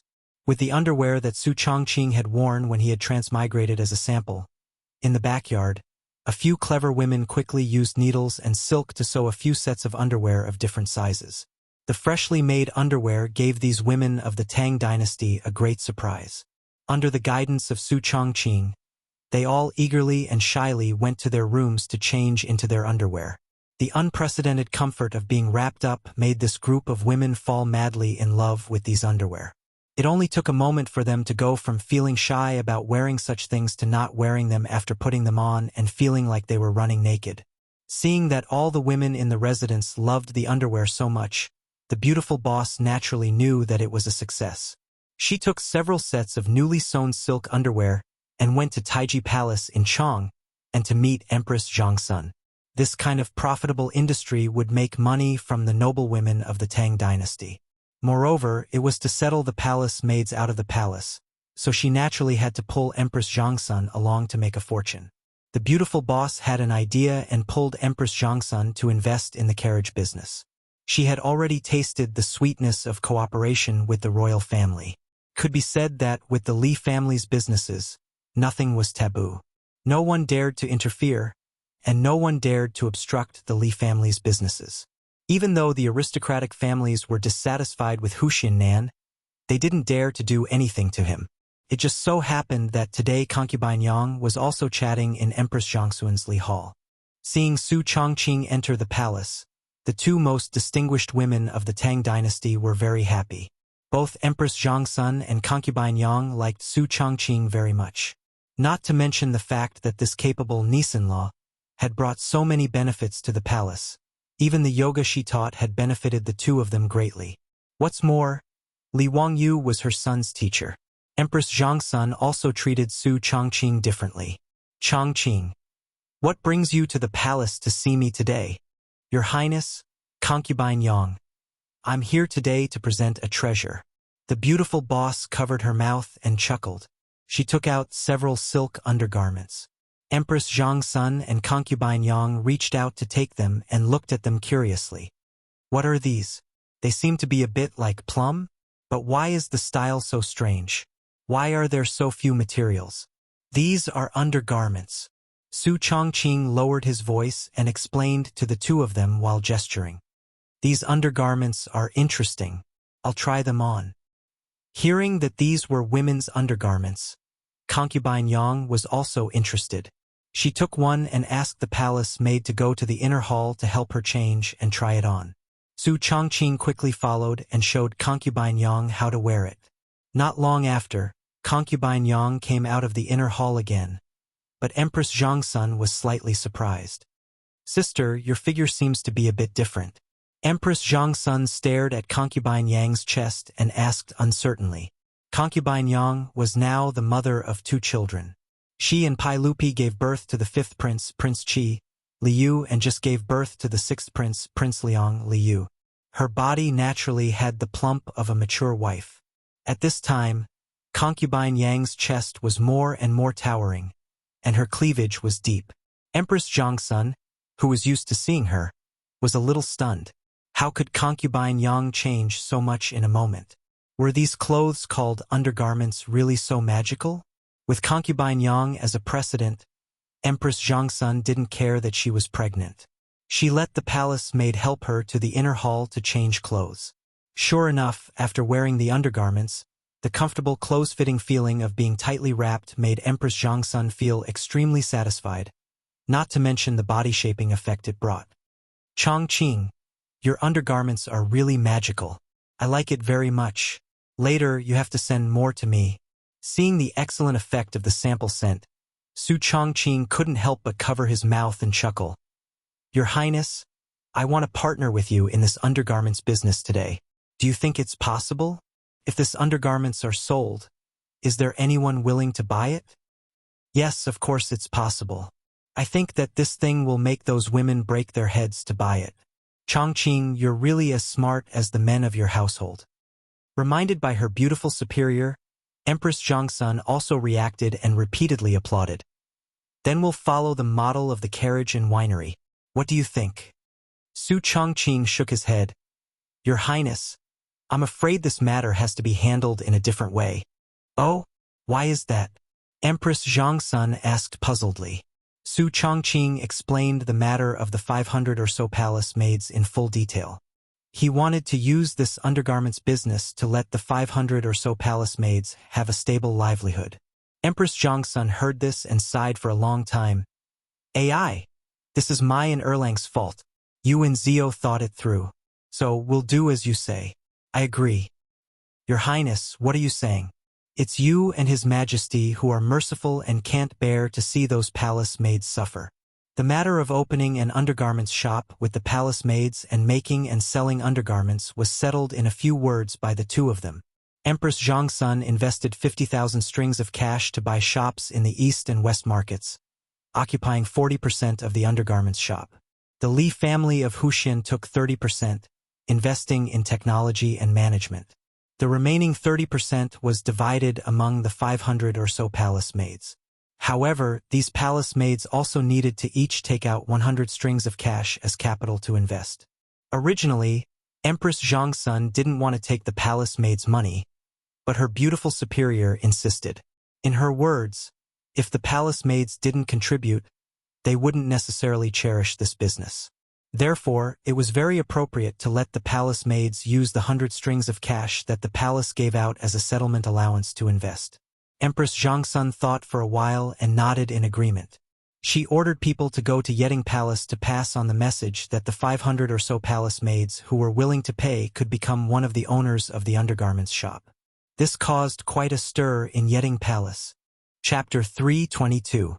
Giving up 100 strings of cash to get out of the palace in exchange for an unknown underwear shop caused a lot of waves in the Yeding Palace. No one knew what an underwear shop was. How much could the shop make in the future? No one knew. This made the palace maids talk about it, not knowing where to go. 100 strings of cash was not a lot, but it was not a small amount either. If it was the salary of a 7th-grade official in the Tang dynasty, it would be about 50 months, which was about 4 years of salary. The average monthly income of an ordinary person in Chang'an was about 100 strings of cash.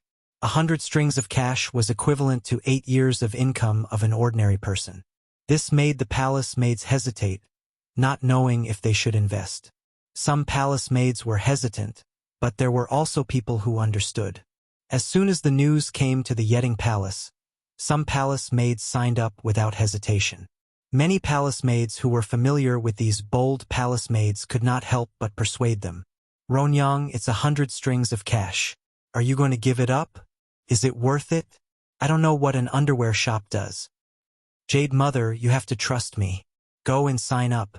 If you miss this opportunity, you won't get another one. The palace maid called Ronyang smiled sweetly and persuaded her. But, no buts. Think about it, the underwear shop is the business of Her Highness and Wuxia Man. Who is Wuxia Man? That was a literary star descending to the mortal world. His and Her Highness the Empress carriage business was a good business that made them a lot of money. With these two as the owners, what are you worried about? It's 100 strings of cash. The palace maid was still reluctant. She had never had 100 strings of cash. Ronyang sighed. So what if it's 1,000 strings of cash? There will be a day when it's all gone. What should we do then?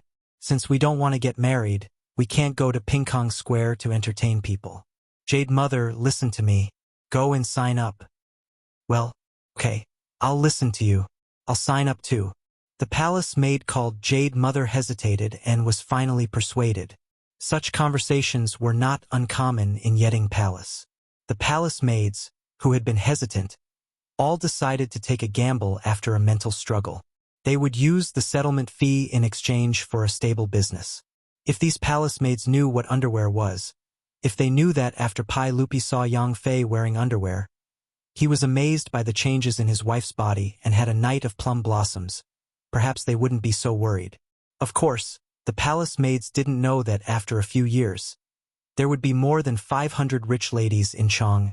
She was beautiful and wealthy, which attracted the attention of many people in Chang'an, but also caused a lot of trouble.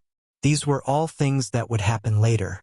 At this time, the 500 or so palace maids who were nervous naturally could not foresee what would happen in the future.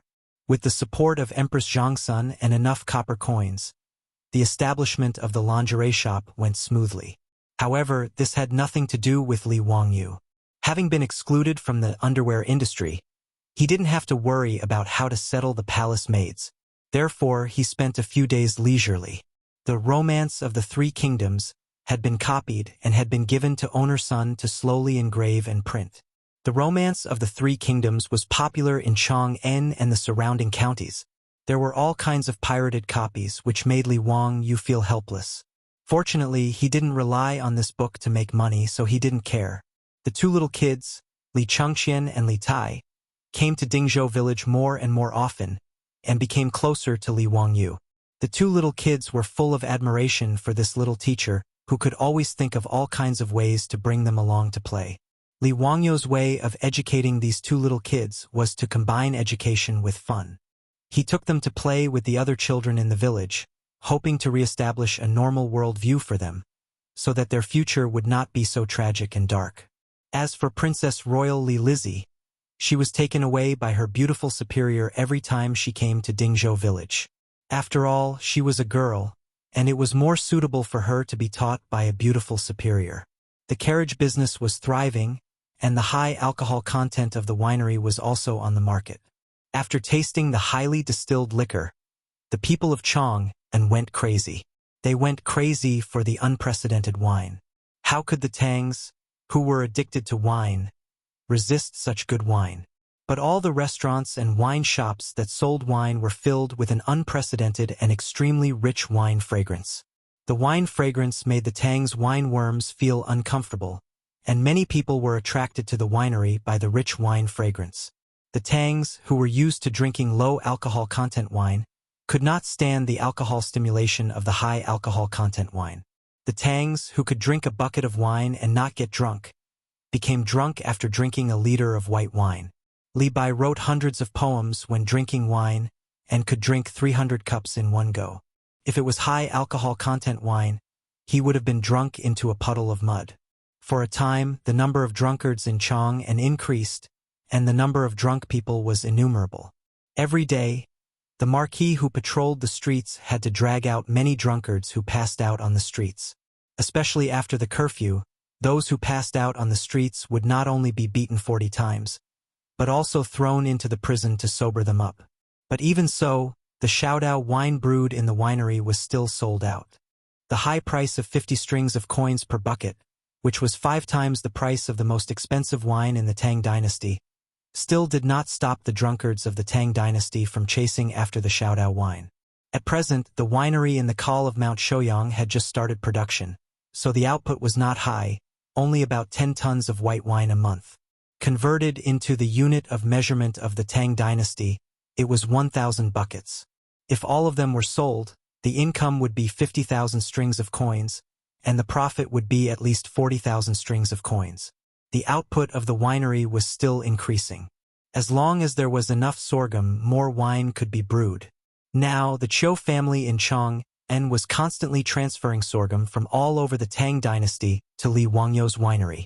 However, due to the locust plague in Guangzhou this year, the sorghum that could be transferred was limited, which also limited the output of the winery. Li Wangyu was not worried. After all, he knew that the grain of the Tang dynasty would usher in a bumper harvest 3 years after Chang'an. It was recorded in the comprehensive mirror of aid for governance. When the year is ripe, the world is vast, and the scattered people return to their hometowns, rice will be no more than 3 or 4 coins.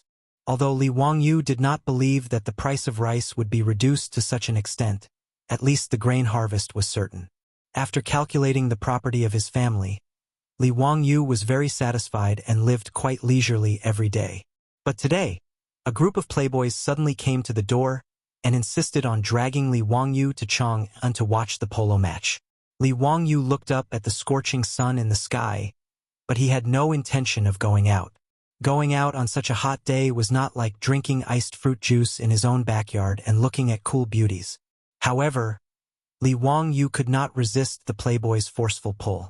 He was dragged on the back of a horse, and the group of people rode to Chang'an. Chapter 323. Polo was known as striking Jew in ancient China. It was invented in the Han dynasty and flourished in the Tang and Song dynasties.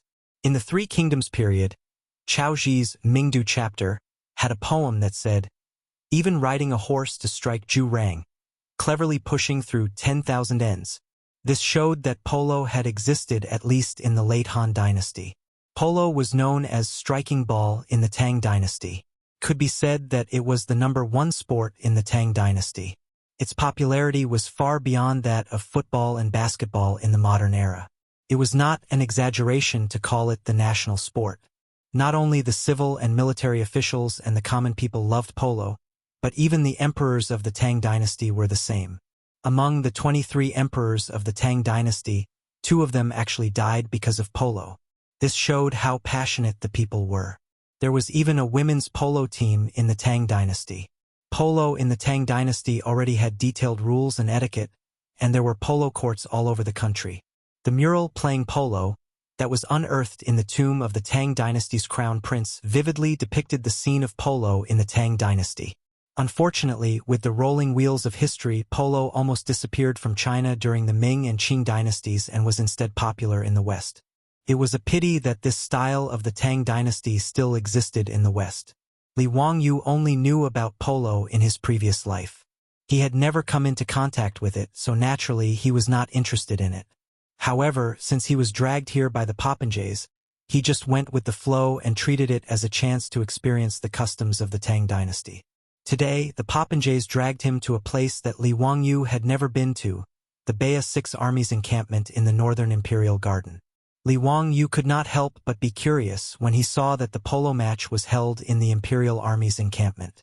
Brothers, why is today's striking ball being held in the Beia imperial army's encampment? Who are the 2 sides of the match? Chang Chumo laughed. Today is the match between the Beia 6 armies and the Nanya 16 guards. Last time, this group of robbers lost in the Nanya encampment and were very unconvinced. They are clamoring for another match in the Beia encampment. Let's fight. Do you think I'm afraid of them? That's right, today our Nanya will win. Yuchi Baochi also laughed.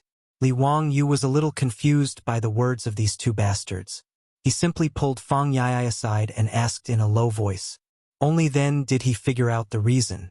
In Chang'an City, the northern Yamen 6 armies were Pai Lupi's personal troops.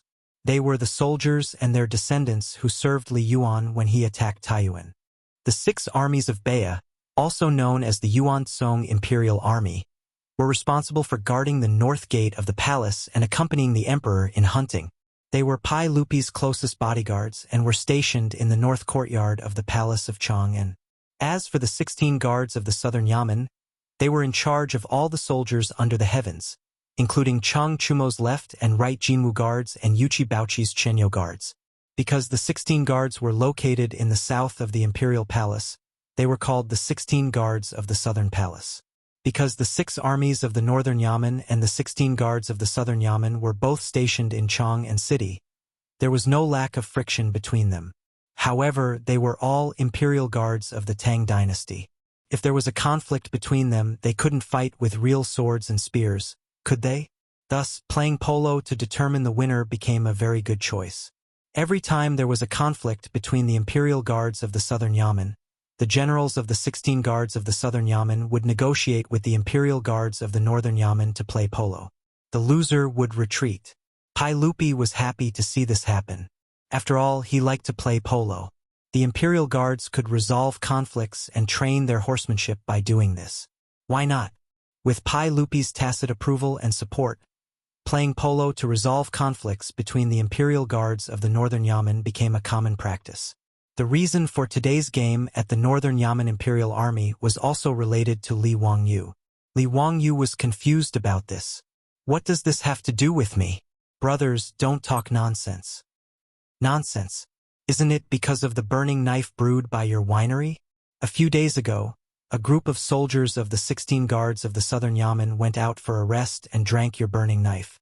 As a result, they got drunk and had a conflict with a group of soldiers of the 6 armies of the northern Yamen who were also drunk.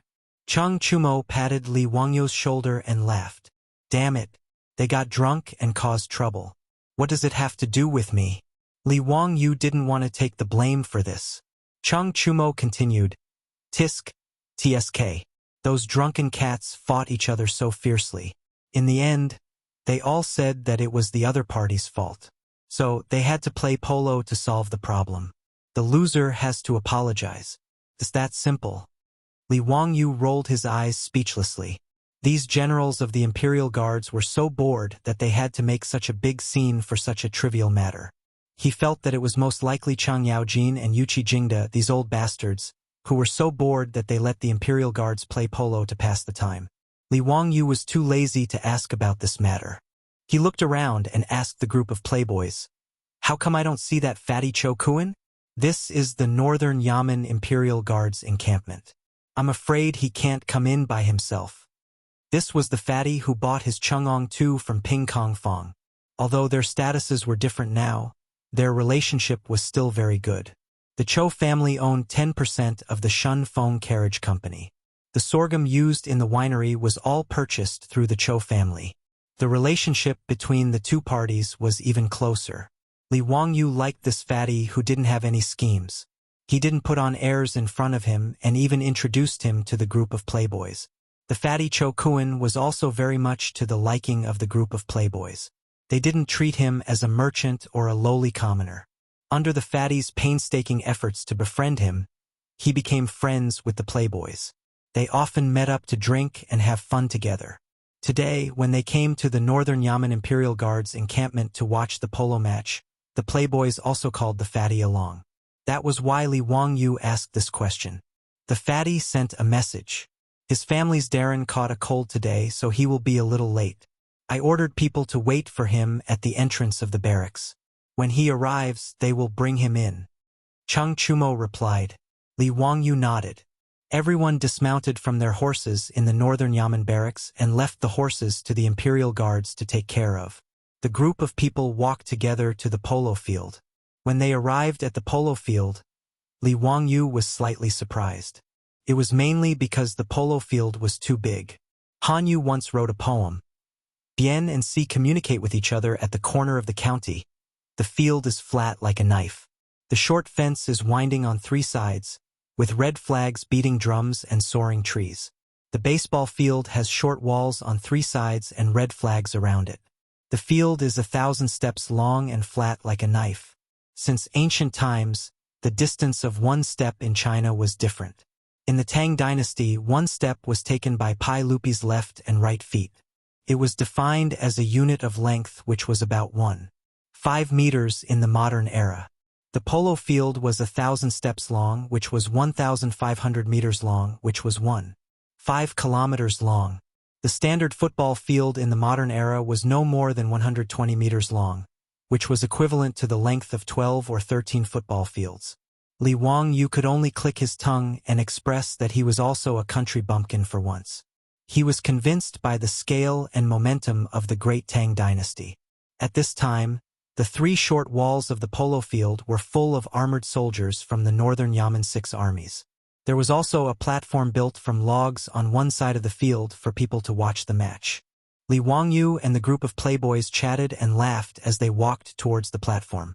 Suddenly, they heard an Imperial Guard running towards them. Young Duke, your friend was beaten up by someone. Chapter 324. His friend was beaten up? Who was beaten up? Li Wangyu and the group of wastrels were stunned for a while before they suddenly realized that the Imperial Guard was talking about the fatty Cho Kuan. Speak clearly, where is it? Who dares to touch my brothers? At the gate. The Yuan Gate was the entrance to the barracks.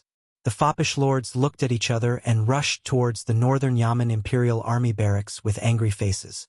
Li Wangyu followed closely behind them. However, this group of wastrels was a group of animals and disappeared in a few seconds. Poor Li Wangyu, who was 16 years old and still very thin and weak. How could he catch up with them? The encampment of the Imperial Guards was terrifyingly big. If it weren't for the fact that horses were not allowed in the camp, Li Wangyu would have wanted to find a horse to ride. By the time he reached the gate with a red face and breathless breath, he saw that the wastrels were already fighting with a group of strong men. This group of Silk Pants, Chang Chumo and his brothers, the Yuchi twins, Chai Lingwu and the others, needless to say, were taught by Chang Yaojin and Yuchi Jingda, these kind of old scoundrels. They were all muscular, skilled in archery and horse riding, and had martial arts skills. Although Niu Zhengping's legs were inconvenient, he ran faster than Li Wangyu just now. At this time, when he fought, he was even more vigorous and didn't seem to be affected by his leg injury. As for Fang Yai's strength, it was recorded in the history books, so there was no need to talk about it. He didn't know how Fang Xianling gave birth to such a son. He really didn't know if Lady Fang had cuckolded Prime Minister Fang. The brothers Wei Shuyu, Du He, and Du Go had mingled with Chang Chumo and the others for too long. Unexpectedly, They were not careless in the slightest when it came to fighting. The way they fought made Li Wangyu feel sorry for their opponents. In short, there were more than 20 strong men fighting with the wastrels, but the wastrels seemed to have the upper hand. At this time, the people who were beaten to the ground were the other party's people. Li Wangyu naturally didn't want to fall behind. It wasn't like he hadn't fought in groups when he was young. However, when he looked at the huge difference between his body and the group of brawny men, he wisely did not rush forward. Looking around, Li Wangyu picked up a green brick from the ground. The gate of the Northern Yamen Imperial Army was built in a rather imposing manner. Even the ground was paved with specially baked, high-quality bricks, which made things much more convenient for Li Wangyu. As the saying goes, no matter how good one's martial arts are, they will still be knocked down by a brick. In the street fighting cold weapon ranking, even if the brick wasn't number 1, it was still one of the top weapons. Li Wangyu weighed the brick in his hand and felt that it felt good. Then he turned his palm and put the brick into his wide sleeve. After preparing a convenient weapon, Li Wangyu slipped into the battlefield. On the other side, Wei Shuyu was wrestling with a strong man. Apparently, he didn't have enough strength. He was pressed under the man's body and was about to suffer. Li Wangyu appeared behind the brawny man like a ghost. He raised the brick in his hand and smashed it down heavily on the brawny man's head. It had to be said that the quality of the bricks baked in the Tang dynasty was absolutely excellent. When the brick hit the brawny man's head, it was like a die factory. The brawny man's head was directly smashed by the brick and fell down with a muffled groan. If Wei Shuyu was also a person from another world, he would definitely give Li Wangyu a thumbs up to show his gratitude. Unfortunately, the action of giving a thumbs up was invented by the ancient Romans and had not yet been spread to the Tang dynasty. It was a pity. Wei Shuyu smiled and winked at Li Wangyu. He pushed away the brawny man who had been knocked unconscious by Li Wangyu and shouted as he rushed toward the other brawny man who was wrestling with the Du brothers. Li Wangyu remained calm and collected. He once again stayed behind the brawny man who was wrestling with Chai Linggu and smashed the brick again. Relying on Li Wangyu's shameless sneak attack, coupled with the powerful fighting strength of Chang Chumo and the others, soon the brawny men were lying on the ground. All of them groaned for a long time and couldn't get up. As for those unlucky fellows whose heads were bleeding, they were obviously the result of Li Wangyu's sneak attack with a brick. Seeing that his side had achieved a complete victory, Li Wangyu casually threw the green brick to the side and patted the dust off his hands. Only then did he notice fatty Cho Kuan at the side. This unlucky kid had obviously been beaten up quite badly. Both of his eyes were already bruised. The corner of his mouth was also broken, and blood was seeping out. His clothes were tattered and covered in filth. Cho Kuan, what happened? Who are these people? Why did they beat you? When Li Wangyu ran over, the two sides were already wrestling. He didn't have time to ask what had happened and was still confused. Before Cho Kuan could speak, Chang Chumo angrily spat on the ground. Bastards! They are all fake sons of the Duke of Chongping. The leader is called Zhang Shenji, the adopted son of the Duke of Chongping. When we rushed over, this group of bastards was beating up the fatty, so we started fighting. Duke of Chongping? Zhang Liang? Why was it him again? Could it be that this Cho family was really incompatible with Zhang Liang's birth characters? Previously, because Cho Yuanliang drank too much and bragged, Zhang Liang's fake sons came to ask for the fake ancient painting and forced Li Wangyu to help them forge one. Today, everything was fine. How did Cho Kuan, this fatty, provoke this group of Zhang Liang's fake sons? Li Wangyu looked at Cho Kuan questioningly, only to see the fatty's face full of grievances. The bruised eyes on his fat face blinked as he complained. Ziyu, how would I know the reason? I just arrived at the gate of the Northern Yamen's Imperial Army and asked the Imperial Army brothers to pass on a message for me to find my brothers. These people were also preparing to enter the barracks, so they said that I was blocking their way and told me to scram. How would I dare to provoke them, so I retreated to the side. Cho Kuan pointed at Zhang Shenji, feeling wronged. But that person said that I was spying on his wife and had bad intentions, so he had people beat me up. I really am innocent. Just now, I didn't even dare to lift my eyelids. Hearing Cho Kuan's words, Li Wangyu finally noticed that not far away, There was a beautiful woman dressed in palace attire with a frosty expression. Behind her were several servant girls. This woman was beautiful, but her pair of peach blossom eyes and the mole at the corner of her mouth made Li Wangyu feel that this woman in palace attire had a flirtatious and seductive aura. That is the Duke of Chongqing's new wife, the Li clan. This woman is really something. Fang Yai suddenly lowered his voice and winked at Li Wangyu. Obviously, there was a hidden meaning in his words. Seeing that Li Wangyu still didn't understand, the group of silk pants immediately became interested. Ignoring the madame of Commandery Duke Chongqing, who was staring at them coldly from not far away, she began to talk about the rumors between Commandery Duke Chongqing and the Li clan. As the saying goes, Taiji gives birth to yin and yang give birth to the four symbols, and the four symbols give birth to the 8 trigrams.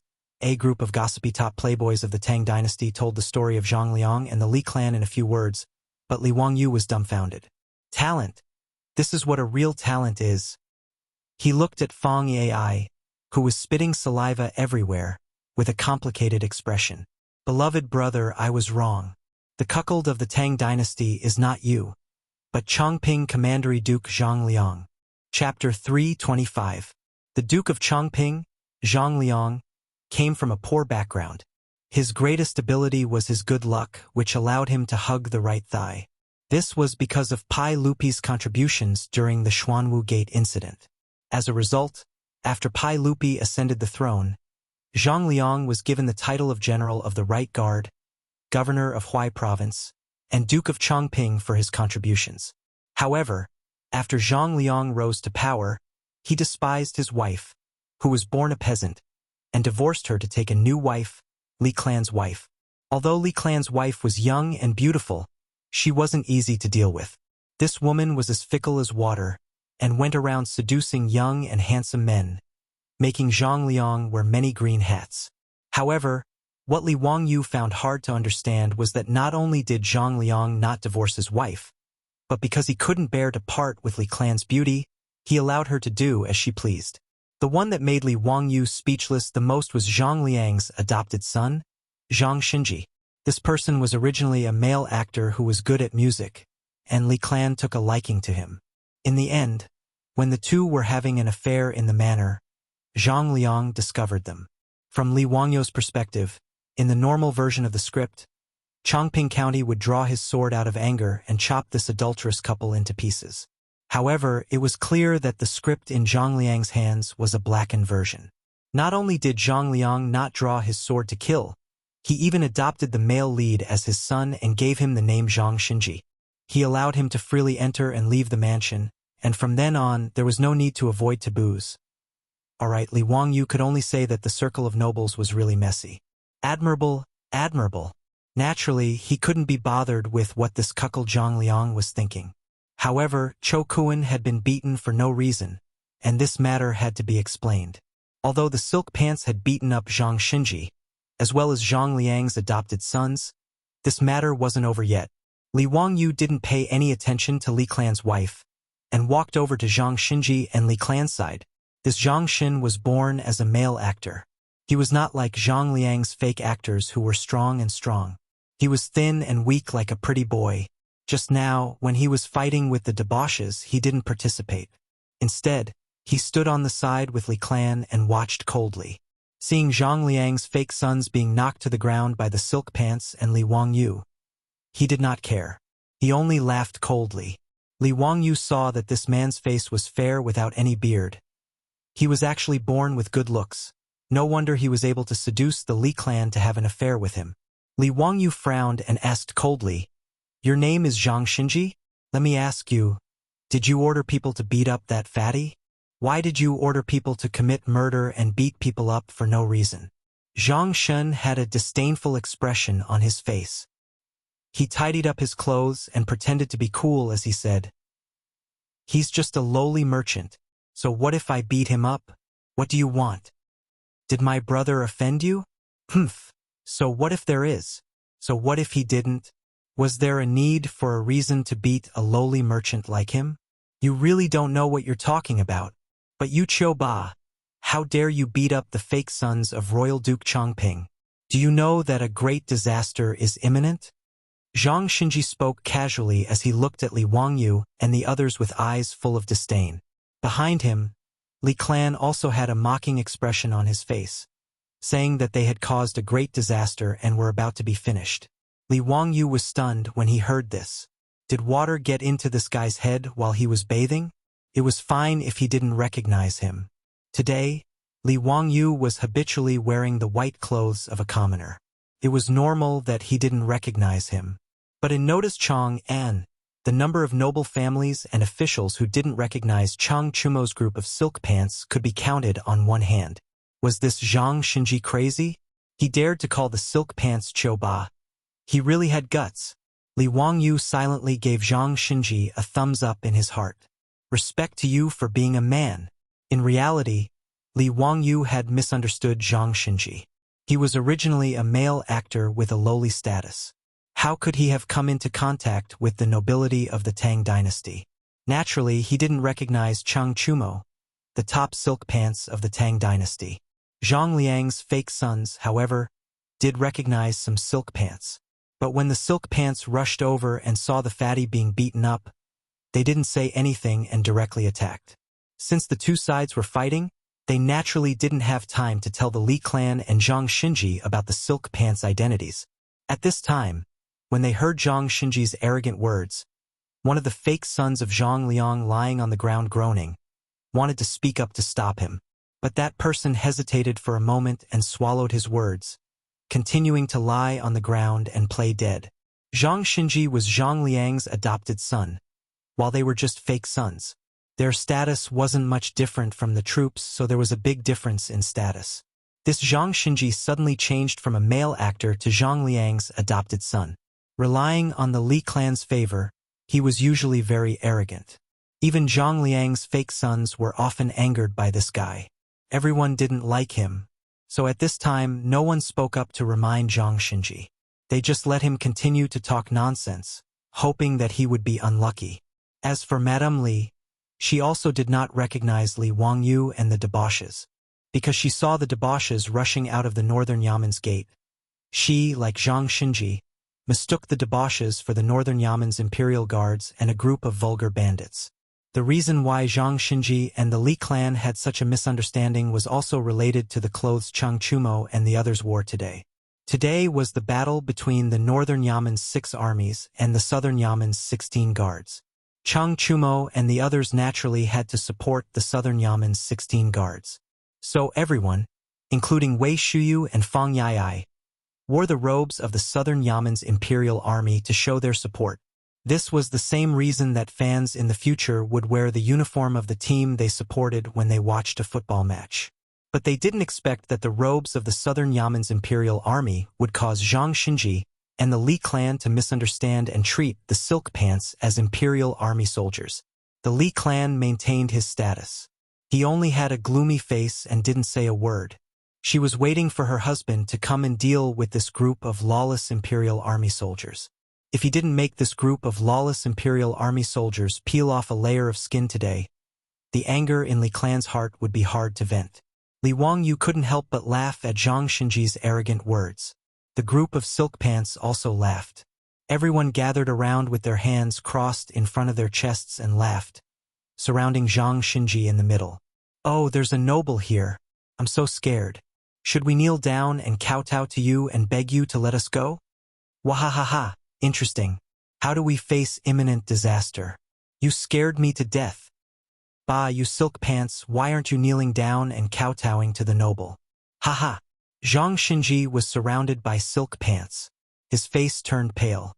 He was also afraid of being beaten, but he still stubbornly said, "You scoundrels, why aren't you backing down?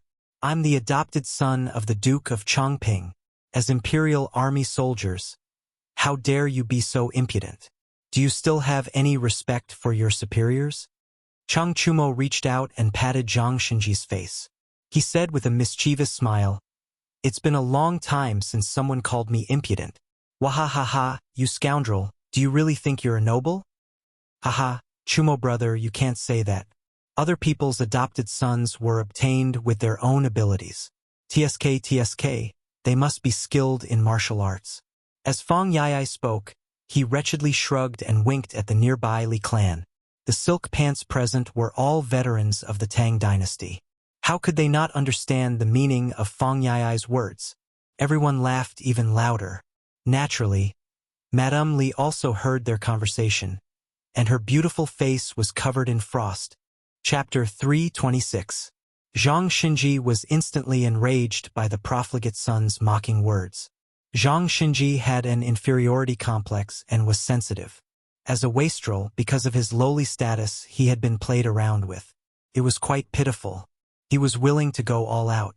For glory and wealth, not only was he willing to be Zhang Liang's adopted son, he even changed his surname.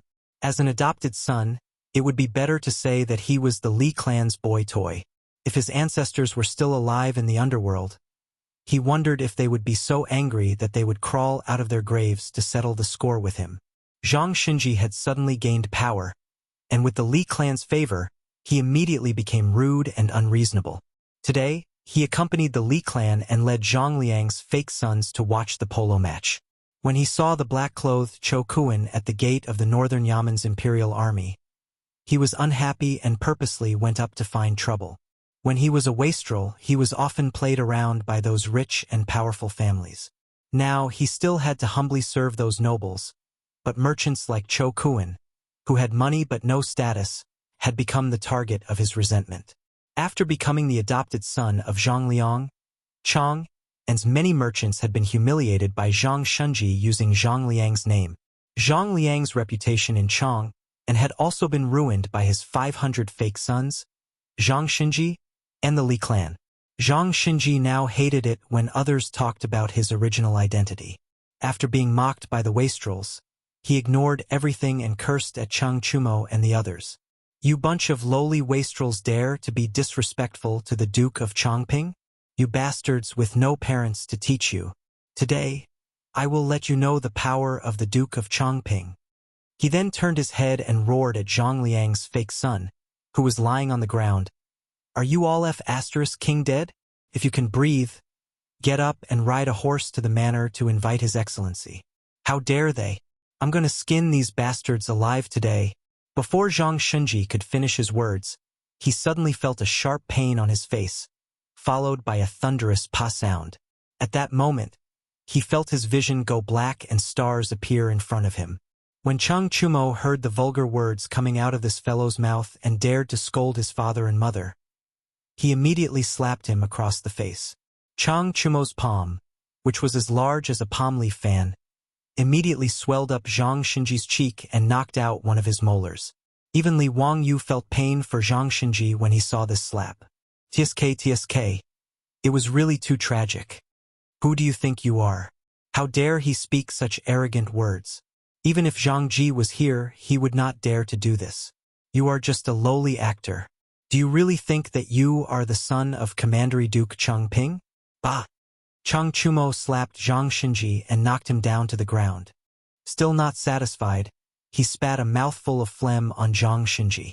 Zhang Lin was Zhang Liang's eldest son, and also the son of his first wife. Zhang Lin's personality was completely different from his father, Zhang Liang. He was cautious his whole life. He had tried to persuade his father many times, but Zhang Liang did not listen to his son.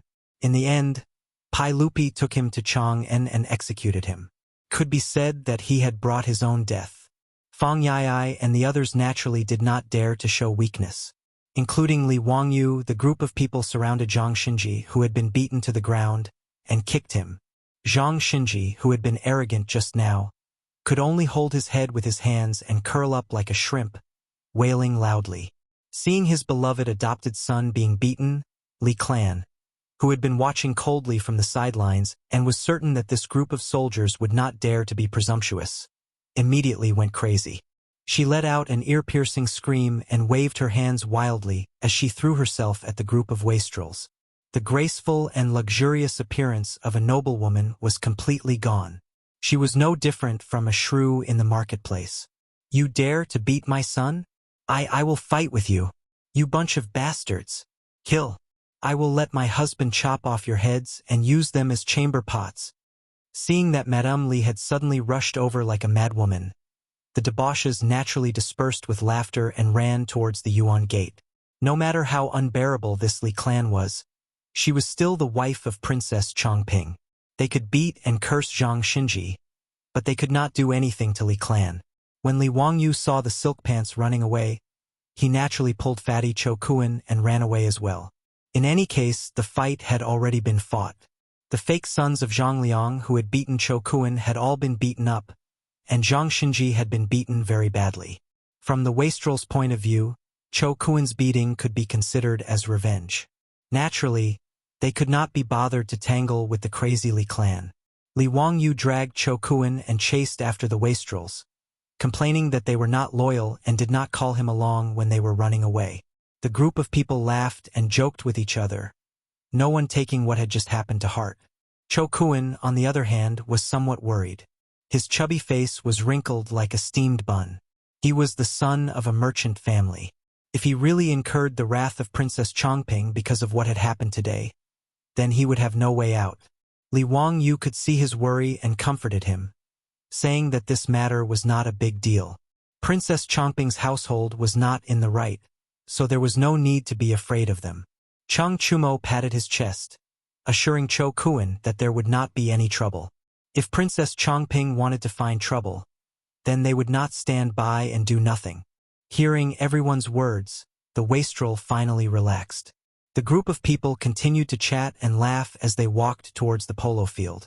After Li Wangyu and the wastrels left, they naturally did not notice Li clan's venomous gaze, which was fixed on their backs.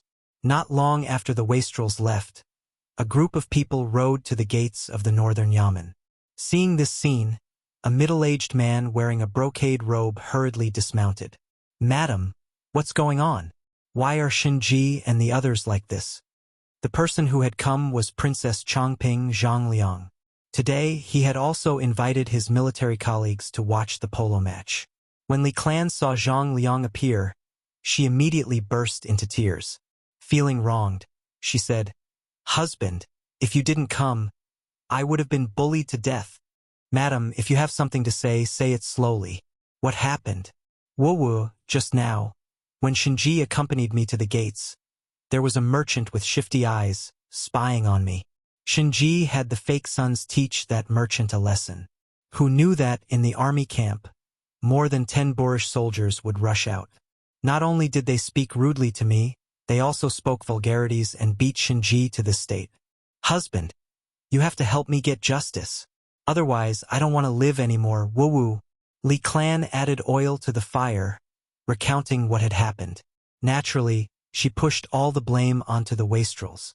Seeing Li clan crying so miserably, Zhang Liang was unable to restrain his anger. "Who has the guts to humiliate my madam? Men, come. Go to the Yuan Gate and ask clearly. Find out who did it and capture that person for me." Zhang Liang ordered his subordinates. Immediately, a soldier ran to the gates of the Northern Yamen's imperial army and asked the soldiers guarding the gates about the situation. Not long after, the soldier returned with an ugly expression. After hesitating for a moment, he whispered a few words into Zhang Liang's ear. After hearing the soldier's words, Zhang Liang's expression turned ugly as he thought to himself, how could it be this group of wastrels? Today's matter would not be easy to handle. Chapter 327. When Zhang Liang learned that it was Cheng Chumo and the others who had beaten up his adopted sons and impostors, he couldn't help but hesitate. If it was only Zhang Xinji and his impostors who had been beaten, Zhang Liang would have laughed and acted as if nothing had happened.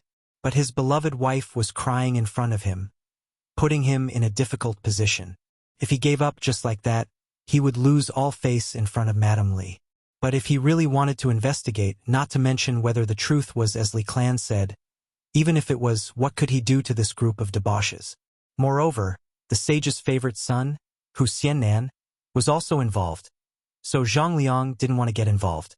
Although this Hu Xiannan wasn't an official in the court, the sage had entrusted his crown prince and Li Tai to teach, which showed how much trust he had.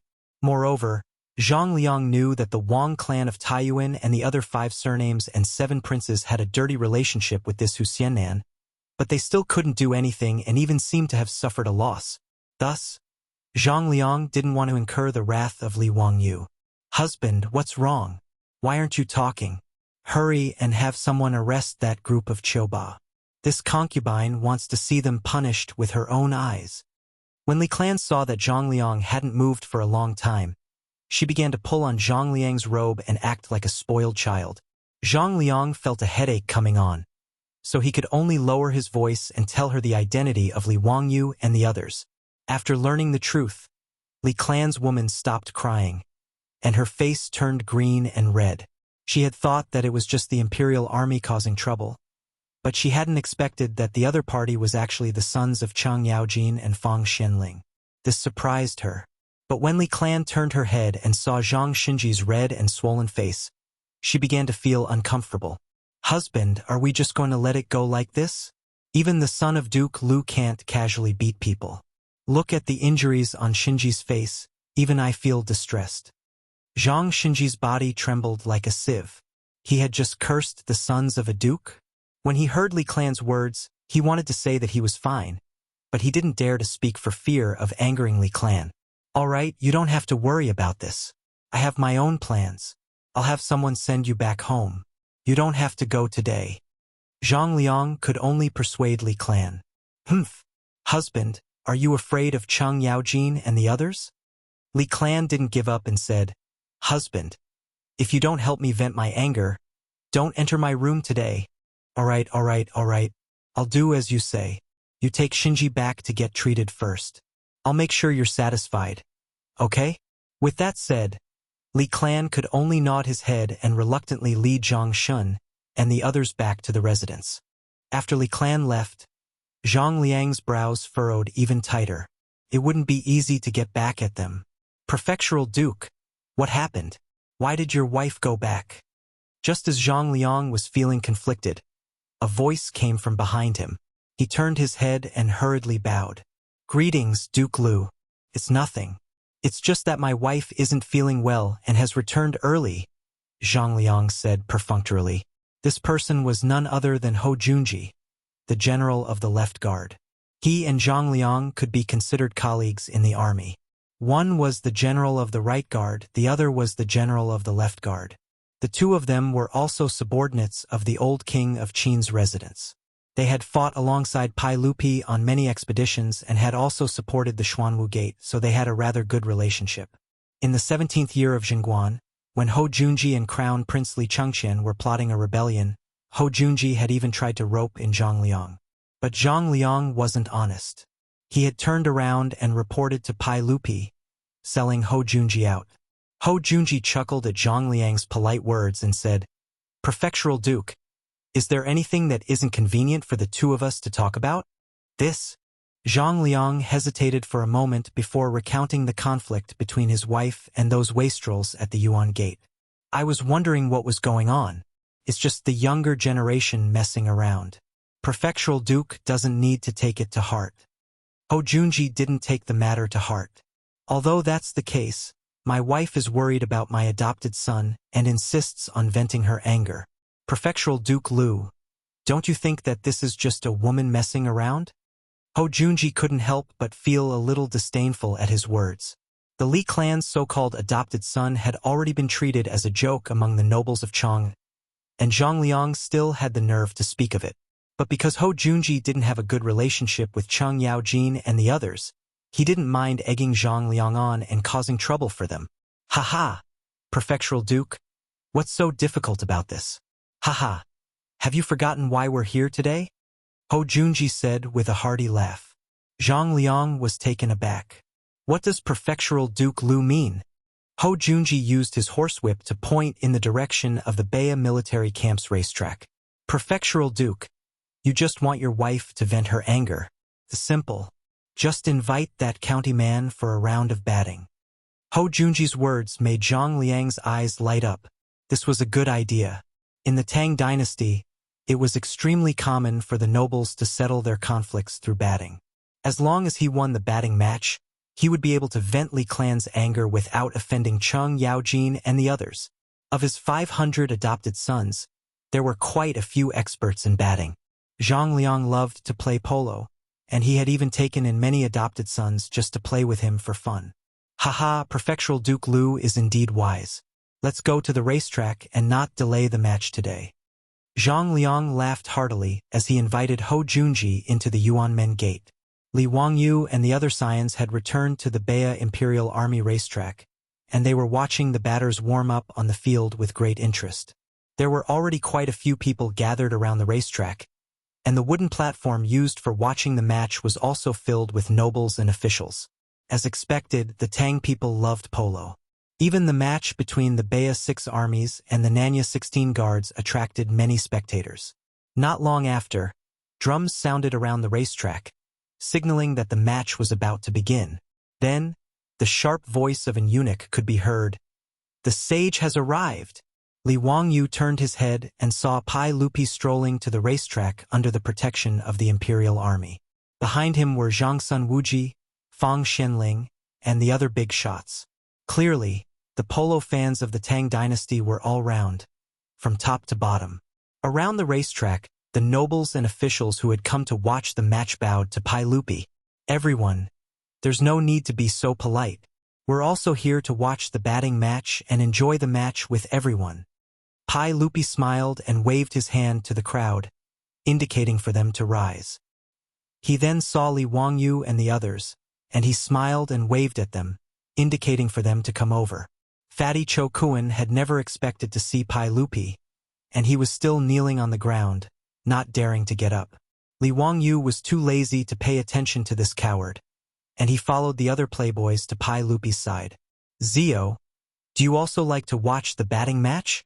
Pai Lupi asked. Li Wangyu shook his head. "Uncle, this is my first time watching the batting match. It was Cheng Chumo and the others who insisted on bringing me here." Haha, Chumo and the others did the right thing. Who in the Tang dynasty doesn't like to watch the batting match? "Zio, you'll like it." Li Wangyu could only shrug his shoulders at Pai Lupi's words. "You're the boss, so you have the final say." At this time, the sun was gradually rising, and the temperature was rising. It was slightly hot. Li Wangyu then took out an item from his bosom and shook it in a carefree manner. With a swish sound, it attracted everyone's attention. Chapter 328. Li Wangyu took out a folding fan. A few days ago, when he was looking at a beautiful woman enjoying the cool air in his backyard, he suddenly thought of this item. He drew a rough outline of the folding fan and handed it to Carpenter Lu and his family to figure it out. Carpenter Lu was indeed skillful.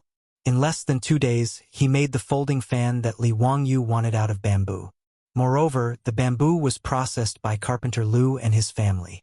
After polishing, painting, and carving, the folding fan in Li Wangyu's hand was actually golden yellow in color and felt as smooth as jade. Li Wangyu was naturally overjoyed. He did not expect Carpenter Lu's craftsmanship to be so exquisite.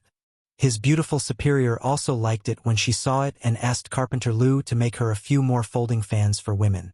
After the fan ribs were made, the fan needed to be framed. His beautiful superior's folding fan for women was simple. She just needed to choose silk with beautiful patterns. It was beautiful and convenient. However, the paper fan that Li Wangyu wanted still took him a bit of effort. In the end, with the help of owner's son, he found a skilled framer from Chang'an City. He used thin rice paper to frame 7 layers of the fan before it was completed. Li Wangyu excitedly ran to find Yen Liben to draw a fan for him after he had finished pasting the face of the fan. In the end, Yen Liben also loved this fan so much that he asked Li Wangyu, his teacher, to give him one. When Ma Zhou found out, he did not show any weakness. He rode to Dingzhou village and begged for the folding fan. Sure enough, folding fans were the best tool for scholars to show off. When Li Wangyu saw Yen Liben and Ma Zhou's reaction, he could not help but feel a little smug.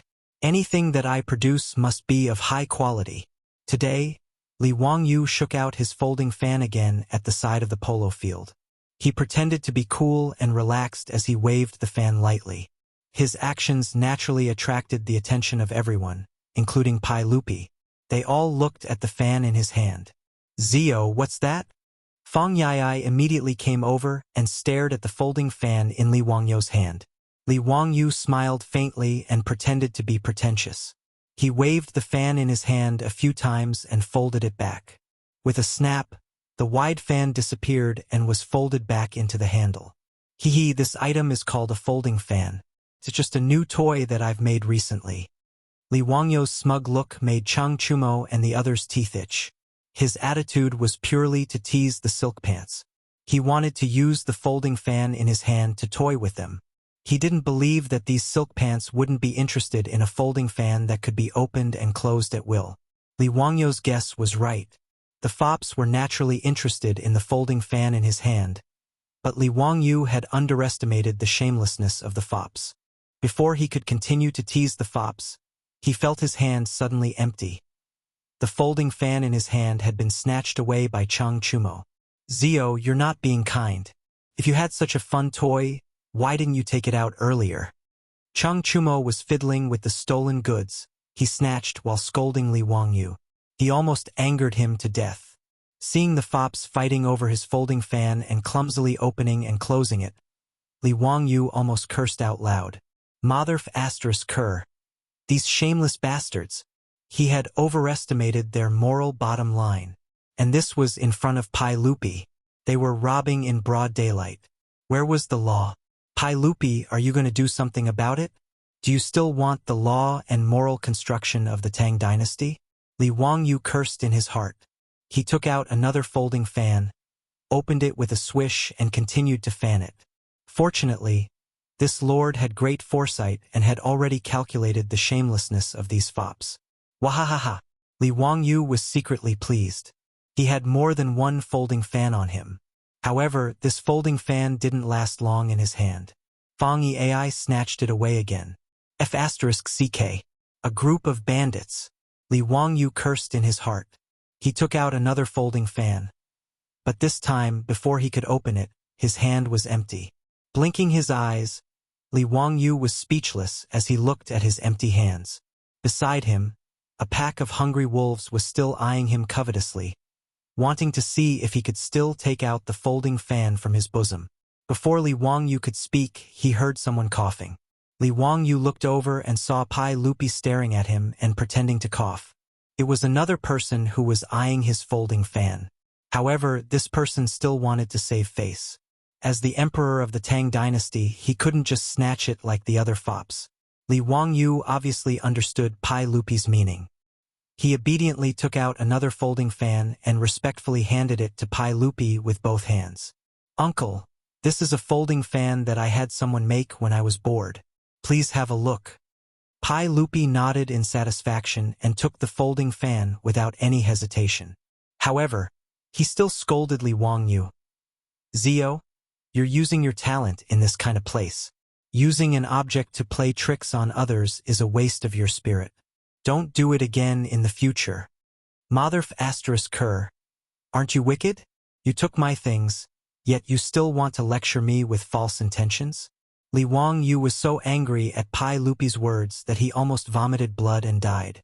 If it weren't for the fact that Pai Lupi was the emperor of the Tang dynasty, he would have snatched the folding fan back. After Pai Lupi finished lecturing him, he leisurely played with the folding fan in his hand. Just like the other fops, he kept opening and closing the fan. Before Li Wangyu turned around and left, he keenly felt several scorching gazes on him, which made him feel very uncomfortable. He looked up and saw Zhangsun Wuji, Fang Xianling Du Ruhui, and the other big shots. Their gazes were constantly shifting between the folding fans in the hands of Li Wangyu and Pai Lupi. Their meaning was self-evident. Li Wangyu faced the aggressive gazes of these big shots.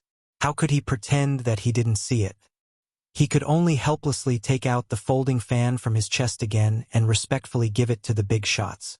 He even had to politely ask them to accept it. He was prepared to show off this folding fan today. He was quite well prepared. Fortunately, the robes of the Tang dynasty were big enough. He had more than 10 folding fans in his chest, and now he had given them all away. However, on this wooden stage there were too many monks and too little gruel. How could these fans be enough? The 3 folding fans that the fop snatched were confiscated by his father before they could even warm up. The empty-handed fops once again surrounded Li Wangyu. Ziyu, how can you be so stingy? You prepared too few folding fans. How can it be enough to share? That's right. It's all Ziyu's fault. Your actions really make me disappointed. Chang Chumo beat his chest and stomped his feet, lamenting his incompetence. This made Li Wangyu want to bite someone. F*CKU. Do I owe you anything? This group of bastards. Li Wangyu wanted to roll his eyes and spread his hands to show that he didn't have any either. However, he heard a voice that made his hair stand on end. Wahahaha, there's actually such an interesting fan. Kid, where's my fan? Quickly give it to me. Li Wangyu silently looked at Chang Chumo. I still misunderstood Brother Chumo. I shouldn't have scolded him in my heart just now. Compared to this old bastard Chang Yaojin, Chang Chumo was already very civilized. Chang Yaojin was too shameless. He directly opened his mouth and asked for his fan. Hey, I despise this kind of old hooligan who doesn't want his fan. Chapter 329. Li Wangyu was already very experienced in dealing with old hooligans like Chang Yaojin. That was to not resist and just admit defeat. Anyway, no matter how you resisted, you couldn't beat the shamelessness of the #1 troublemaker of the Tang dynasty. After hearing Chang Yaojin's words, Li Wangyu turned around and ran down the wooden stage. He wasn't scared off by Chang Yaojin, but he was going to get a fan. Li Wangyu wasn't a robot cat after all, so he couldn't carry so many folding fans in his pocket. Carrying around 10 was already his limit. The rest of the folding fans were carried by Niu Wu. After Carpenter Lu's family made the folding fans, Li Wangyu let them continue making them. Now they had made nearly 100 of them. Today, the foppish sons dragged him to watch the polo match. They said that many big shots in the imperial court, including their father, were going to watch the match. Since Li Wangyu was going to take out the folding fans to show off, he naturally had to be well prepared. Thus, he ordered Niu Wu to bring all the folding fans he had made. This little thing was suitable to be used as a gift. It was exquisite and didn't cost much. He also thought of finding craftsmen to make them in large quantities and sell them in Chang'an. He would definitely make a profit. However, Li Wangyu didn't care about this small amount of money. Moreover, the folding fans' craftsmanship was very simple. Once it appeared, it would definitely be copied in large quantities. Thus, he didn't want to waste the effort. After asking Niu Wu to bring a large bag of folding fans to the wooden stage, Li Wangyu respectfully presented the folding fans to the big shots who came to watch the polo match. Sure enough, everyone was quite satisfied with this gift. Some of them politely nodded to Li Wangyu and thanked him repeatedly before accepting the gift. Some of them weren't polite, such as Chang Yaojin. After accepting the fan, they complained that Li Wangyu's gift was too little. Moreover, there was no painting on the fan and it was too plain. As for the latter, Li Wangyu could only pretend that he didn't hear it. Apart from the few that were snatched away by the foppish sons, the rest of the fans he gave out didn't have any painting on them. Firstly, he was too lazy to find someone to draw so many fan faces. If Yen Libin were to draw more than 100 fan faces, he would probably vomit blood from exhaustion. Secondly, apart from Chang Yaojin and the other generals, these big shots of the imperial court were all skilled in calligraphy and painting. It would be more appropriate to give them a blank fan and let them draw the fan themselves. For a moment, the wooden stands of Noda beside the polo field were filled with the sound of rustling. Everyone was constantly opening and closing their folding fans. It was very lively. Li Wangyu slightly flapped the butterfly wings of history. The folding fan could be considered to have been invented more than 100 years earlier. It had become a necessary artifact for Chinese scholars to flirt with girls. While everyone was playing with their folding fans in high spirits, they heard the sound of Kuka-style drum music coming from the side of the polo field. It was the drummers of the guys department of the musical house of the Tang dynasty. They began to beat the drums, and the polo match was about to begin. The leaders of the Northern Yamen 6 armies and the Southern Yamen 16 guards came to invite Pai Lupi to kick off. This was also the ceremony of the polo match. Pai Lupi happily mounted the horse, took the stick, and galloped to the center of the field. Before the official kickoff, Pai Lupi had to give a lecture. He talked a lot of nonsense to the 20 polo players of both sides. He talked about friendship first, competition second, unity and progress to contribute to the harmonious society of the Tang dynasty, and so on. Of course, these were all imagined by Li Wangyu. After Pai Lupi symbolically hit the red, fist-sized ball, he galloped back to the stands on the side of the field. Li Wangyu felt it was quite interesting. It was the same as the World Cup games in the modern world, where celebrities were invited to kick off. In fact, in Li Wangyu's opinion, the polo rules of the Tang dynasty were very similar to the rules of football in the modern world. Except that the field was larger and the horses running on the field were strong, they were very similar in many other aspects. For example, there were also two 10-foot-high goal gates at both ends of the polo field. You could score points by hitting the ball into them. On the polo field, there were 10 batters on each side, wearing narrow-sleeved robes of different colors. Moreover, there was a goalkeeper on the field and a referee, Zhou Wei, on the field. It seemed that, except for the lack of red and yellow cards and offside rules, everything else was very similar to modern football. This discovery made Li Wangyu interested.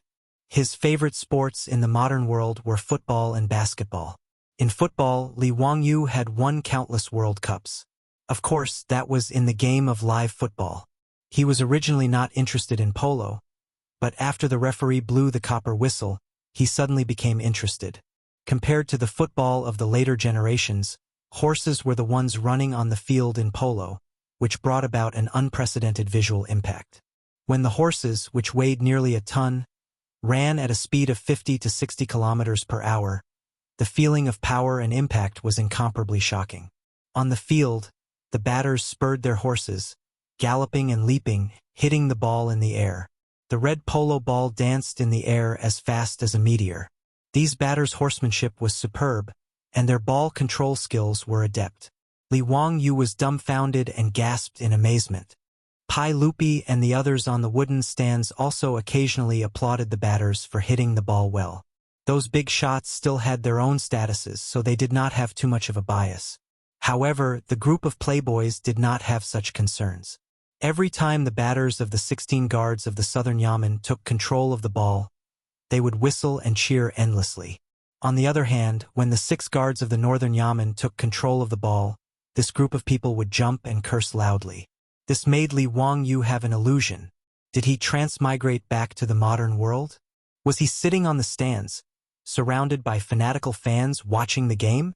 As the game progressed, Li Wangyu also began to immerse himself in it. Along with the cheers and curses of the playboys on the field, from time to time, a batter would roll off the back of the horse after being hit by the horse. Every time, it would cause the crowd to cry out in alarm. When the batter got up and indicated that he was fine, the side of the field would erupt into loud cheers. The sound of the horse's hooves was like stepping on Li Wangyu's heart, causing his heart to beat along with it. He dared to touch his chest and swear that he had really fallen in love with this blood-boiling sport. Exciting. It was too exciting. The intensity and observability of polo had far surpassed the football games of the modern world. It was faster and more powerful. This made him completely fall in love with polo. When he thought about how polo disappeared from China in the modern world, Li Wangyu felt deeply regretful. Fortunately, he was now in the flourishing Tang dynasty, so he could personally witness the charm of this sport. The rules of polo were similar to basketball in the modern world. There were 3 breaks in the middle and there were a total of 4 periods. Each period lasted for an incense stick, which was roughly half an hour in the modern world. An official polo match used 2 hours, which was 2 hours in the modern world. The break in the middle was used to change horses. Horses that were running at high speed did not have enough stamina to complete the entire game. At the end of the first period, Li Wangyu felt that his throat was a little sore. Obviously, he had been too engrossed in the game and used too much strength to shout, so he had hurt his vocal cords. However, he did not care. He reached out to take the wine that Niu Wu handed over and drank it. Awesome! Brothers, today was the right day to come. Haha! Awesome! Awesome! Haha, I told you that Zio would like it. Come! Come! Everyone, let's drink. Now that the 16 guards of the southern yamen were in the lead, Chang Chumo and the others were in a good mood. While everyone was in a lively mood, Wei Shuyu seemed to have seen something terrifying. Her pupils violently contracted, and then she dodged and hid behind Fatty Cho Kuan. Chapter 330. There was only one person in the entire Tang dynasty who could scare Wei Shuyu to this extent. He was the minister of the left, the imperial censor, and the Duke of Zheng. Wei Zheng, Wei Shuyu's father. This famous minister in history was able to make Pai Lupi fly into a rage, but he could not do anything about it. Wei Zheng could be considered as a name card of the great Tang dynasty. Pai Lupi loved to play with eagles, so when someone offered him a sparrow hawk, Pai Lupi loved it so much that he could not put it down. One day, when Pai Lupi was playing with the hawk, Wei Zheng asked for an audience. Pai Lupi was afraid of Wei Zheng's nagging, so he hid the sparrow hawk in his arms. However, Wei Zheng was not a good person either.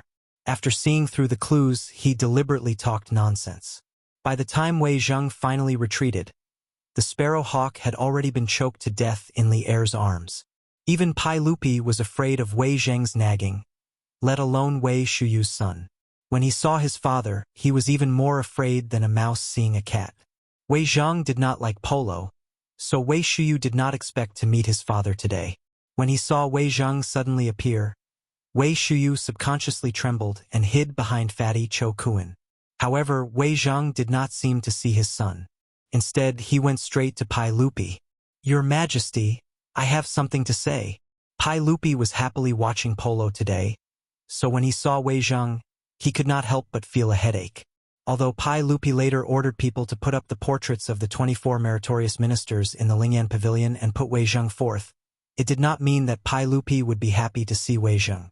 Wei Zheng's lifetime of admonitions amounted to tens of thousands of words. The number of times he spoke, the intensity of his words, and the firmness of his attitude made him the leader of all the ministers in the court. Although Pai Lupi could not leave him, he still felt a headache. This was also human nature. No one could stand someone nagging in their ears every day. No matter how accurate the words were, they couldn't stand it. Pai Lupi even gave Wei Zheng a nickname, Goat-Nosed Duke. This was also the only nickname that Pai Lupi had given to anyone in his life. It meant that the old man with the goat nose was as aggressive as a goat, stubborn and unyielding. As for Wei Zheng, Pai Lupi hated him, but at the same time he couldn't leave him. It was very distressing. Seeing that Wei Zheng had something to say again, he couldn't help but frown. He reached out and rubbed his temples. "Duke Wei, if you have something to say, can we talk about it after this match?" "Your Majesty, you mustn't. I came here to ask you to stop this match." Wei Zheng didn't give Pai Lupi any face and directly retorted. Pai Lupi was taken aback. "Stop hitting? Why is that?" "Because of horses." "Horses?" Pai Lupi was confused by Wei Zheng's words. The conversation between the monarch and his minister naturally reached the ears of everyone present. Everyone present was also baffled by Wei Zheng's words. Why did this ball strike provoke the goat-nosed duke out of the blue? "Your Majesty, do you know how much it cost to buy 2 horses in the Tang dynasty?" Wei Zheng asked with a straight face. Pai Lupi pondered for a moment. "Between 50 to 100 strings of coins per horse." "That's right. Last year, the Tang dynasty bought 3,000 horses from various countries in the western regions. The total cost was more than 200,000 strings of coins, which was more than 35,000 taels of gold. Does your Majesty know how many Tujua horses were eliminated last year?" Wei Zheng continued to ask. This? Pai Lupi seemed to know what Wei Zheng was going to say. His face became a bit ugly. Wei Zheng didn't wait for Pai Lupi to answer. He continued, "Last year, more than 4,600 horses were eliminated because their hooves were damaged and they couldn't bear weight." He pointed to the polo field and continued, "Your Majesty, Tujua horses are precious. How can they be used for playing? It's not easy to buy and train war horses. How can they be used so recklessly? I ask your Majesty to quickly issue an edict to ban hitting in the military." After Wei Zheng finished speaking, Pai Lupi and the other generals who were originally very dissatisfied with his words fell silent. They had to admit that this goat-nosed duke was right. The Tang dynasty didn't lack horses, but not all horses could be used as war horses. In the era of cold weapons, cavalry was the most powerful army. Therefore, the source and breeding of warhorses was very important. Most of the horses in the Central Plains were relatively short and not suitable to be used as warhorses. The best warhorses were Tujua horses. After the Li Tang dynasty established the country, Pai Lupi personally ordered the selection of 2,000 Tujua horses and 3,000 surplus horses from the Sui dynasty's official horse farm to be used for grazing in Longyu. The purpose was to breed excellent warhorses. Even so, the Tang dynasty still needed to buy a large number of Tujua horses from the western regions every year to make up for the shortage of warhorses. The horses used for the races on the racecourse were the best horses that had been carefully selected. Wei Zheng naturally couldn't bear to see Pai Lupi and the nobles of the Tang dynasty use these precious warhorses to play polo. This would only increase the number of horses that were damaged. This was simply a wasteful behavior. Pai Lupi, who felt that he was in the wrong, and the generals of the northern Yamen's 6 armies and the southern Yamen's 16 guards all fell silent. Even Cheng Yaojin, who was always noisy, shut his mouth tightly and didn't say a word. Wei Zheng, the goat-nosed duke, was naturally right. However, whether it was Pai Lupi or these generals, they were unwilling to let Pai Lupi issue an edict forbidding polo. The scene became quite awkward for a while. Li Wangyu heard the conversation clearly from the side, but he was somewhat confused. In his opinion, polo was a very good sport. Although it required the horses to run, it shouldn't be as serious as Wei Zheng said, right? How could the warhorses become useless after a few more matches of polo? This wasn't a joke, was it? However, looking at the serious faces of the people around him, he was somewhat uncertain. Was there some secret that he didn't know? Li Wangyu moved closer to Fang Yai's ear and asked in a low voice, "Brother Yai, why did Duke Wei say that polo would hurt the horses? What could happen if the horses run more?" His question made Fang Yai look at him strangely, as if he was looking at a fool. "Zio, don't you know that horses' hooves can't withstand wear and tear?" Duke Wei meant that if the war horses were to use the polo, it would be a loss if the horses' hooves were worn out. Wear out the horses' hooves? What did that mean? Li Wangyu blinked and still didn't understand. Fang Yai could only continue to explain to him that the horses' hooves were similar to a human's fingernails. As the warhorses needed to run a long distance, it was very easy for them to bump or step on stones or other things. The horny layer on the horse's hooves could easily split open. Once the horse's hooves split open or were severely worn out, the warhorse would be useless and would no longer be able to run at a high speed. It could only be withdrawn from the army and used as a draw horse. This was also the reason why Wei Zheng wanted to stop the polo competition. After hearing Fang Yai's words, Li Wangyu sighed deeply. So it was like this. He had just started to like this sport. If it was to be banned because of Wei Zheng's words, that would be too regretful. However, after thinking about it, there seemed to be something wrong with this matter. He couldn't help but think of an English folk song that he saw on the internet in his future life. Losing a nail meant losing a horseshoe. Losing a horseshoe meant losing a war horse. Losing a war horse meant losing a war horse. Losing a war horse meant losing a war horse. Losing a war horse meant losing a country. A horseshoe. Chapter 331. That's right, it was a horseshoe. Li Wangyu could not help but pat his head. How could he have forgotten about this transmigration benefit? A horseshoe was also called a horseshoe. This item was extremely simple. It was a U-shaped piece of metal about the size of a horse's hoof. Using a nail to nail the horse's hoof, it could protect the horse's hoof. Li Wangyu had read many transmigration novels, and this horseshoe was a godly item for showing off and slapping people's faces. In the future, Li Wangyu was so bored that he argued with people on the internet about when horseshoes appeared in China.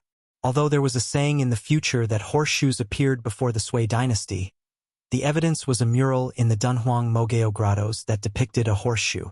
However, Li Wangyu had seen that mural on the internet, and he could not tell that it was a horseshoe. Moreover, there were no horseshoes, and it looked more like it was a treatment for the horse's hoof. Moreover, there was a clear record in the history books. In the 5 dynasties and 10 kingdoms, Gao Juhui, a diplomat from the Jin dynasty, was sent to the western region's Yutian kingdom, where he saw horseshoe technology from the Uyghur people. However, China did use bamboo, rattan, and leather to make simple shoes to protect the horse's hoof. However, they were more of a decoration than actual protection, and these things would be easily damaged when the horse ran at high speeds. In history, Wei Qing and Hua Zubing led an army to attack the Xiongnu people. When they set out, they had 140,000 horses, but when they returned, they only had 30,000 left. Most of the horses that were worn out were because they did not have horseshoes. After running for such a long distance, they had no choice but to give up. Li Wangyu thought about how such a simple U-shaped piece of metal could solve the problem, but it caused Wei Zhang and Pai Lupi to confront each other, and he could not help but laugh out loud. His laugh was not a big deal, but it attracted everyone's attention. At this moment, on the wooden stage, Wei Zhang, Pai Lupi, and the other big shots were at each other. Everyone stared at each other in silence, and the atmosphere became tense. At this moment, Li Wangyu laughed out loud, and Wei Zhang could not help but stare at him. "Hushin man, why are you laughing? Is what this old man said funny?" Li Wangyu felt a chill run down his spine. He hurriedly waved his hands and said, No, Wei Gong, you're right." Wei Zhang glanced at him, then turned to Pai Lupi. "Your Majesty, hitting the ball will hurt the horse. You must not continue. Your Majesty, please grant this official's request to cease the practice of batting." Pai Lupi was forced into a corner by Wei Zhang's words. He could neither agree nor disagree. This goat-nosed duke was so stubborn that it made people uncomfortable. When Li Wangyu saw this, he hesitated for a moment, but still braced himself and stood up. "Your Majesty, Eunuch Wei, there is actually a way to satisfy both sides. You don't have to stop batting, and you can also protect the horses." Pai Lupi's eyes lit up, but before he could say anything, Wei Zhang began to glare at him again. His words were quite rude. "Hushin man, don't mess around. This matter concerns the integrity of the country. How can it be treated as a joke? This old man sees that you are young and have gained the trust of His Majesty. You should be careful with your words and actions. Don't be like those traitorous officials and act recklessly." Wei Zhang actually didn't have any ill feelings towards Li Wangyu. Li Wangyu's water wheel, saline alkali soil management, and four-wheeled carriage were all good tools that benefited the country and the people. Wei Zhang greatly admired them. The old man was also a fan of the Three Kingdoms. When he had nothing to do, he would hold the romance of the Three Kingdoms and carefully study it. Wei Zhang loved Li Wangyu, no matter if it was his poems or essays. He loved them to the extreme. Wei Zhang also knew that his son, Wei Shuyu, had a close relationship with this Hushin man. The old man became more and more impolite. He completely treated Li Wangyu as his own nephew and taught him a lesson. In the old man's opinion, his son and you are brothers, so he should control you and prevent you from being arrogant and unrestrained. Wei Zhang's words had good intentions, but it was hard to listen to. Li Wangyu's nose was about to become crooked from anger. "What do you mean by child's play? What do you mean by acting recklessly?" When Wei Zhang said this, his stubborn donkey temper came out. He straightened his neck and said, "This matter is unnecessary trouble. If the war horse's hooves are worn out, then think of a way to protect the horse's hooves. Who would stop the war horse from running just to protect the horse's hooves? Do our Tang cavalry have to be careful when fighting and not let the war horse run? What nonsense are you spouting? How can these two be compared? This is a matter of the country. Hushin man, don't treat it as child's play." When the goat-nosed elder heard Li Wangyu's words, he also lost his temper. Li Wangyu was choked by the old man's words. He simply ignored him and cupped his hands towards Pai Lupi. "Your Majesty, I have a way to make the horse's hooves not wear out when running. It is very simple." Without waiting for Pai Lupi to speak, Wei Zhang refuted, "Nonsense. Who has heard of horses running without wearing out their hooves? Which ancient book has such a record? Bo-Lu Sutra of Horse Identification, Essential Techniques of Qi People, See Mu Anji Collection. I have read these books several times. How can there be a way to make the horse's hooves not wear out?" Li Wangyu rolled his eyes at the old man. "If Wei Gong doesn't believe me, Why don't we make a bet? When he heard Li Wangyu mention a bet, Wei Zheng's face couldn't help but twitch a few times. Huxin man, don't make trouble. This matter concerns the horse administration of the Tang dynasty. How can you use a bet as child's play? Li Wangyu simply looked at Pai Lupi. Your Majesty, do you believe what I said just now? This? Pai Lupi didn't know how to answer. Li Wangyu often exceeded his expectations, but he didn't believe that he could make the horse's hooves not wear out. As the horse emperor, Pai Lupi's understanding of horses was no less than those who raised horses. He naturally knew the nature of horses very well. In his opinion, it was natural for horses to wear out their hooves when they ran. What if it could be reversed by human power? But in the face of Wei Zheng's aggressiveness, Pai Lupi couldn't say that he didn't believe him. Wouldn't he have to let the sheep-nosed duke force him to issue an edict forbidding polo? As a fanatical polo enthusiast, it was too difficult for him to issue an edict. However, Pai Lupi also knew that Wei Zheng was right. Nowadays, among the nobles of the Tang dynasty, playing polo was a trend. In Chang'an, almost every noble had a group of polo players. 1 or 2 games of polo didn't wear out the horses much, but over time, the number of horses lost every year was considerable. Seeing Pai Lupi like this, Li Wangyu was a little depressed. He simply raised his voice. Your Majesty, I have something to report. Report it. Your Majesty, please build a large polo field in Chang'an. Pile up soil slopes around the field and set up benches to accommodate tens of thousands of people in Chang'an and to watch the game. Playing polo can train the military's horsemanship and also let the people of Chang'an and the vassal states know the military power of the Tang dynasty and the national prestige of the Tang dynasty. Your Majesty, please make a decision. Li Wangyu's words were simply going against the old man, Wei Zheng. Not only were Li Er and the other big shots dumbfounded, but even the foppish young masters were dumbfounded. Wei Shuyu, who was hiding behind Cho Kuan, couldn't help but poke her head out. She wanted to see if Li Wangyu was crazy. Where did he get the courage to challenge her father? Chapter 332. Li Wangyu's words shocked everyone to the point of being tongue-tied, but he still felt that it wasn't enough.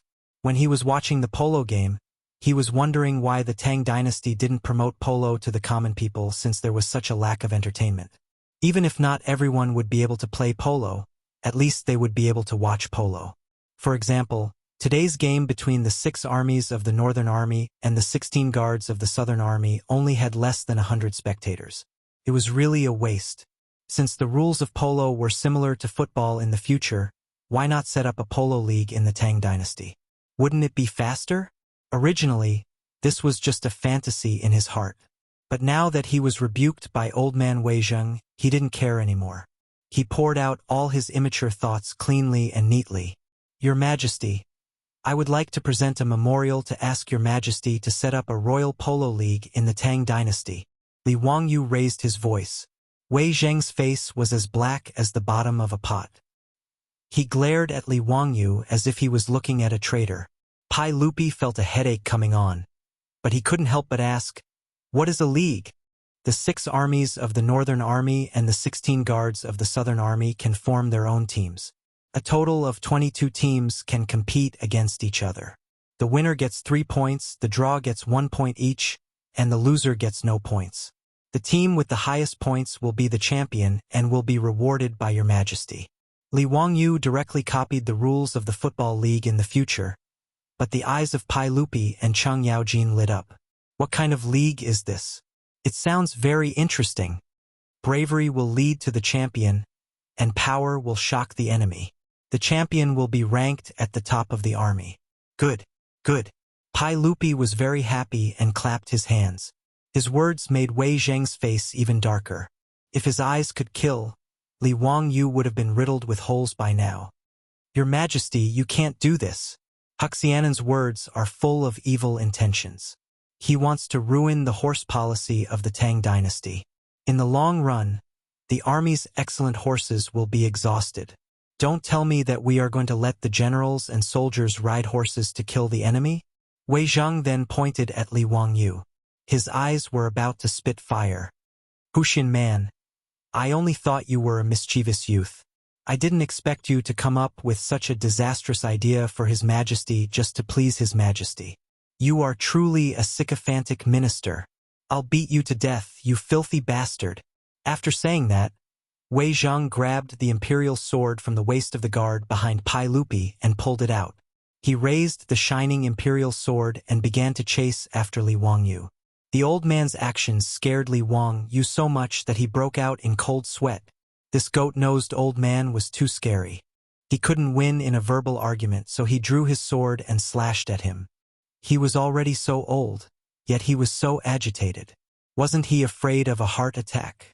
Li Wangyu was so scared that he ran away. He jumped off the wooden stands and ran into the polo field. Behind him, Wei Zhang was still panting as he chased after him. In reality, Li Wangyu didn't know that the imperial sword hanging from the waist of Pai Lupi's imperial guard was only a ceremonial sword. It wasn't sharpened at all, but it looked bright and scary. Most of the imperial guards by the emperor's side carried weapons like this. This sudden turn of events stunned Pai Lupi and the other leaders. When they saw Li Wangyu being chased by the old man, Wei Zhang, they couldn't help but laugh. After Pai Lupi laughed a few times, he finally remembered his identity. He couldn't help but cough a few times to suppress his laughter. He ordered the imperial guards behind him, who were also unable to hold back their laughter. "Why aren't you going to stop them? What kind of scandal is this?" After Pai Lupi's words, the imperial guards finally reacted. They ran out in a hubbub, stopped the panting Wei Zhang, and took back the imperial sword. Li Wangyu was also covered in sweat from running. Seeing that there was no danger, he walked back to the wooden stands. "Zio, hurry up and apologize to Eunuch Wei. Look at how angry he is." Pai Lupi held back his laughter and began to smooth things over. He wanted to give Wei Zhang, this stubborn old man, a way out. Li Wangyu, on the other hand, felt that he had been wronged. What did this have to do with him? It was clearly the goat-nosed old man who was being unreasonable. Why did he want him to apologize? However, Pai Lupi winked at him, indicating that he should hurry up and apologize. "Li Wang, you could only bow to Wei Zhang helplessly. Eunuch Wei, it was all my fault. Please forgive me." "Humph." The stubborn old man still ignored him. He let out a cold snort and turned his head to the side, refusing to look at him. Li Wangyu helplessly shrugged his shoulders and looked at Wei Shuyu. He was thinking about how to get revenge on Wei Shuyu when he returned. "You bastard! I can't deal with your parents? But you think I can't deal with you?" Wei Shuyu naturally didn't know whether to laugh or cry at the farce just now. When he saw Li Wangyu's threatening gaze, he repeatedly made a gesture of begging for mercy. As for Chang Chumo and the others, they were laughing so hard that they couldn't even straighten their backs. Regarding this, Li Wangyu could only curse in his heart. This group of bastards, not a single one of them came to help him stop the stubborn old man. They just watched as he was chased down. How hateful! Pai Lupi lightly coughed and asked Li Wangyu again. "Zio, you said that there is a way to not damage the horse's hooves. Is this true?" "Of course. This matter is very simple. If we are barefoot, we will not be able to walk. It is the same for horses. If we put shoes on the horse, won't the problem be solved?" Li Wangyu's words made Pai Lupi shake his head. Wei Zhang once again snorted coldly.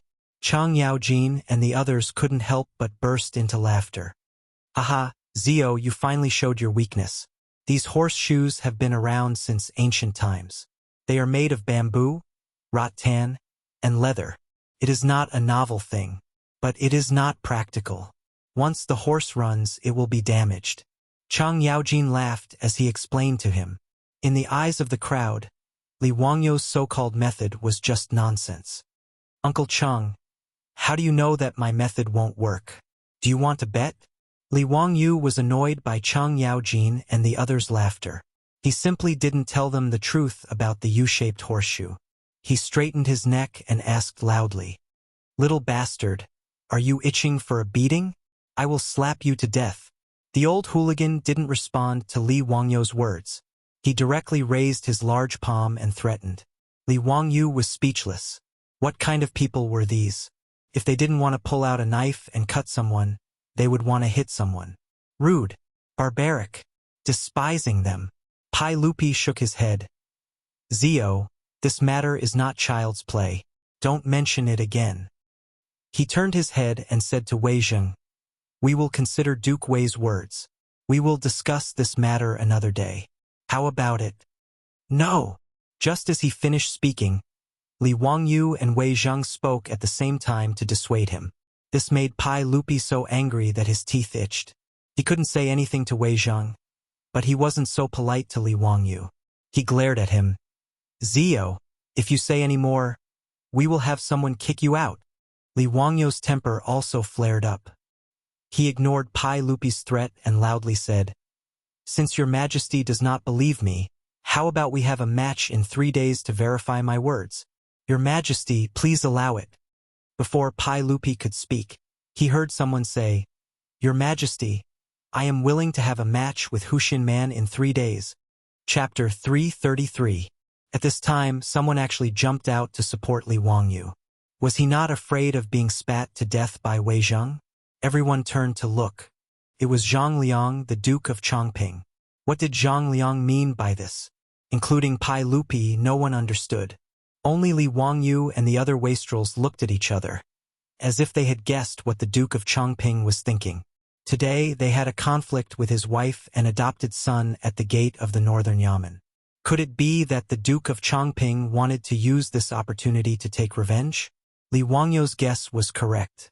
Zhang Liang had been urged by Li Wangyu to use this game of polo to give the wastrels and Li Wangyu a little bit of trouble, so as to vent his anger for his wife, Li Wangyu. Originally, Zhang Liang had been struggling to find an opportunity to speak. Now that Li Wangyu had taken the initiative to suggest that they play in 3 days, he did not care about Wei Zheng's anger and hurriedly interjected, expressing his willingness to play with Li Wangyu. He was afraid that Pai Lupi would not allow it, so he took the initiative to explain, Your Majesty, this subject is willing to play polo with Huxin Man in 3 days. Today, Huxin Man and my wife had a misunderstanding at the northern Yamen gate. This subject wishes to use this opportunity to play polo with Huxin Man to resolve the misunderstanding. Your Majesty, please allow it. Zhang Liang's words might seem absurd and laughable to the people of the future. However, in the Tang dynasty, this was a common method to resolve conflicts between nobles. Before Pai Lupi ascended the throne, when Li Yuan was on the throne, there were conflicts between nobles in the Tang dynasty. Occasionally, there would be large-scale private fights between troops. When words could not convince the other party, they would use their swords to resolve the problem. This was also one of the reasons why nobles had their own troops. Ever since Pai Lupi ascended the throne after the incident at the Xuanwu Gate, he had decreed that nobles were forbidden from using troops to fight. Once discovered, they would be severely punished. Under the suppression of Pai Lupi's imperial power, private fights were suppressed.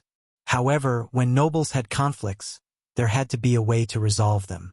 Therefore, it became an unspoken rule among the nobles of the Tang dynasty to solve conflicts by hitting the ball. The reason why Zhang Liang did not mention Cheng Chumo and the other debauches, and only mentioned Li Wangyu, was because this fellow also bullied the weak and feared the strong. From his point of view, although Li Wangyu was loved by Pai Lupi, he was, after all, the lowest-ranked county official who founded the country. He did not hold an official position in the court and had no power or influence. But behind Cheng Chumo and the others were Cheng Yaojin, Fang Xianling, and other military bigwigs, so he did not want to offend them. Therefore, even when Ho Junji urged him to find trouble with Cheng Chumo and the other dandy, he was very smart to bypass them and only mentioned that he had some misunderstanding with Li Wangyu.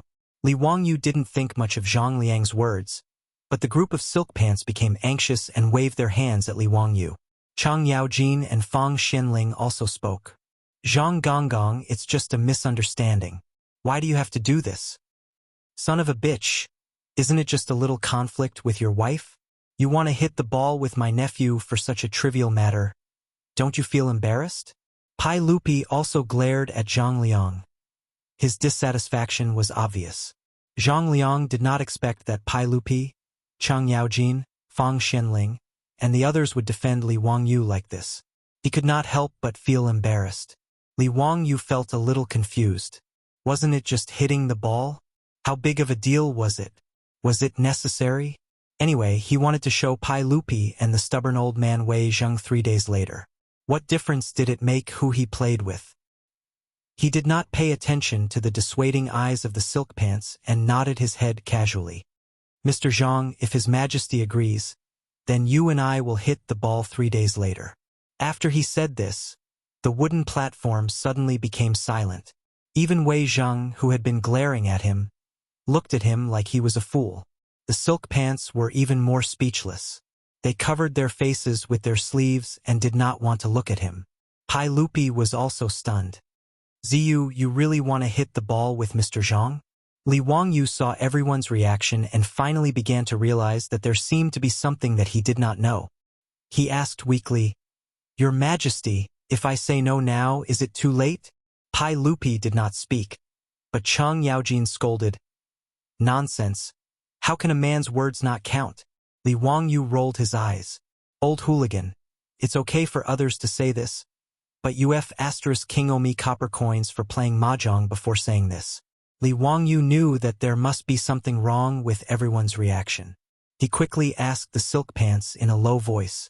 The answer he received made him break out in a cold sweat. F***CK. What kind of stupid rule was this? As long as he agreed to Zhang Liang's suggestion, Li Wangyu, as the head of the family, had to play the game. Zhang Liang naturally had to play as well. But could he compete with Zhang Liang? Although Zhang Liang did not have any great skills, he was still a veteran of the battlefield. Playing polo was a piece of cake for him. However, Li Wangyu had only learned how to ride a horse for 2 months. He barely knew how to ride a horse, so how could he be considered skillful? With his thin and weak body, if he really fell off the horse, wouldn't his head bleed and even break his bones? Playing polo in the Tang dynasty was really too dangerous. In today's polo, the players did not have any protective measures and were very easy to get injured. Han Yu said in the second book of Shangzhang Puxi, small injuries to the face, large injuries to the body. During the Tang dynasty, there were many examples of people getting injured or even dying from playing polo. During the Tang dynasty, Li Heng fell off the horse and died from a stroke. During the Tang dynasty, General Zhou Bao was blinded in one eye. At the end of the Tang dynasty, General Zhu Chuanzhong's son played polo with Tang Xiaozong. Unfortunately, he fell to the ground and died on the spot. In short, it was a very dangerous sport. Li Wangyu was dumbfounded. How was it possible for him to play polo? Before he could change his mind, he heard Pai Lupi stand up and announce, Since Chongping County Duke and Hushin County Duke have agreed to this, then 3 days later, we will have a match at Taiji Palace's Wuda Hall to test Hushin County Duke's words. Were they really going to play? It was as if Li Wangyu could already see himself rolling off the horse's back. His flesh lacerated and his flesh mangled. His back was soaked in cold sweat. In the face of the pressure of survival, Li Wangyu's thoughts were as fast as lightning. He came up with an idea. Your Majesty, I have something to say. Li Wangyu hurriedly shouted. Speak. Since 3 days later you want to test whether my method of protecting the horse's hooves is feasible, then I will be responsible for setting up the polo field. Is that okay? Zhang Liang didn't have any objections to this. Pai Lupi thought for a moment, then nodded in agreement. The matter was settled. Even the stubborn old man Wei Zheng didn't say anything. Everything would be decided in 3 days' time. After Wei Zheng's disturbance, today's polo match couldn't continue. Pai Lupi directly stopped the match and prepared to return to the palace. Li Wangyu hurriedly ran after him. Pai Lupi turned his head in confusion. Zio, is there something else? Li Wangyu rubbed his hands and laughed. Uncle, there is something else. What is it? Borrow a horse. Chapter 334. In the Tang dynasty, 10 people were required to play in a regular cricket match. Li Wangyu currently had neither men nor horses, so he naturally had to ask Pai Lupi for them. Horses were easy to get. Pai Lupi might not have anything else, but he had plenty of fine horses in the palace. Among them, there were 10 Turkic horses, which were named by Pai Lupi as the 10G horses. They were all first-class horses. Pai Lupi was naturally reluctant to lend the 10G horses to Li Wangyu to play polo, but he could choose the other horses. In a polo match, the horses had to be changed 3 times. 30 horses were enough. After solving the problem of horses, Li Wangyu still wanted to borrow people. His Li family was small in number, so he couldn't drag the old housekeeper Li Heng, his beautiful boss, Aphrodite, Perrin, and the 4 maidservants into the match, right? However, Pai Lupi shook his head and refused. Zio, the cricket match in 3 days is between you and Zhang Liang. It's not convenient for me to lend you a batter from the palace. Li Wangyu pondered for a moment and understood Pai Lupi's meaning. As the emperor of the Tang dynasty, he naturally had to be impartial. Although Li Wangyu was now his nephew, he still couldn't be biased. If he lent a batter, it would show his bias, and it would easily cause the court to criticize him. After sending off Pai Lupi, Li Wangyu began to think hard about where he could find a batter. Niu Wu and the other old soldiers were all skilled in archery and horse riding, but how could they know how to play polo? Just as he was feeling distressed, a group of playboys gathered around. Zio, if you don't bring us brothers to the cricket match in 3 days, we'll cut ties with you. Chang Chumo patted Li Wangyu's shoulder and said, That's right. Us brothers also want to play. The Yuchi twins also expressed their stance. Fang Yai cracked his knuckles and said with a smile, Heh, how can you not count me in for this kind of thing? Even Niu Zhengping, whose leg was inconvenient, was the same. I'm lame, but I have no problem hitting the ball. Zio, don't forget about your brother. Haha, after beating up the young one today, I'll teach the old one a lesson in 3 days. What's there to be afraid of? Ziyu, there's no need to worry. We beat him up together. If the prefectural Duke Chongping is unhappy, we brothers will take it on together. Yes. 3 days later, I'll kill that old bastard Zhang Liang. The silk pants words made Li Wangyu's nose tingle. These bastards were really interesting. This was something that he couldn't avoid. But this group of silk pants actually wanted to step in personally. He had to remember this favor. And he would forgive Wei Shuyu and this group of bastards for not saving him when he was in danger. Li Wangyu nodded gratefully at the foppish young masters and sat down in a circle. Brothers, many thanks. Cho Kuan stood to the side and said sadly, Ziyu, this whole thing happened because of me. If there's anything I can do, I won't refuse. Of those who wanted to hit the ball, only Fatty Cho Kuan didn't say anything. It wasn't that he didn't want to, but that with his size it was too difficult to find a horse that could carry him. Li Wangyu laughed and patted his belly, which looked like it was 4 months pregnant. Stop talking nonsense. If you continue to be so pretentious, I'll beat you up. The silk pants also laughed and stepped forward to trample on Fatty Cho Kuan's body of fat, laughing and joking. This made Cho Kuan feel less guilty. Chang Chumo laughed. Ziyu, you still don't know how to hit the ball, right? Let's go, brother will take you to practice. The silk pants also became interested. Knowing that Li Wangyu had borrowed a horse from Pai Lupi, they all clamored to ride the palace's imperial horses. Li Wangyu hurriedly stopped them. Brothers, please wait. There's no hurry to hit the ball. The most important thing right now is to make the horses' shoes. Have you all forgotten the reason why I'm hitting the ball with the prefectural Duke Chongping in 3 days? Eh? What's a horse's shoe? Ziyu, do you really have a way to reduce the wear and tear on the horse's hooves? Horseshoes aren't reliable. I think Ziyu can definitely do it. Ever since Li Wangyu's amazing performance at the Jia Temple, Fang Yai had 100% trust in Li Wangyu. Wei Shuyu also nodded. I think my family's lord is going to fall this time. Haha, Ziyu, you must win. Yes. If there's really a way to reduce the wear and tear on the horse's hooves, that would be great. The tournament that Ziyu mentioned just now sounded very exciting. Not to mention the baseball field that can seat tens of thousands of people. Just thinking about it makes me excited. Ziyu, what method do you have? Hurry up and tell us. We brothers will help you plan it out. Li Wangyu smiled mysteriously. I'll keep it a secret for now. You all follow me. Oh right.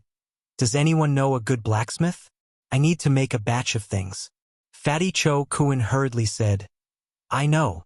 Xieji blacksmith shop in the east. My family's rice business needs ironware and they make it there. Let's go quickly. Li Wangyu pushed Fatty Cho Kuan and ran out of the barracks. The group of debauches looked at each other and chased after them with a smile. In the East Market Xie Ji blacksmith shop, shopkeeper Xie saw Cho Kuan leading a group of people and quickly came out to greet them. Lang Jun, do you need to make ironware today? Cho Kuan nodded and pointed at Li Wangyu. This is Hu Xian man. He needs to make some things. Shopkeeper Xie, let the blacksmith work hard. There can't be any delays. Shopkeeper Xie quickly went forward to greet the young man in front of him when he heard that the young man in front of him was Hu Xian man. When he found out the identity of these debauches, he became even more unwell. He couldn't even speak clearly. I can't walk downstairs. I didn't know you were here. I'm sorry for the neglect. Please wait for a moment. I'll call the blacksmith over immediately. After saying that, Shopkeeper Xie turned around and ran into the shop. After a while, he came out with a middle-aged man. This is the best craftsman in my shop.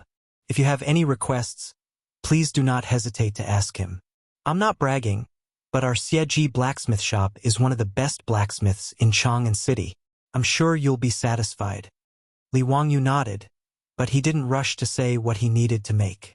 Instead, he asked Chang Chumo to bring a horse over. Chang Chumo was confused by him, but he still followed his orders and brought the horse over.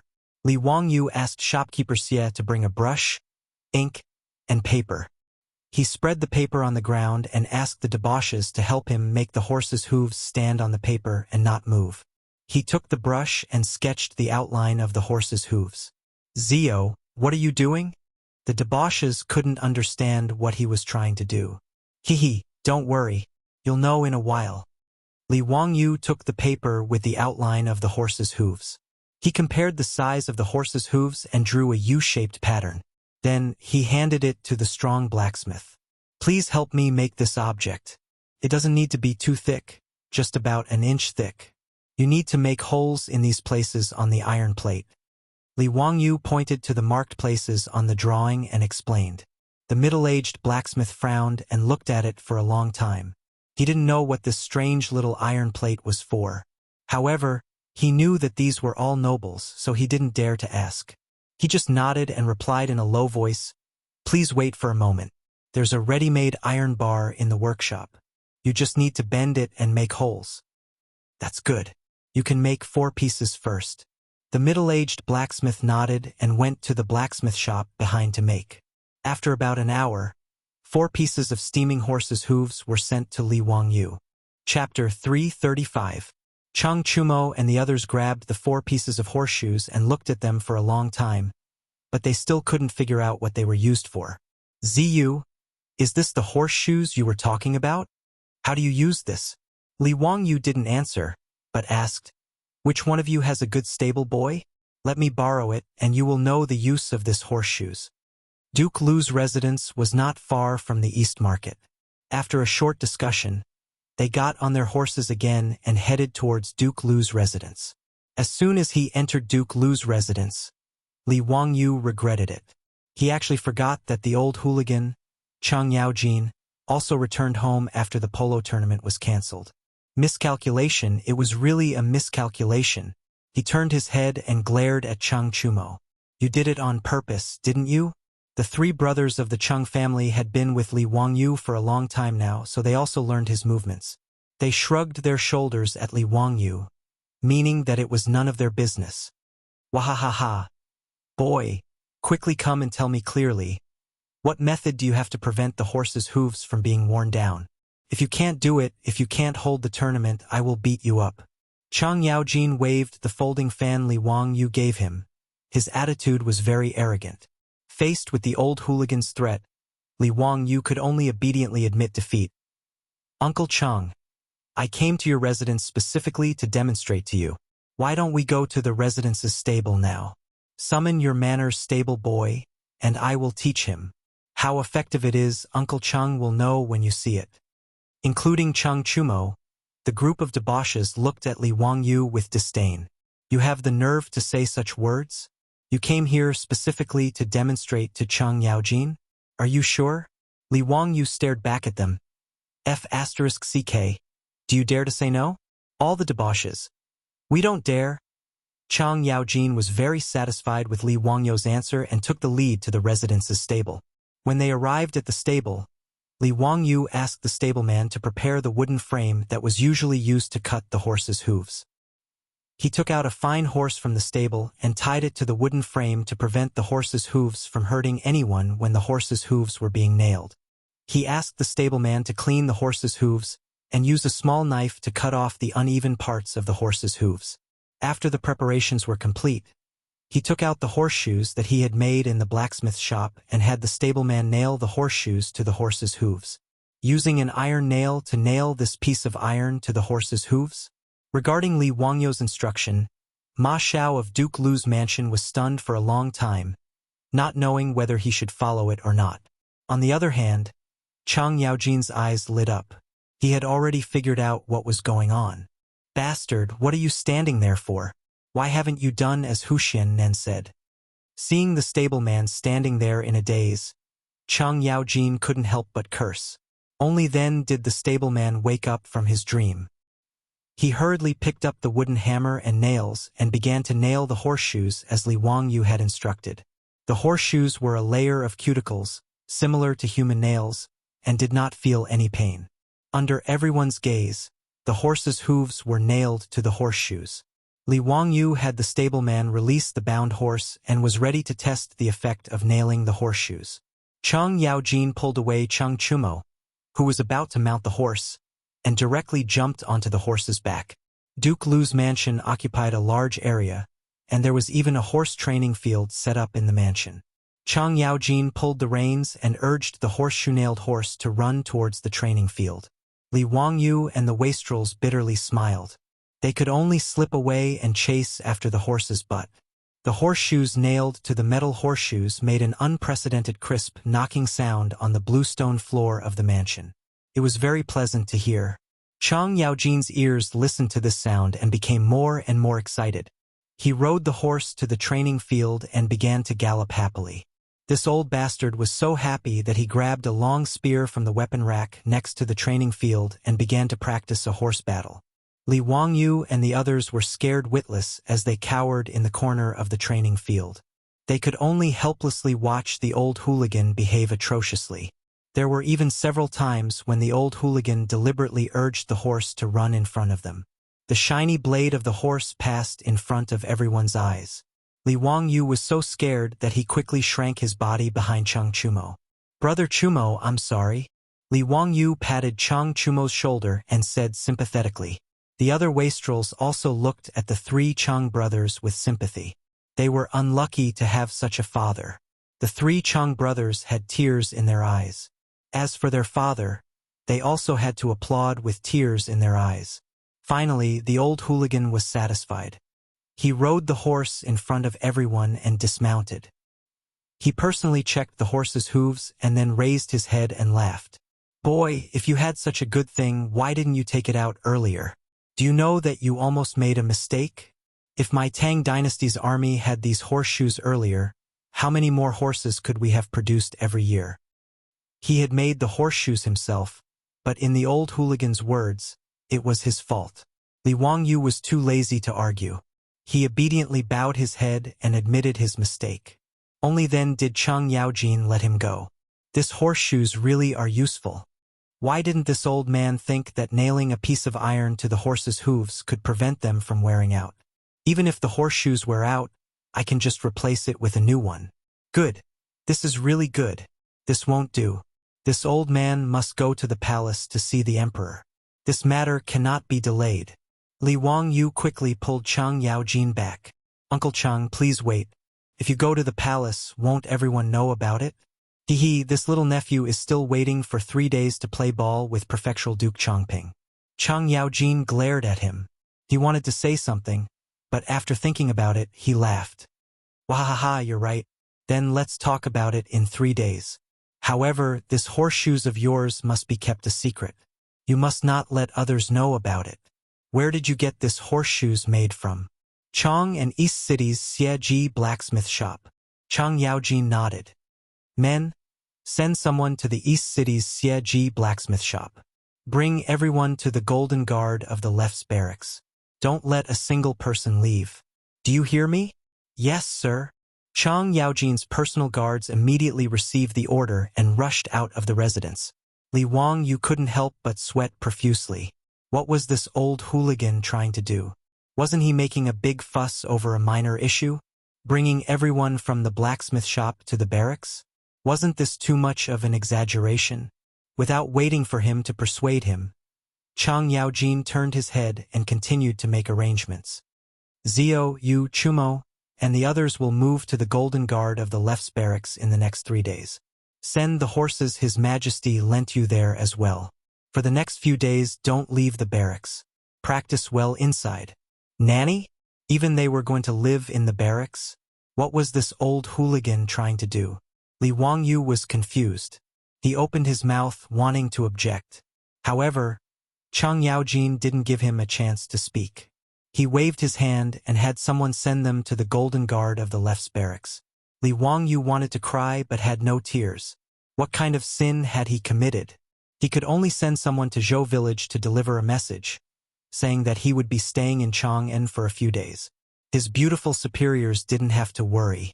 The group of silk pants were also confused by Chang Yaojin's arrangements. They could only send someone back to their residence to say that they had been asked to stay by Lu Guogong. Chapter 336. Li Wangyu, Cho Kuan, and the other playboys were sent to the barracks of the Golden Guards of the left by the old hooligan.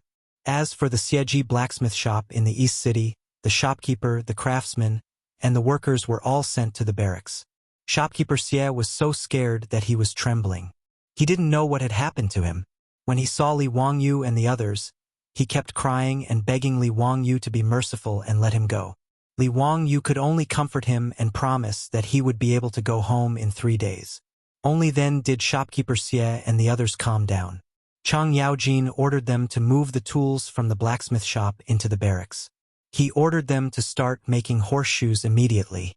Shopkeeper Xie and the others knew that it was because of the small piece of iron they made today. However, they didn't dare to complain. They could only bury themselves in forging and hope that they could go home as soon as possible. They didn't know that the small piece of iron they made could solve the problem that troubled the dynasties of China. It was really a divine tool. It could be said that the Xieji blacksmith shop had opened a new era of cavalry. Of course, it didn't mean anything to shopkeeper Xie and the others who were in a mess. The group of playboys admired Li Wangyu to the extreme because of the horseshoes. Li Wangyu was the youngest in this small group. But now no one disobeyed him. The group of playboys faintly followed Li Wangyu's lead. It wasn't an exaggeration to say that Li Wangyu's words were more effective than their father's words. They were forced into the barracks by Chang Yaojin, but they all felt that it was very fun. After laughing and playing for a while, they prepared to go to the polo field of the Golden Guards of the left to practice.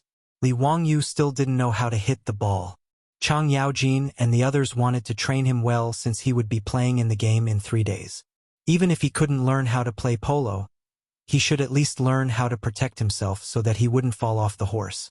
Li Wangyu suddenly remembered that he had to set up the venue. This was the key to showing the effect of the horseshoe. Whether he could win the game with Zhang Liang depended on the layout of the venue. He hurriedly pulled Chang Yaojin aside and told him his thoughts. After hearing Li Wangyu's words, Chang Yaojin, this old hooligan, couldn't help but slap Li Wangyu heavily on the shoulder. The shock caused Li Wangyu's body to go numb.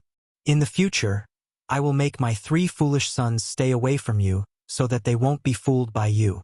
Tell me the truth. Some time ago, people pasted those things on the gates of the markets in Chang'an overnight. Was it you who did that? Uncle Cheng, what are you saying? That night, I was at your house, drinking with Brother Chumo and the others. Li Wangyu, of course, would not admit it, and replied with a smile. Chang Yaojin nodded. I know. It seems that it was you who did it. It must be my 3 foolish sons and your gang of bad friends. Damn. This Chang Yaojin was really cunning. Li Wangyu rolled his eyes, indicating that he was tired and didn't want to talk with this old bastard. Well, I will ask someone to prepare the things for you. But can you do it? Hitting the ball is not so simple. Be careful if you fall off the horse and your head bleeds. In my opinion, you are too impulsive. Although Zhang Liang doesn't have any **T ability, he is not someone you can compete with. Li Wang Yu really wanted to raise his middle finger to this old hooligan. Damn. Today on the wooden platform, who blocked my mouth with words, saying that a man's words should be nailed with a mouthful of saliva? Li Wang Yu knew that he couldn't win the argument with this old hooligan.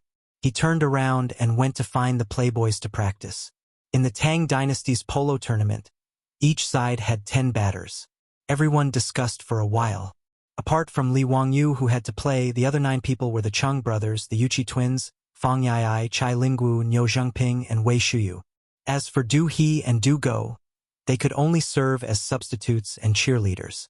These 9 people, including Wei Shuyu, were all good at playing polo. Niu Zhengping, who had always been low-key, was even more outstanding. After all, he was Niu Jinda's son. Although one of his legs was lame, it didn't affect him from learning his father's archery skills. It was also because his legs were inconvenient that Niu Zhengping became more and more passionate about polo. Because riding on horseback had nothing to do with his legs. Speaking of his father, Niu Jinda, he was also a fierce general in the early Tang dynasty. However, he was too low-key and didn't have good luck. Even Zhang Liang, that kind of trash, later became a duke and was ranked among the 24 meritorious officials of Lingyan Pavilion. Niu Jinda, who came from Wagong village and joined Pai Lupi with Cheng Yaojin, Qin Xiong, and the others, was only conferred the title of Langyi County Duke. He was so low-key that even the old and new Tang book were not given to him. As for himself, he had made illustrious military achievements and was far from what trash like Zhang Liang could compare with. Therefore, sometimes being too honest and dutiful was not good. Niu Jinda, Cheng Yaojin, Qin Xiong, and the others had a deep relationship. Even Niu Zhengping, Cheng Chumo, and the others had a deep brotherly relationship. They were so close that they almost wore the same pants. The people of old Niu's family really lived up to their surname. Each of them was as low-key as old Niu. Niu Zhengping usually didn't talk much among the playboys. However, today, after riding on horseback and holding his polo stick, he was like a different person. He was abnormally excited. Zio, watch brother show you what hitting a ball is. Niu Zhengping pulled the reins and the horse rushed out. Cheng Chumo used all his strength to hit the ball in Niu Zhengping's direction. However, Niu Zhengping did not wait for the ball to hit the ground and directly hit the ball in the air. The ball was 70 to 80 feet away from the goal. The red polo ball was like a meteor. It flew straight to the goal and accurately drilled into the goal like a guided missile. Li Wang Yu and the other playboys applauded and cheered. Niu Zhengping's play was really wonderful. It was not inferior to the batters they saw in the Northern Imperial Army field today. In order to practice, Cheng Yaojin even arranged opponents for the playboys. The left Imperial Guards batters would practice with them. Li Wang Yu temporarily stayed on the sidelines and watched. He planned to familiarize himself with the rules first. However, after watching the playboys practice for a while, he frowned. There seemed to be something wrong with the polo of the Tang dynasty. Looking at the scene of 20 people chasing the red polo ball in Noda's polo field, Li Wang Yu hugged his elbow with one hand and supported his chin with the other. He started to think. Why did he feel that there was something wrong? At this time on the field, Fang Yai had just intercepted the opponent's attack and hit the ball forward. The 20 horses turned their heads and chased the ball again. Li Wang Yu suddenly clapped his hands, startling Cho Kuan, who was next to him. That's right. That's it. I know. Li Wang Yu didn't care about anything else. He quickly blew the copper whistle and stopped the game. Chapter 337. Although polo in the Tang dynasty was prosperous, in Li Wang Yu's eyes, it was still very rough. In his opinion, including the playboys, whether it was horsemanship or batting skills, they could be called perfect. It was a personal skill that the stuntmen in the movies of later generations could not show. But these batsmen of the Tang dynasty mostly used cavalry formations when playing polo. Out of the 10 batters, other than one goalkeeper, the remaining 9 were in a cavalry triangular charging formation, with 3 men in a team cooperating with each other. There was no distinction between forwards, midfielders, and defenders on the field. As a result, the originally spacious polo field was not effectively used. In Li Wang Yu's eyes, it was wonderful and lively, but there were no skills or tactics in it. He was used to playing live football games in later generations, so he was familiar with football tactics like 3-4-3 and 4-4-2. Why couldn't it be the same in polo? Chang Chumo and the others were playing happily, but the game was stopped by the whistle. They looked depressed. Zio, what's wrong? Why did you whistle? Li Wangyu asked someone to bring him a pen and paper, and while writing and drawing on it, he replied, "Brothers, don't worry. I have some ideas to discuss with you." Zio, you also know batting tactics? Hey, wait for me to draw it for you. You'll know when you see it.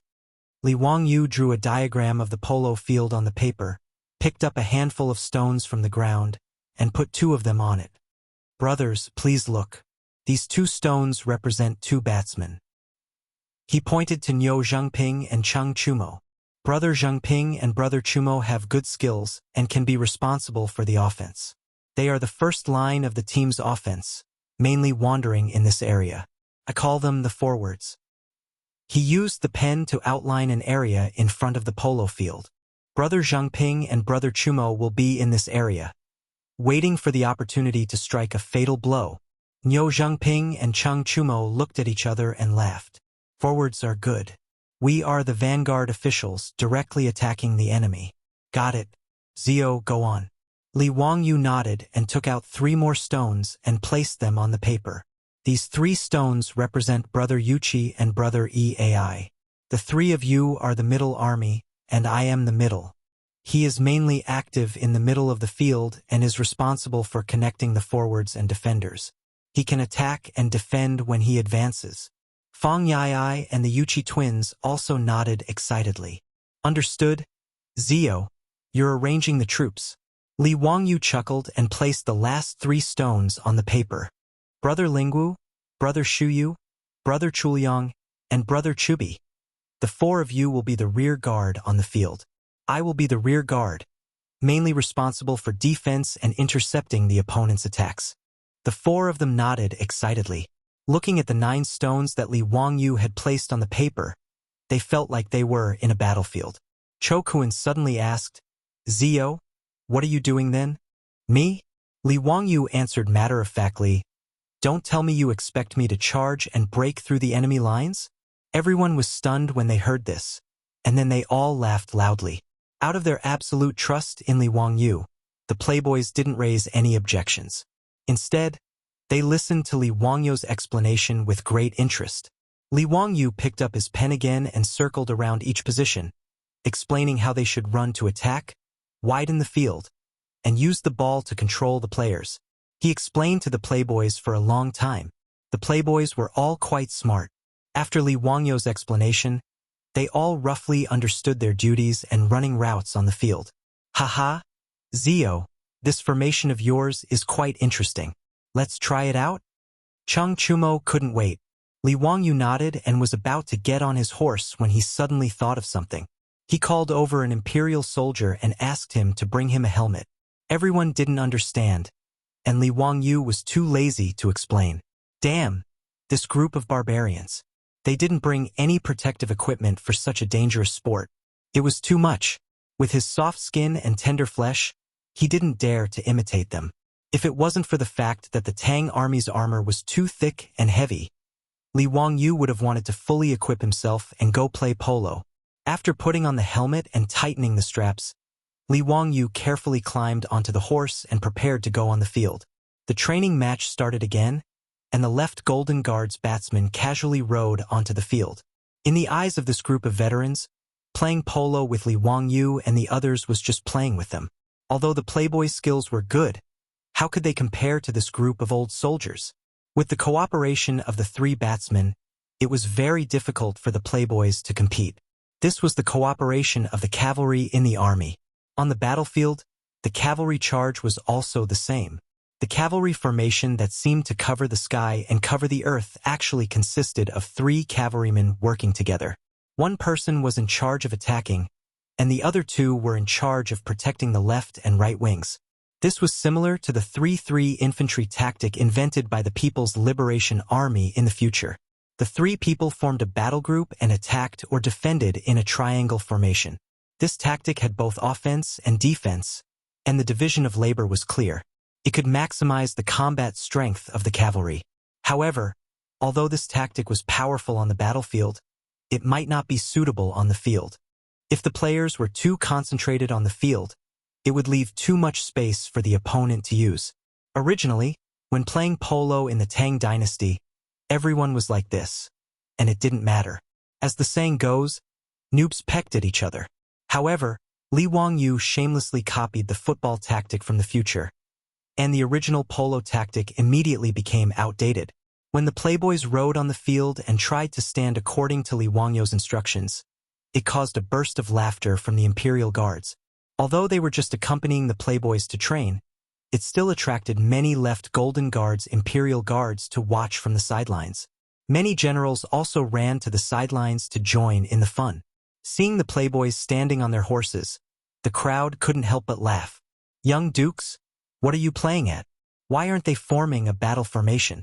If they fight by themselves, won't they be tortured to death?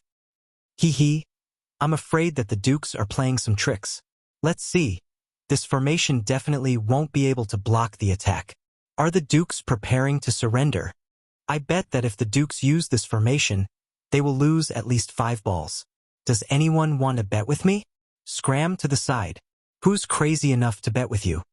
At the corner of the field, Cheng Yaojin was surrounded by a group of left Golden Guards as he watched the playboys train. Seeing the situation on the field, the group of generals couldn't help but discuss. Great General, what are the little Gongzi and the others doing? They won't be able to win against the Duke of Chongping's batting team. It's probably that Huxian guy's idea, right? Just now, I saw him call the Dukes over. That's why it's like this. This is the first time I've seen someone stand like this. Haha, it's really an eye-opener. This Huxian guy really has some ideas. Cheng Yaojin waved the horsewhip in his hand. Damn it, this group of bastards. If they make me lose face in front of the soldiers, I'll beat them to death. Without waiting for Cheng Yaojin to explode in rage, the referee blew the copper whistle and the match began. Chapter 338. Niu Zhengping casually pushed the ball to Cheng Chumo. The 3 batsmen of the left Golden Guards clamped their legs on their horses' bellies and urged their horses to rush over. Cheng Chumo was not in a hurry as he used the stick in his hand to push the ball behind him before the 3 men could surround him. The polo field was 1,000 steps long and the distance in the first half was 500 steps, which was more than 700 meters. Their horses were all military horses and could reach a speed of about 50 kilometers per hour. Even so, the horses needed nearly a minute to cross the field at full speed. In the movie One Goal to Fame, there was a classic line that went, "The football will always run faster than you, so we need to pass the ball." This sentence was even more appropriate to describe the polo field. Although the speed of the horses was much faster than the running speed of a human, the polo field was much wider. The red polo ball under the stick flew much faster than the football. Although the playboys were not adept at standing on the field and their horses were very immature, they perfectly utilized the width and length of the polo ball. The moment the match started, the laughter of the Imperial Army soldiers on the sidelines became softer and softer and was replaced by gasps. The generals beside Cheng Yaojin were also shocked by the scene on the field. The 10 best batsmen of the left Golden Guards could not even touch the surface of the polo ball on the field.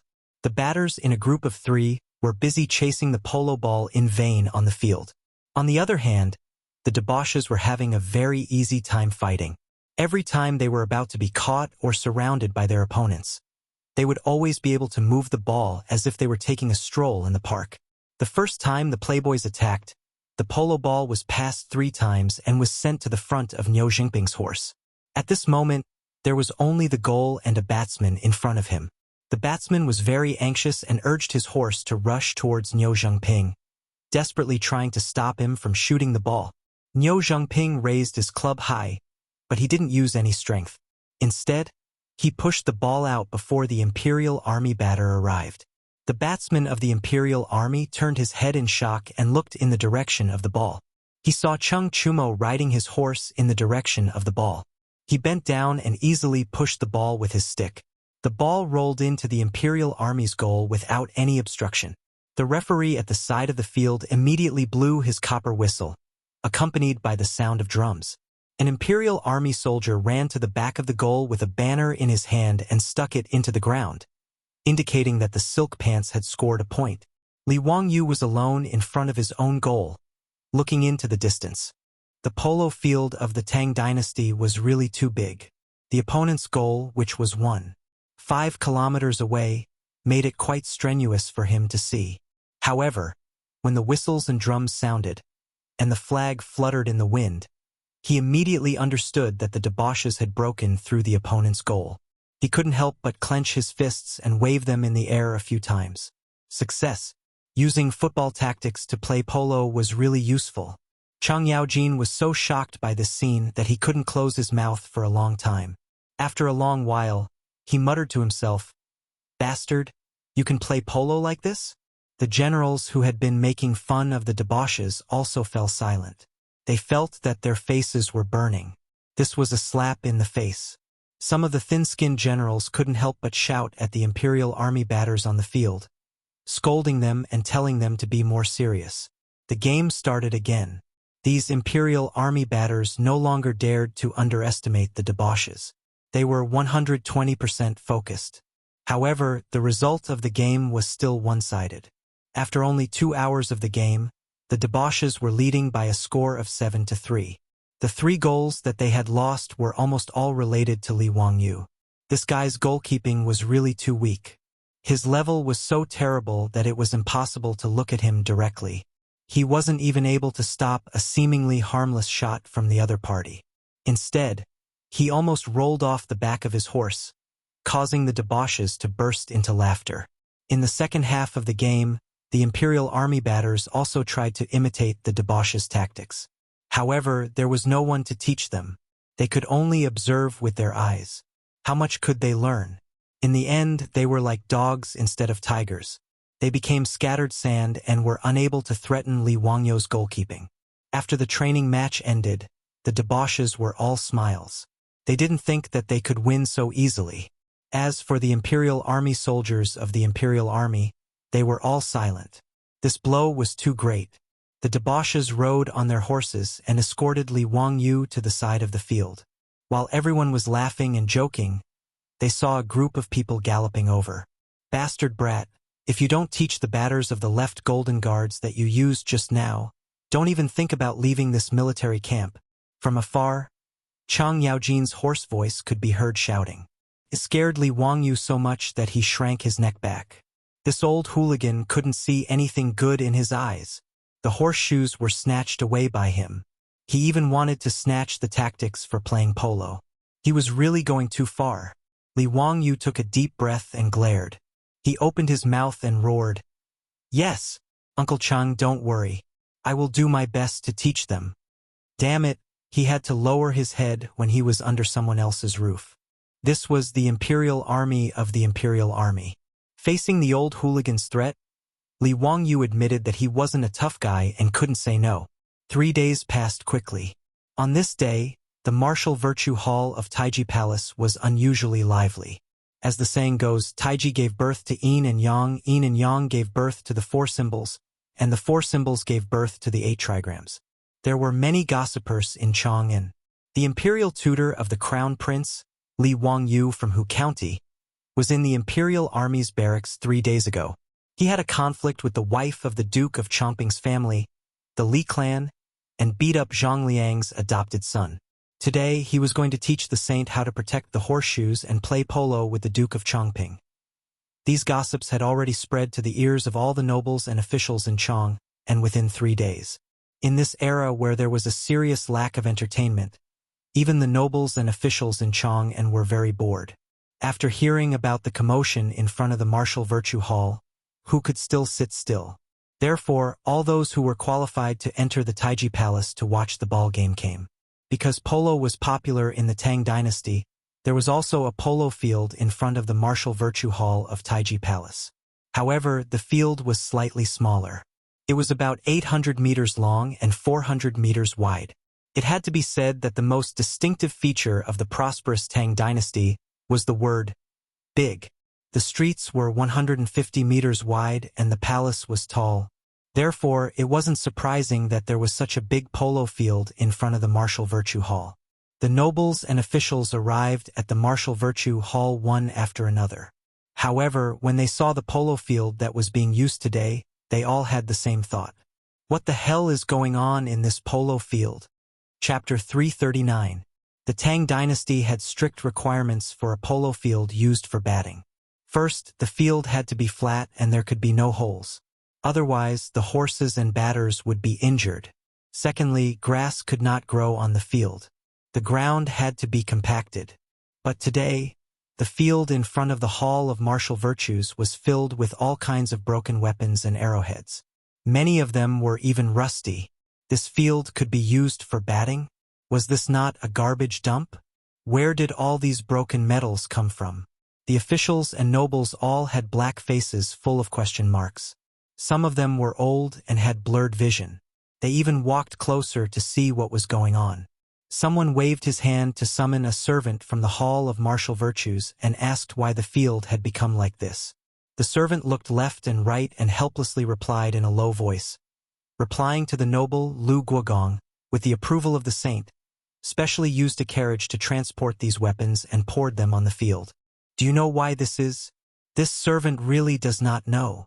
Seeing that they could not get an answer from the servant, the nobles and officials began to discuss. What was Lu Guogong Chang'an trying to do? Was he afraid that the county boy would be at a disadvantage? So he purposely caused trouble and caused today's batting competition to be cancelled? This guess received the approval of many people. After all, based on the current situation, today's batting competition would definitely not be able to continue. The horses' hooves were weak. Who would dare to let these precious horses run on such a field? Although the broken weapons and arrowheads were rusty, their sharpness could still be seen. If they were stepped on by the horses, even a good horse would be crippled. Lu Guogong's move is quite ruthless. Even if that Chongping County Duke wants to avenge his wife today, I'm afraid he won't be able to. Isn't that so? Lu Guogong is indeed the #1 troublemaker of the Tang dynasty. His skin is really thick. He can even use such a method. Isn't he ashamed? Have you seen the goat-nosed Duke? Duke Wei's face was originally green today, but now that the batting competition is cancelled, he doesn't look so scary anymore. Shoo, lower your voice. Don't let the goat-nosed Duke hear you. It's a pity that today's batting competition won't be able to continue. I wonder if Chongping County Duke will be disappointed when he comes. I heard that day at the Bea Yuan Gate, his adopted son was beaten very badly by a group of men from Wuxia. What adopted son? I don't think Duke Chongping cares at all. I'm afraid it's his wife who cares. You still don't know, right? His wife and adopted son. The topic of discussion quickly changed from the strange situation at the polo field to the relationship between the Duke of Chongping's wife and the adopted son named Zhang Xinji. This level of digression was not much different from the forums of the future. Since ancient times, the gossipers were still the same. As expected, when Zhang Liang led a group of fake disciples into the square in front of the Hall of Martial Virtues and saw the baseball field, he immediately jumped up and cursed. Ho Junji was also dumbfounded. He had never imagined that a mighty duke like Cheng Yaojin would do something like this. What was even more unexpected was that Pai Lupi actually acquiesced to Cheng Yaojin's actions. It seemed that it would be impossible to make things difficult for Cheng Yaojin today. He shook his head regretfully and turned to leave with Zhang Liang. However, he saw Cheng Yaojin leading Li Wangyu and a group of silk pants over. Duke Zhang, Duke Ho, the baseball match is about to begin. Where are the two of you going? Zhang Liang angrily glared at Cheng Yaojin. Duke Lu, you already know the answer. Why ask? The field in front of the Hall of Martial Virtues has been ruined by you. How are we going to continue today? Wahahaha, who said we're not going to continue? Duke Zhang, are you afraid? Cheng Yaojin laughed happily. You! Zhang Liang was so angry that he was speechless. How could there be such a shameless person? Cheng Yaojin ignored him and strode to the front of the Hall of Martial Virtues. He raised his voice and shouted at the officials and nobles standing on the steps. Everyone, is there anyone who wants to bet on today's baseball match? This duke will be the banker. Is there anyone who wants to place a bet? The Tang people loved to gamble, and the officials and nobles were no exception. Chang Yaojin's words immediately aroused everyone's interest. Duke Lu, how do you want to bet? Please enlighten us. Wahahaha, simple. We'll bet on today's results. If the Duke of Chongping wins, the payout is 1-2. If the Duke of Huxin wins, the payout is 1-3. If it's a draw, the payout is 1-2. In addition, the Duke of Huxin wants to offer the saint a method to protect the horse's hooves. This is also a bet. If the Duke of Huxin's words are true, the payout is 1-1. If the method is not feasible, the payout is 2-1. No matter how much you bet, this Duke will accept it. Is there anyone else who is interested? In today's match, can the ball continue to be played? Chang Yaojin laughed. Yes, why not? The Duke of Huxin will definitely go on stage. If the Duke of Chongping refuses to go on stage, then it means that the Duke of Chongping has admitted defeat. Hearing this, everyone looked at Zhang Liang, wanting to see how he would react. Zhang Liang was angered half to death by Chang Yaojin's words. Seeing the situation, he could only grit his teeth and say, as long as the Duke of Huxin dares to go on stage, this old man will naturally accompany him to the end. Wahahaha. Look, isn't this settled? Today's match will definitely continue. How about it? Who wants to make a bet with this Duke? Chang Yaojin's words aroused everyone's interest. However, someone asked, Duke of Lu, we know that the Duke of Chongping's fake sons are all good at batting. However, who are the Duke of Huxin's batters? This Duke has 3 sons. The Duke of Zheng's eldest son, the Duke of Liang's second son, the Duke of Yi's 2 sons, the Duke of Qiao's eldest son, the Duke of Langyi's eldest son, and the Duke of Huxin himself. Chang Yaojin recited the name list of Li Wangyou's team members, but everyone shook their heads. A bunch of hedonistic sons of dukes and prefectures going to compete with the fake sons of Zhang Liang's household? Wasn't this a joke? Zhang Liang's fake sons were somewhat famous among the batters of Chang'an. Many of the nobles present had seen their matches. As for those hedonistic sons, they were not bad compared to the other sons of nobles. However, when compared to Zhang Liang's fake sons, they were nothing. In the words of the later generations, this was like a professional player against an amateur player. Did the result of this match need to be said? If a bunch of NBA players were to compete with amateurs, would anyone believe that the amateurs would win? The answer was naturally no. If you asked 100 people, they would all say that the NBA players would win. At this moment, the officials and nobles all had such thoughts.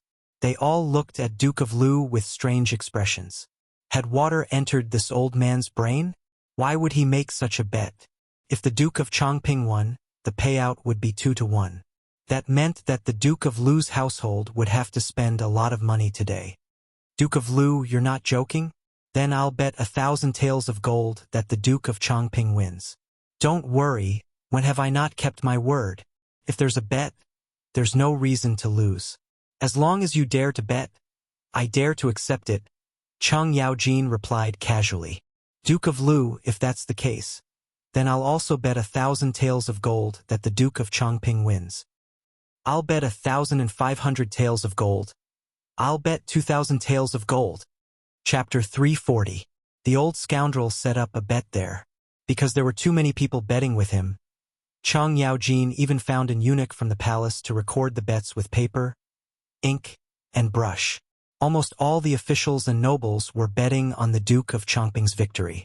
Only a few people placed their bets on Li Wangyu and the other wastrels. Li Wangyu couldn't help but grit his teeth.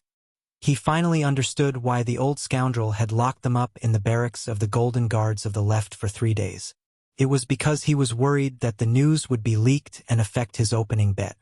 F***CK. This old scoundrel is too much. Li Wangyu strode over to Chang Yaojin's side.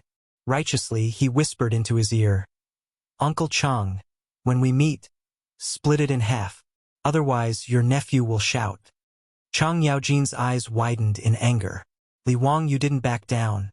In front of gold, the old scoundrel's threats were useless. Scram, brat. At most, I'll give you 20%. His Majesty still wants half. Chang Yaojin lowered his voice. It's a deal. Li Wangyu retreated to the side, satisfied. He chuckled as he watched the eunuch continuously record the bets placed by the officials and nobles. 20% it was. He wasn't greedy. 20% was still quite a bit of gold. It looked like he would make a small profit today. Just now, he did a rough calculation. There were already about 20,000 taels of gold on Zhang. Moreover, there were still hundreds of officials placing their bets. Indeed, the ancients didn't lie. A horse wouldn't get fat without eating at night. A man wouldn't get rich without a windfall. The most shameless one was still Pai Lupi. Without a word, he had colluded with the old scoundrel to cheat money. No wonder Chang Yaojin could bring so many broken weapons and swagger around the polo field in front of the Hall of Martial Virtues. He had painstakingly invented the horseshoe and had the wastrels practice with him. He even had to compete in order to get 20%.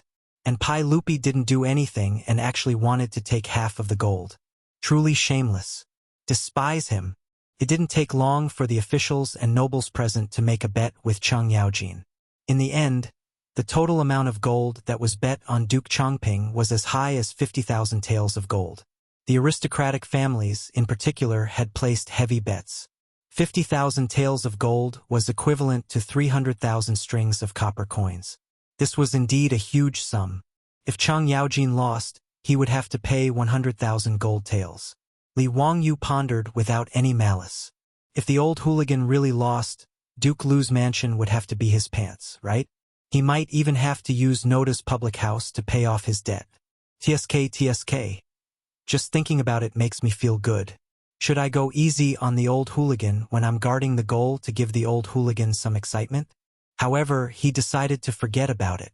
Of the 50,000 gold taels, 10,000 of them were from him. 60,000 strings of copper coins was not a small sum. However, Li Wangyu had forgotten that with his terrible horsemanship and batting skills, what difference would it make if he went easy on the opponent or not? In front of the Hall of Martial Virtues, the chamberlain loudly announced, "The sage has arrived!" Everyone bowed. Pai Lupi appeared with the pregnant Empress Zhangsun, concubine Yang, and the other imperial concubines. After Pai Lupi spoke a bunch of nonsense, he gave Li Wangyu a meaningful look and prepared to announce the start of the batting match. Zhang Liang suddenly stepped forward and bowed to Pai Lupi.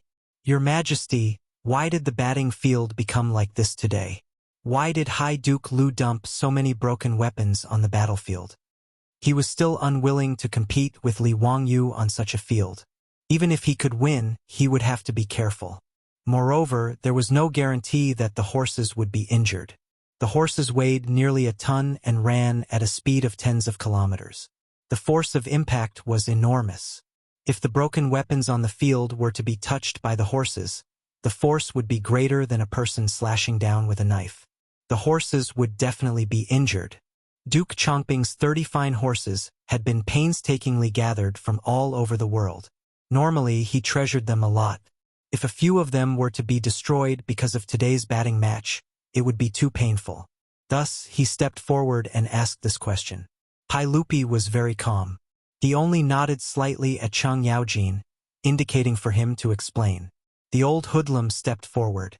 "Today is the day of the county's men. I am going to present the method of protecting the horses' hooves to your Majesty. Naturally, the test will be strict. When cavalry is on the battlefield, can we ask the enemy to clean up the battlefield before charging? This old man's arrangement is to simulate the battlefield environment. Duke Zhang, do you have any questions?" Zhang Liang was speechless at Chang Yaojin's words. He could only cup his hands to show his approval. Li Wangyu and the silk pants all mounted their horses and headed towards the field. On the other side, Zhang Liang was also helpless. He could only instruct his fake sons to be more careful and slow down the horses to prevent them from getting injured. Previously, after seeing the situation on the field and confirming that they had to continue batting, Zhang Liang had already ordered people to put rattan shoes on the horses' hooves. Although it wasn't very useful, it was better than nothing. It would more or less provide some protection. However, the officials and nobles discovered that the horses that Li Wangyu and the silk pants were riding didn't have any protection on their hooves. Everyone widened their eyes and stared closely at the horses. However, the hooves of the horses were empty.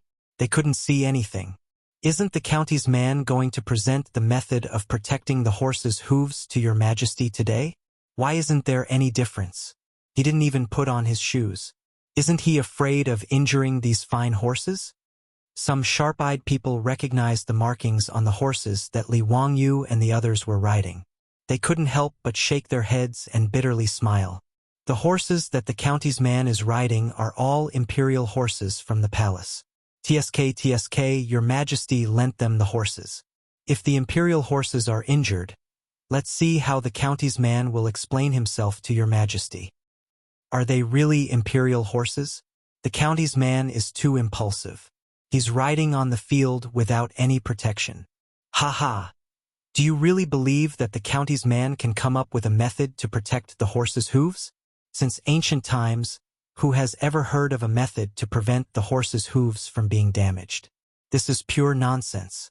I think Lu Guogong is going to spend a lot of money today. I think that county's man knows how to summon the wind and rain, scatter beans to form soldiers, and has an immortal method to protect the horse's hooves. Haha! These imperial horses are all rare fine horses. It would be a pity if they were ruined because of this. The officials discussed animatedly. On the side, Wei Zheng's face darkened again.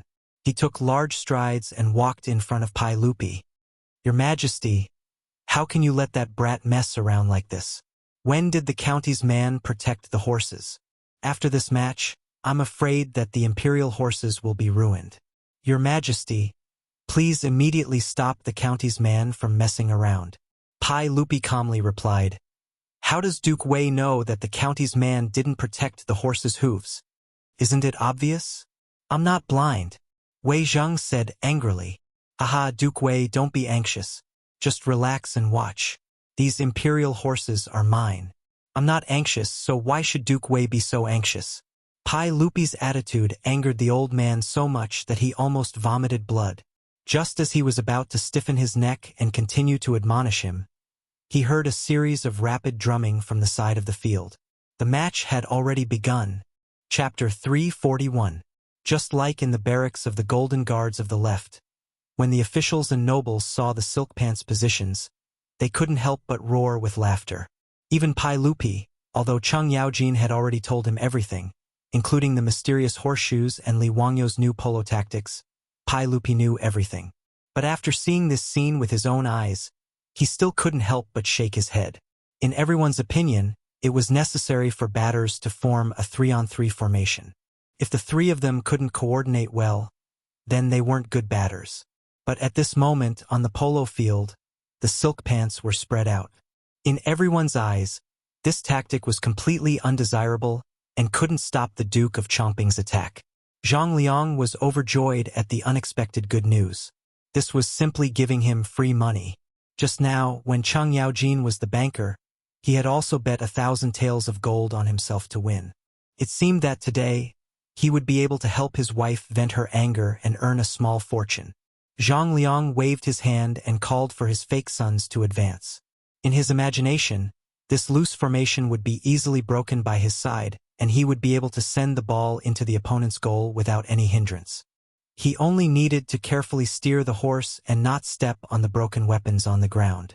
This actually slowed down Zhang Liang's advance, but in his eyes, it didn't matter. It was just a slight delay. Seeing the opponent's attack, the silk pants didn't panic in the slightest and slowly retreated on their horses. Under the protection of two fake sons, Zhang Liang dribbled the ball into the center of their territory. The silk pants scattered around the field suddenly sped up and charged at Zhang Liang.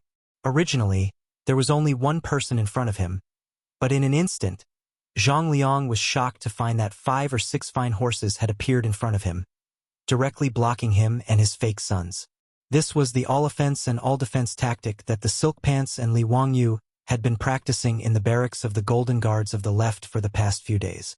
Li Wangyu had transferred the all-offense and all-defense tactic from the soccer field to the polo field and found that the results were surprisingly good. Total attack and defense was a tactic proposed by the Dutch in the later generations. It emphasized that there was no fixed position on the field other than the goalkeeper. When you needed to attack, you were the striker. When you needed to defend, you were the defender. The Dutch relied on this tactic to set off an orange whirlwind in the world of football. Full attack and full defense was only popular for a while, but it was soon eliminated. The biggest problem was the high technical requirements for the players, as well as the distribution of the players' physical fitness. But on the polo field, stamina was not a problem. A horse's endurance was far better than a human's, not to mention that they could change horses every 30 minutes, so there was no need to worry about the horse not being able to run. After the polo ball was intercepted by the playboys, the offense and defense switched.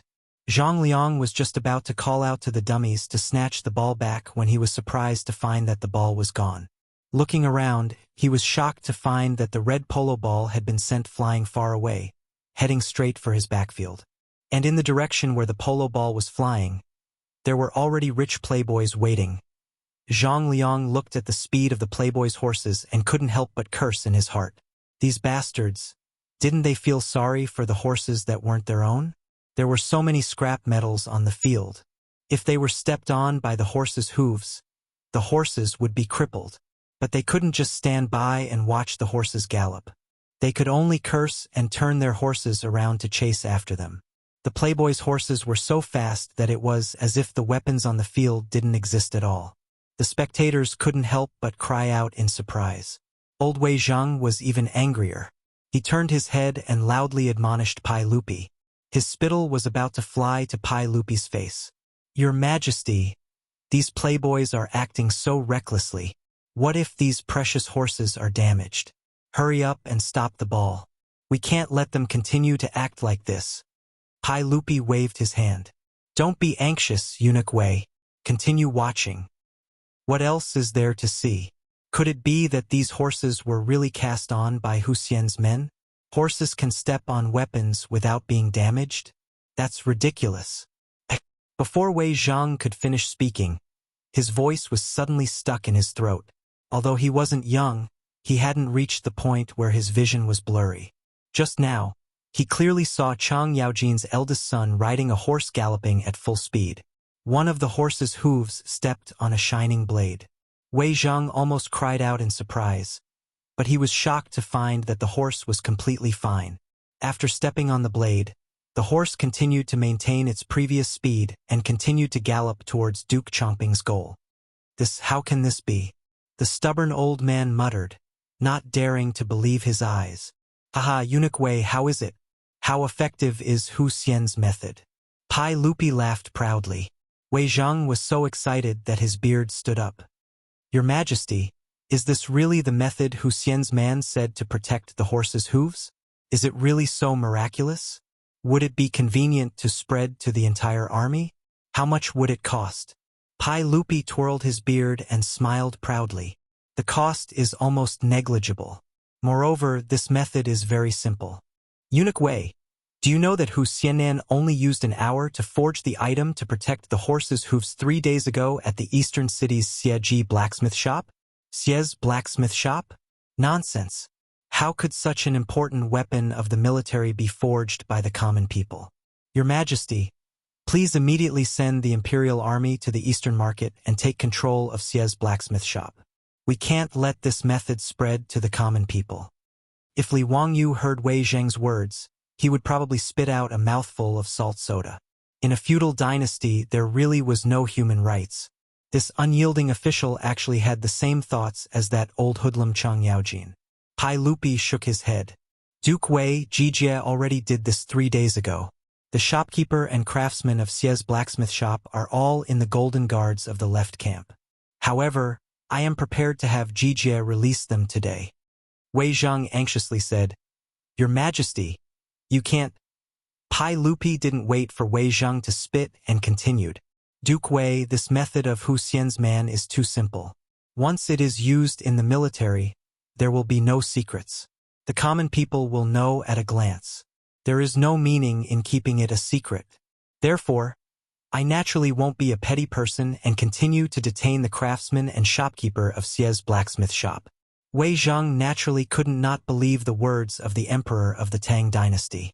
Although he still didn't understand how Li Wangyu did it, he could only silently nod. This official congratulates your majesty. This official misunderstood Hu Xian's man. When the game is over, this official will apologize to him. Pai Lupi smiled and waved his hand. Duke Wei, there is no need to be like this.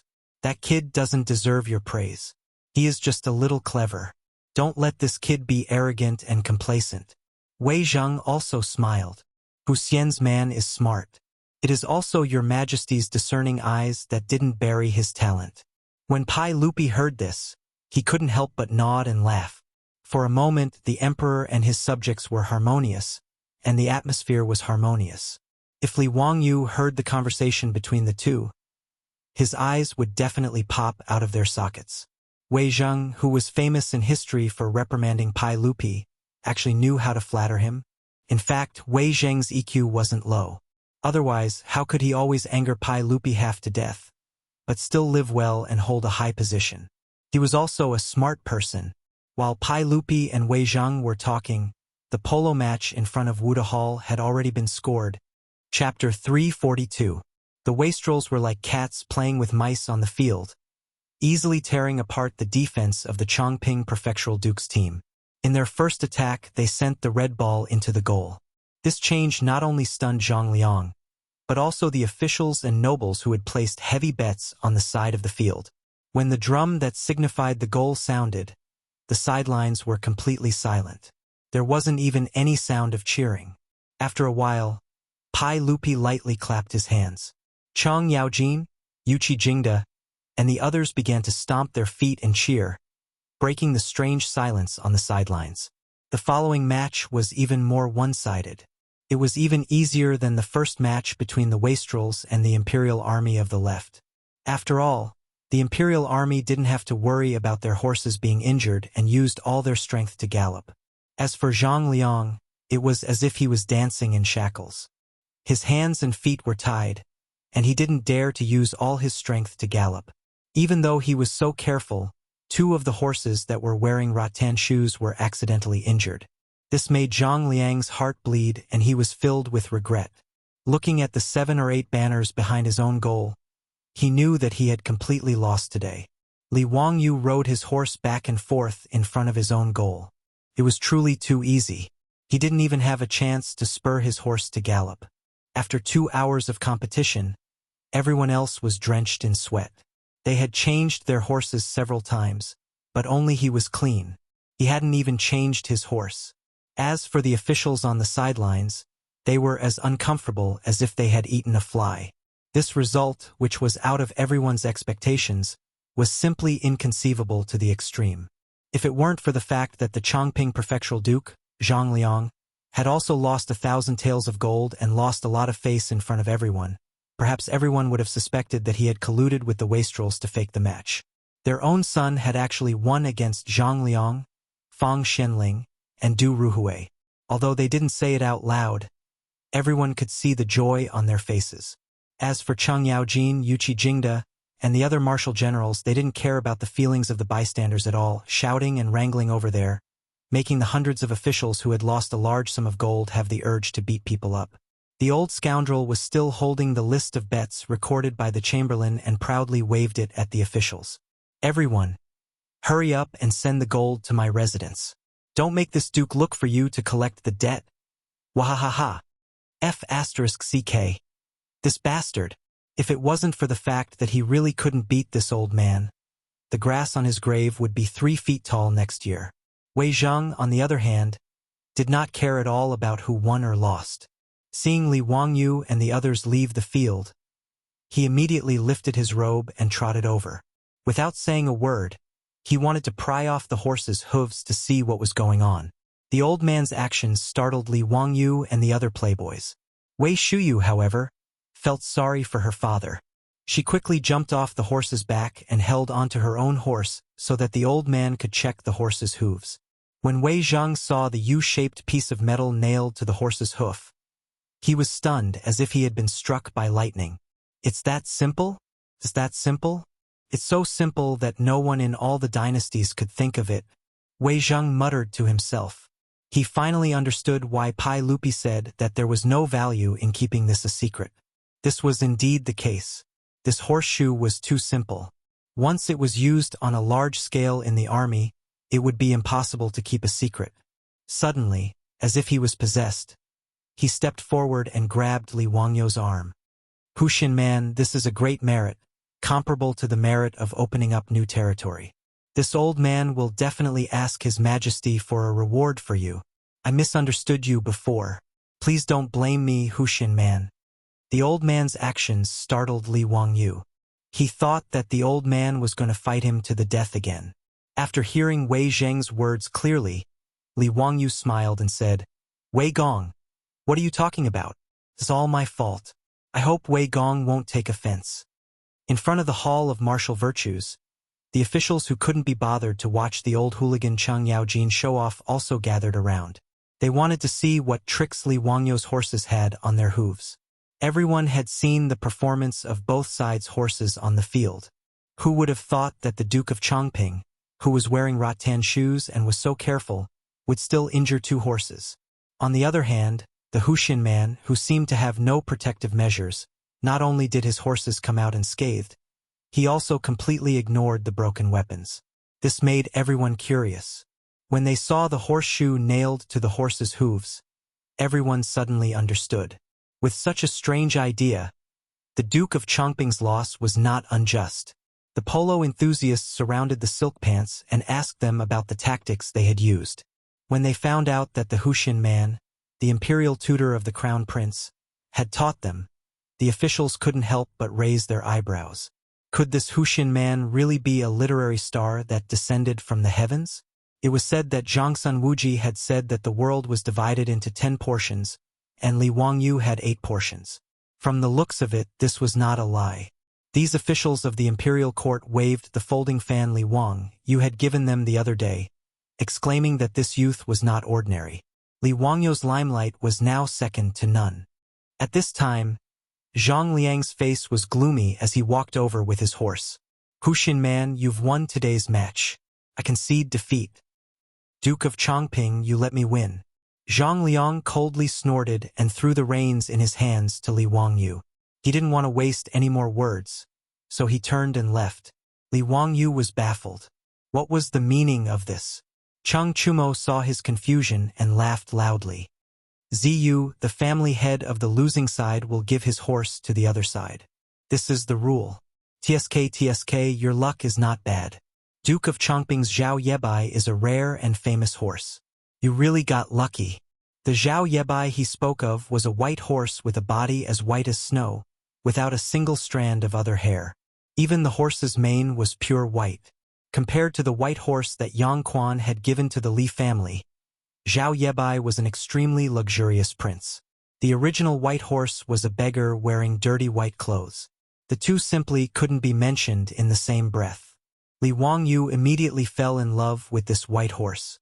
Under the sun, its coat was so white that it was dazzling. No wonder it was called Zhao Yebai.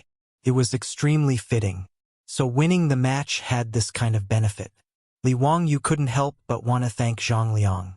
He really was a good person, giving him gold and a horse. He was too polite. Ziyu, how about I exchange 2 horses with you? I also really like this Zhao Yebai. Fang Yi shamelessly asked. In response to his words, Li Wangyu threw out the contempt of a king. Please leave in a mellow posture. What do you mean? Fang Yi stupidly asked. His eyes turned, and he figured out the meaning of Li Wangyu's words. Holding back his laughter, he said, I'm telling you to get lost. I'm going to kill you. While the silk pants were laughing and joking, in front of the Hall of Martial Virtues, Pai Lupi was put in a difficult position because of Wei Zheng's words. Duke Wei, I'm afraid this is not appropriate. After all, he's only 16. Chapter 343. Naturally, Pai Lupi and Wei Zheng were talking about Li Wangyu. Facing Pai Lupi's hesitation, Wei Zheng said righteously, Your Majesty, horses are the military equipment of the country. Without them, the country is in danger. Hu Xiannan has presented this horseshoe. His merit is no less than opening up new territory. With such a wonderful merit, How can we not reward him because he is young? Pai Lupi hesitated. Of course, I agree with Duke Wei's words. However, Zio has only been given a title for a month. If we give him another title, won't we be spoiling him?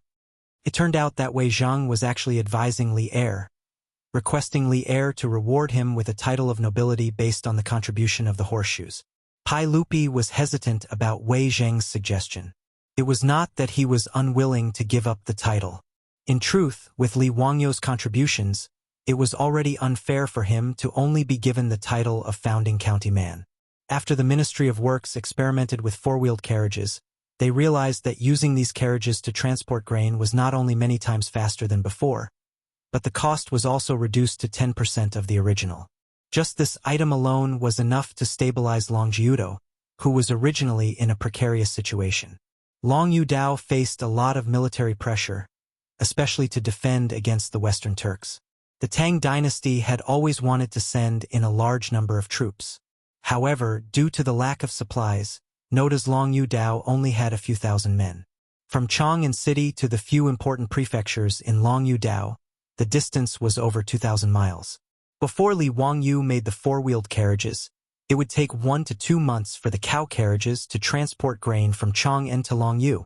Along the way, the people and horses ate, and in the end, less than 20% of the resources were left.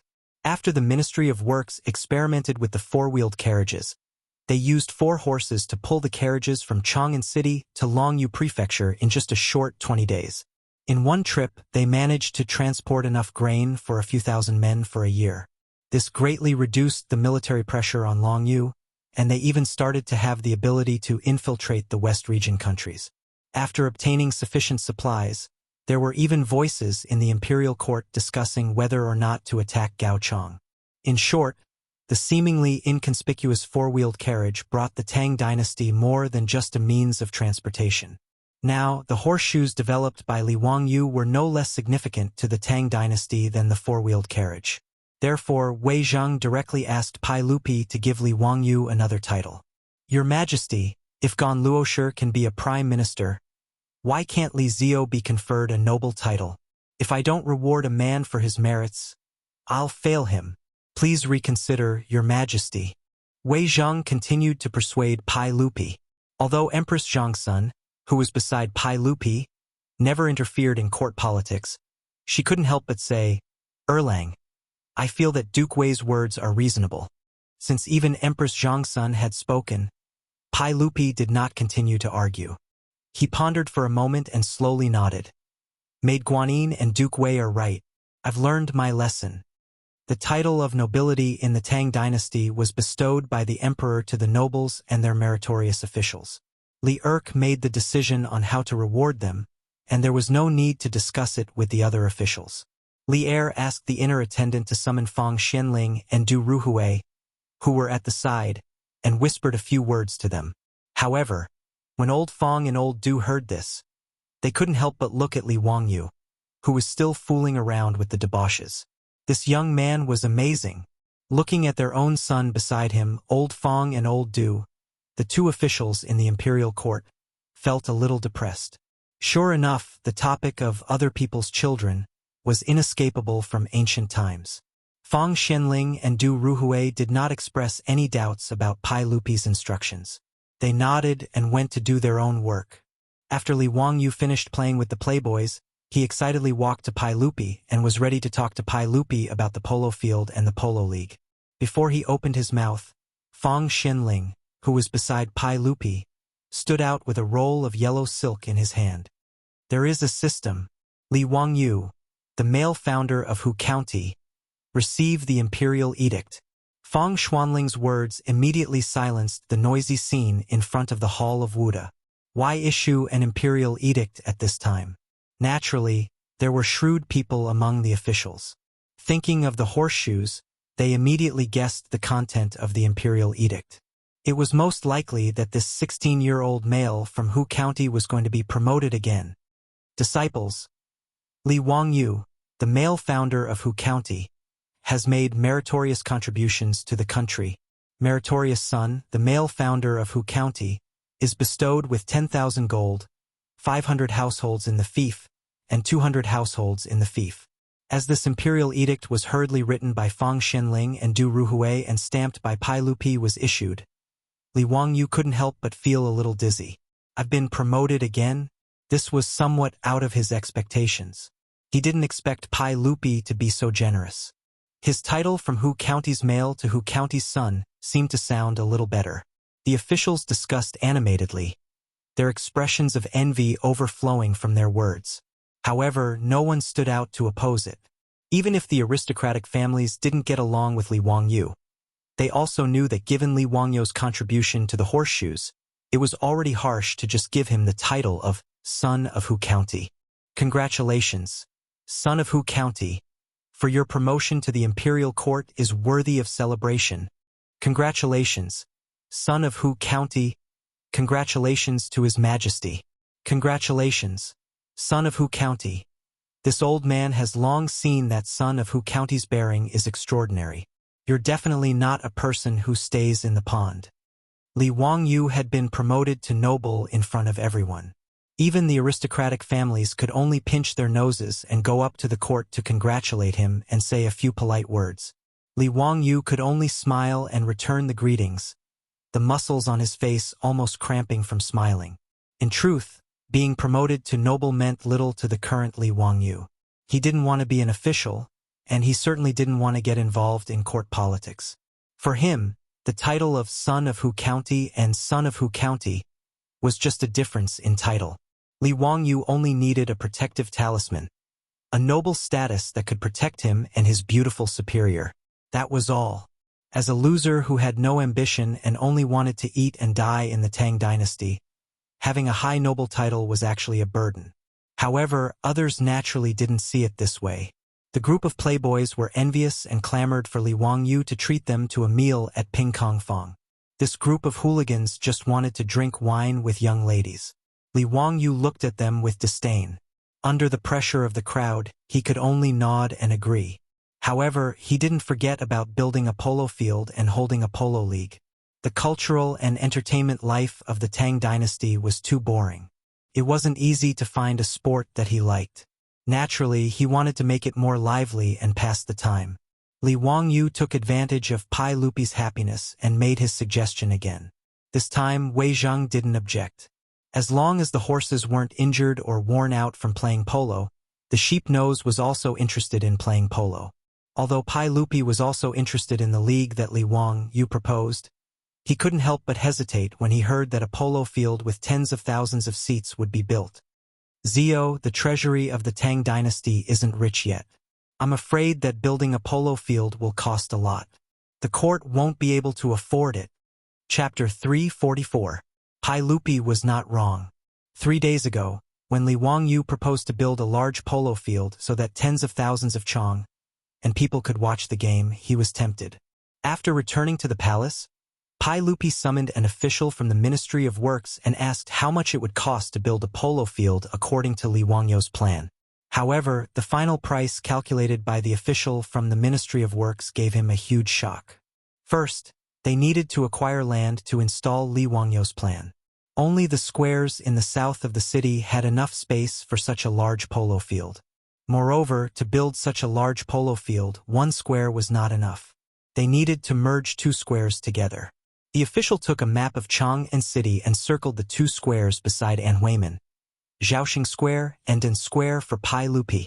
Zhaoxing Lane was 661 meters long, while Den Lane was 955 meters long, including Jingyao Men Street, which was 100 meters wide in the middle of the 2 lanes. The total length reached more than 1,700 meters. The 2 lanes were 477 meters wide from north to south. The area was enough to build 1,000 paces long polo field. Moreover, the 2 squares were close to the outer city wall. Merging them together would not affect the traffic on Jinjiamen Street. It was very convenient. The cost of building houses in the Tang dynasty was not high, but the land in Chang'an City was quite expensive. As the saying goes, every inch of land has the same price as gold. Even though Zhaoxing Square and Den Square were located at the south gate of Chang'an City and were the cheapest places in Chang'an City, they were still very expensive. In history, Ma Zhou, as an imperial censor, could not even afford a house in Chang'an City because that house was priced at 2 million. 2 million was 2,000 strings of cash and 300 taels of gold. The house that Ma Zhou wanted to buy only took up 1/32 of the area of 1 square. In the end, it was Li Er who waved his brush and asked the Yamen to pay for Ma Zhou's house. Only then did Ma Zhou have his own house. Although the land in the south of Chang'an City was much cheaper than the area where the officials lived in the north of the city. However, the official estimated that buying all the land in Zhaoxing Square and in Square would cost 60 to 70,000 strings of cash, which was 60 million copper coins and 10,000 taels of gold. And this was only the price of purchasing the land. According to Li Wangyou's idea, a large amount of soil should be piled up on both sides of the polo field to form high stands. It was a simple elementary school math problem.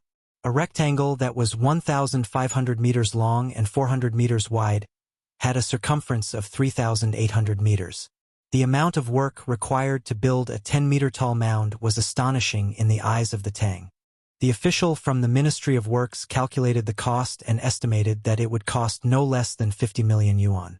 It was another huge sum of money. In addition to the other facilities, the Ministry of Works official gave Pai Lupi a number that gave him a toothache. 120 million coins and 20,000 taels of gold. In fact, Pai Lupi could afford it. Just today, the old rogue Chang Yaojin had won more than 40,000 taels of gold from the officials and nobles in Chang, and after deducting the compensation, Pai Lupi would take half of the 40,000 taels of gold, Chang Yaojin would take 30%, and Li Wangyu would take 20%. The amount of gold that Pai Lupi took was enough to build this unprecedented polo field in the Tang dynasty. But Pai Lupi was reluctant to part with it. With so much gold, how much would he need to buy if he went to the western region to buy horses? He felt that it was not worth it to build a polo field for the people's entertainment. Zio, building the polo field you mentioned would require at least 20,000 taels of gold. With such a large sum of money, the national treasury would be stretched. If you don't believe me, you can ask Prime Minister Fong, Prime Minister Du, and Eunuch Wei. Pai Lupi spread out his hands, indicating that he had no money. Li Er's evasive words, if it were others, they would probably believe it. But Li Wangyu knew that half of the money that Chang Yaojin won would be given to Pai Lupi. This fellow was stingy and stingy. Li Wangyu purposely pointed his mouth in Chang Yaojin's direction, indicating that he knew about the division of the spoils. Your Majesty, please think of another way. Pai Lupi ignored his hint and pretended that he did not see it. He clenched his teeth and said, Zio, I can't cook without rice. I really don't know what to do. Damn, this fellow was born in the year of the Pai Show, only taking in and not taking out. With Pai Lupi acting so shamelessly, Li Wang, you could not do anything about it. Did this fellow not understand that if there was output, there must be input? 3 days ago, he thought of building a polo field on a whim. But in the past few days, Li Wangyu had carefully thought about it and felt that it was very promising. The tickets for the polo field, the on-site advertisements, and the surrounding shops were all money. And for a long time in the future, it would be impossible for a second polo field of this scale to appear in Chang'an City. Was there a need to worry about not being able to make a profit? The Tang dynasty was lacking in entertainment, and polo was popular but rarely seen. Was there a need to worry that the stadium would not be full for every game? Seeing that Pai Lupi was unwilling to pay, Li Wangyu rolled his eyes and leaned over to Pai Lupi and whispered, Uncle, can I borrow some money from you? Borrow money? How much do you want to borrow? I don't have 20,000 taels of gold to lend you. Pai Lupi heard this and looked at Li Wangyu very warily. Li Wangyu laughed. Not much, just 10,000 taels of gold. No!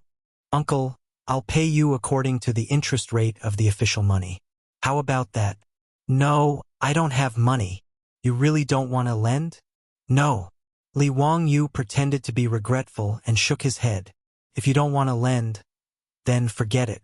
I'll ask the officials later and see if I can borrow 10,000 taels of gold. By the way, I can also talk to them about Lu Guogong being the banker and setting up the gambling. Come back, you bastard. Be careful or I'll beat you.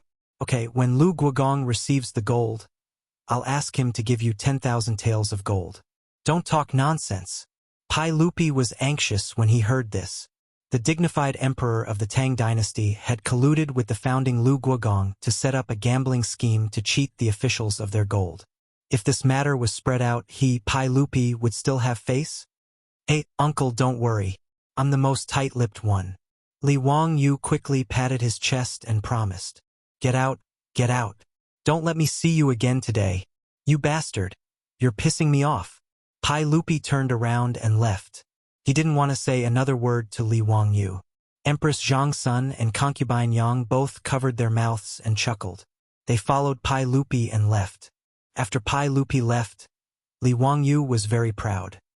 He didn't have the slightest bit of unhappiness when the fops asked him to treat them at Ping Kong Fong. It was all thanks to this group of lovable fops who forced him to watch the polo match at the Northern Imperial Army's barracks. As a result, watching the polo match not only raised his title by one level, but also earned him a huge polo field in Chang'an City. Of course, he was most satisfied with the horse, Zhao Yebai.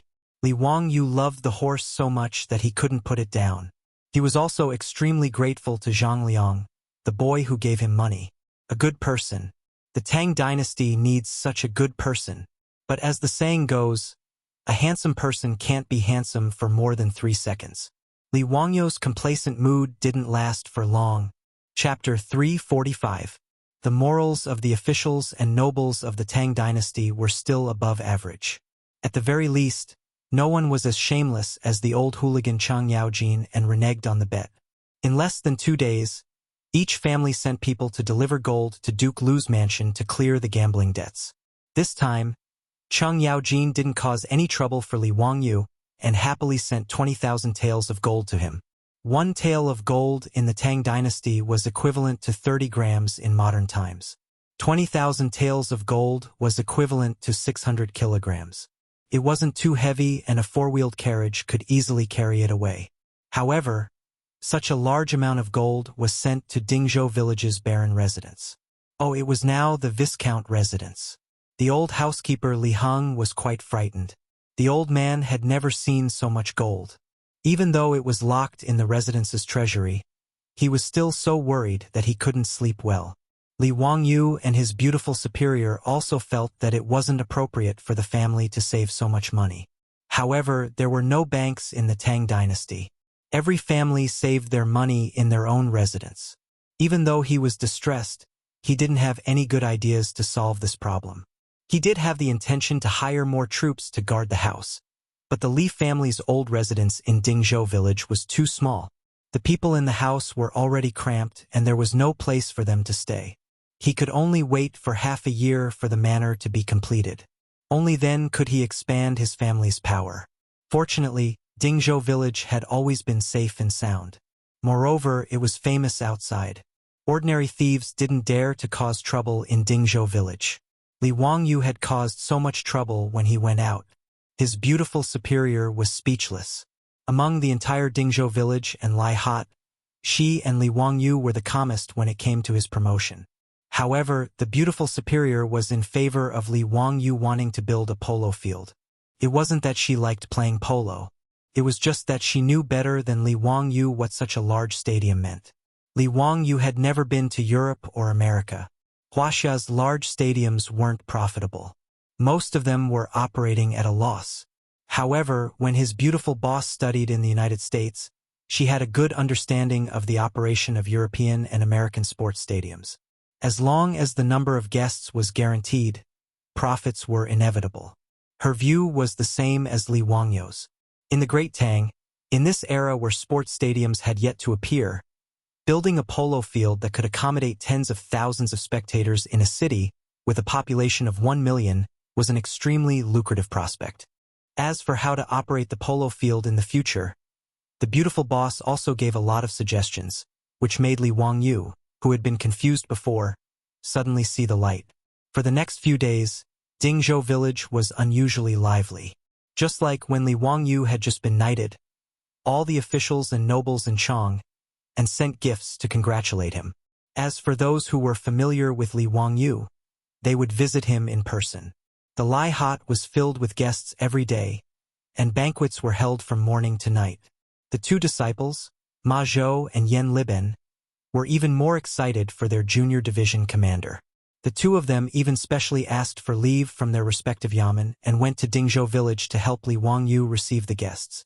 It was also thanks to the help of these two disciples. Otherwise, Li Wangyu suspected that he would be the first nobleman in the Tang dynasty to die of exhaustion because of a knighthood promotion. The villagers were even more honored that their lord had been promoted, and they all came to congratulate him.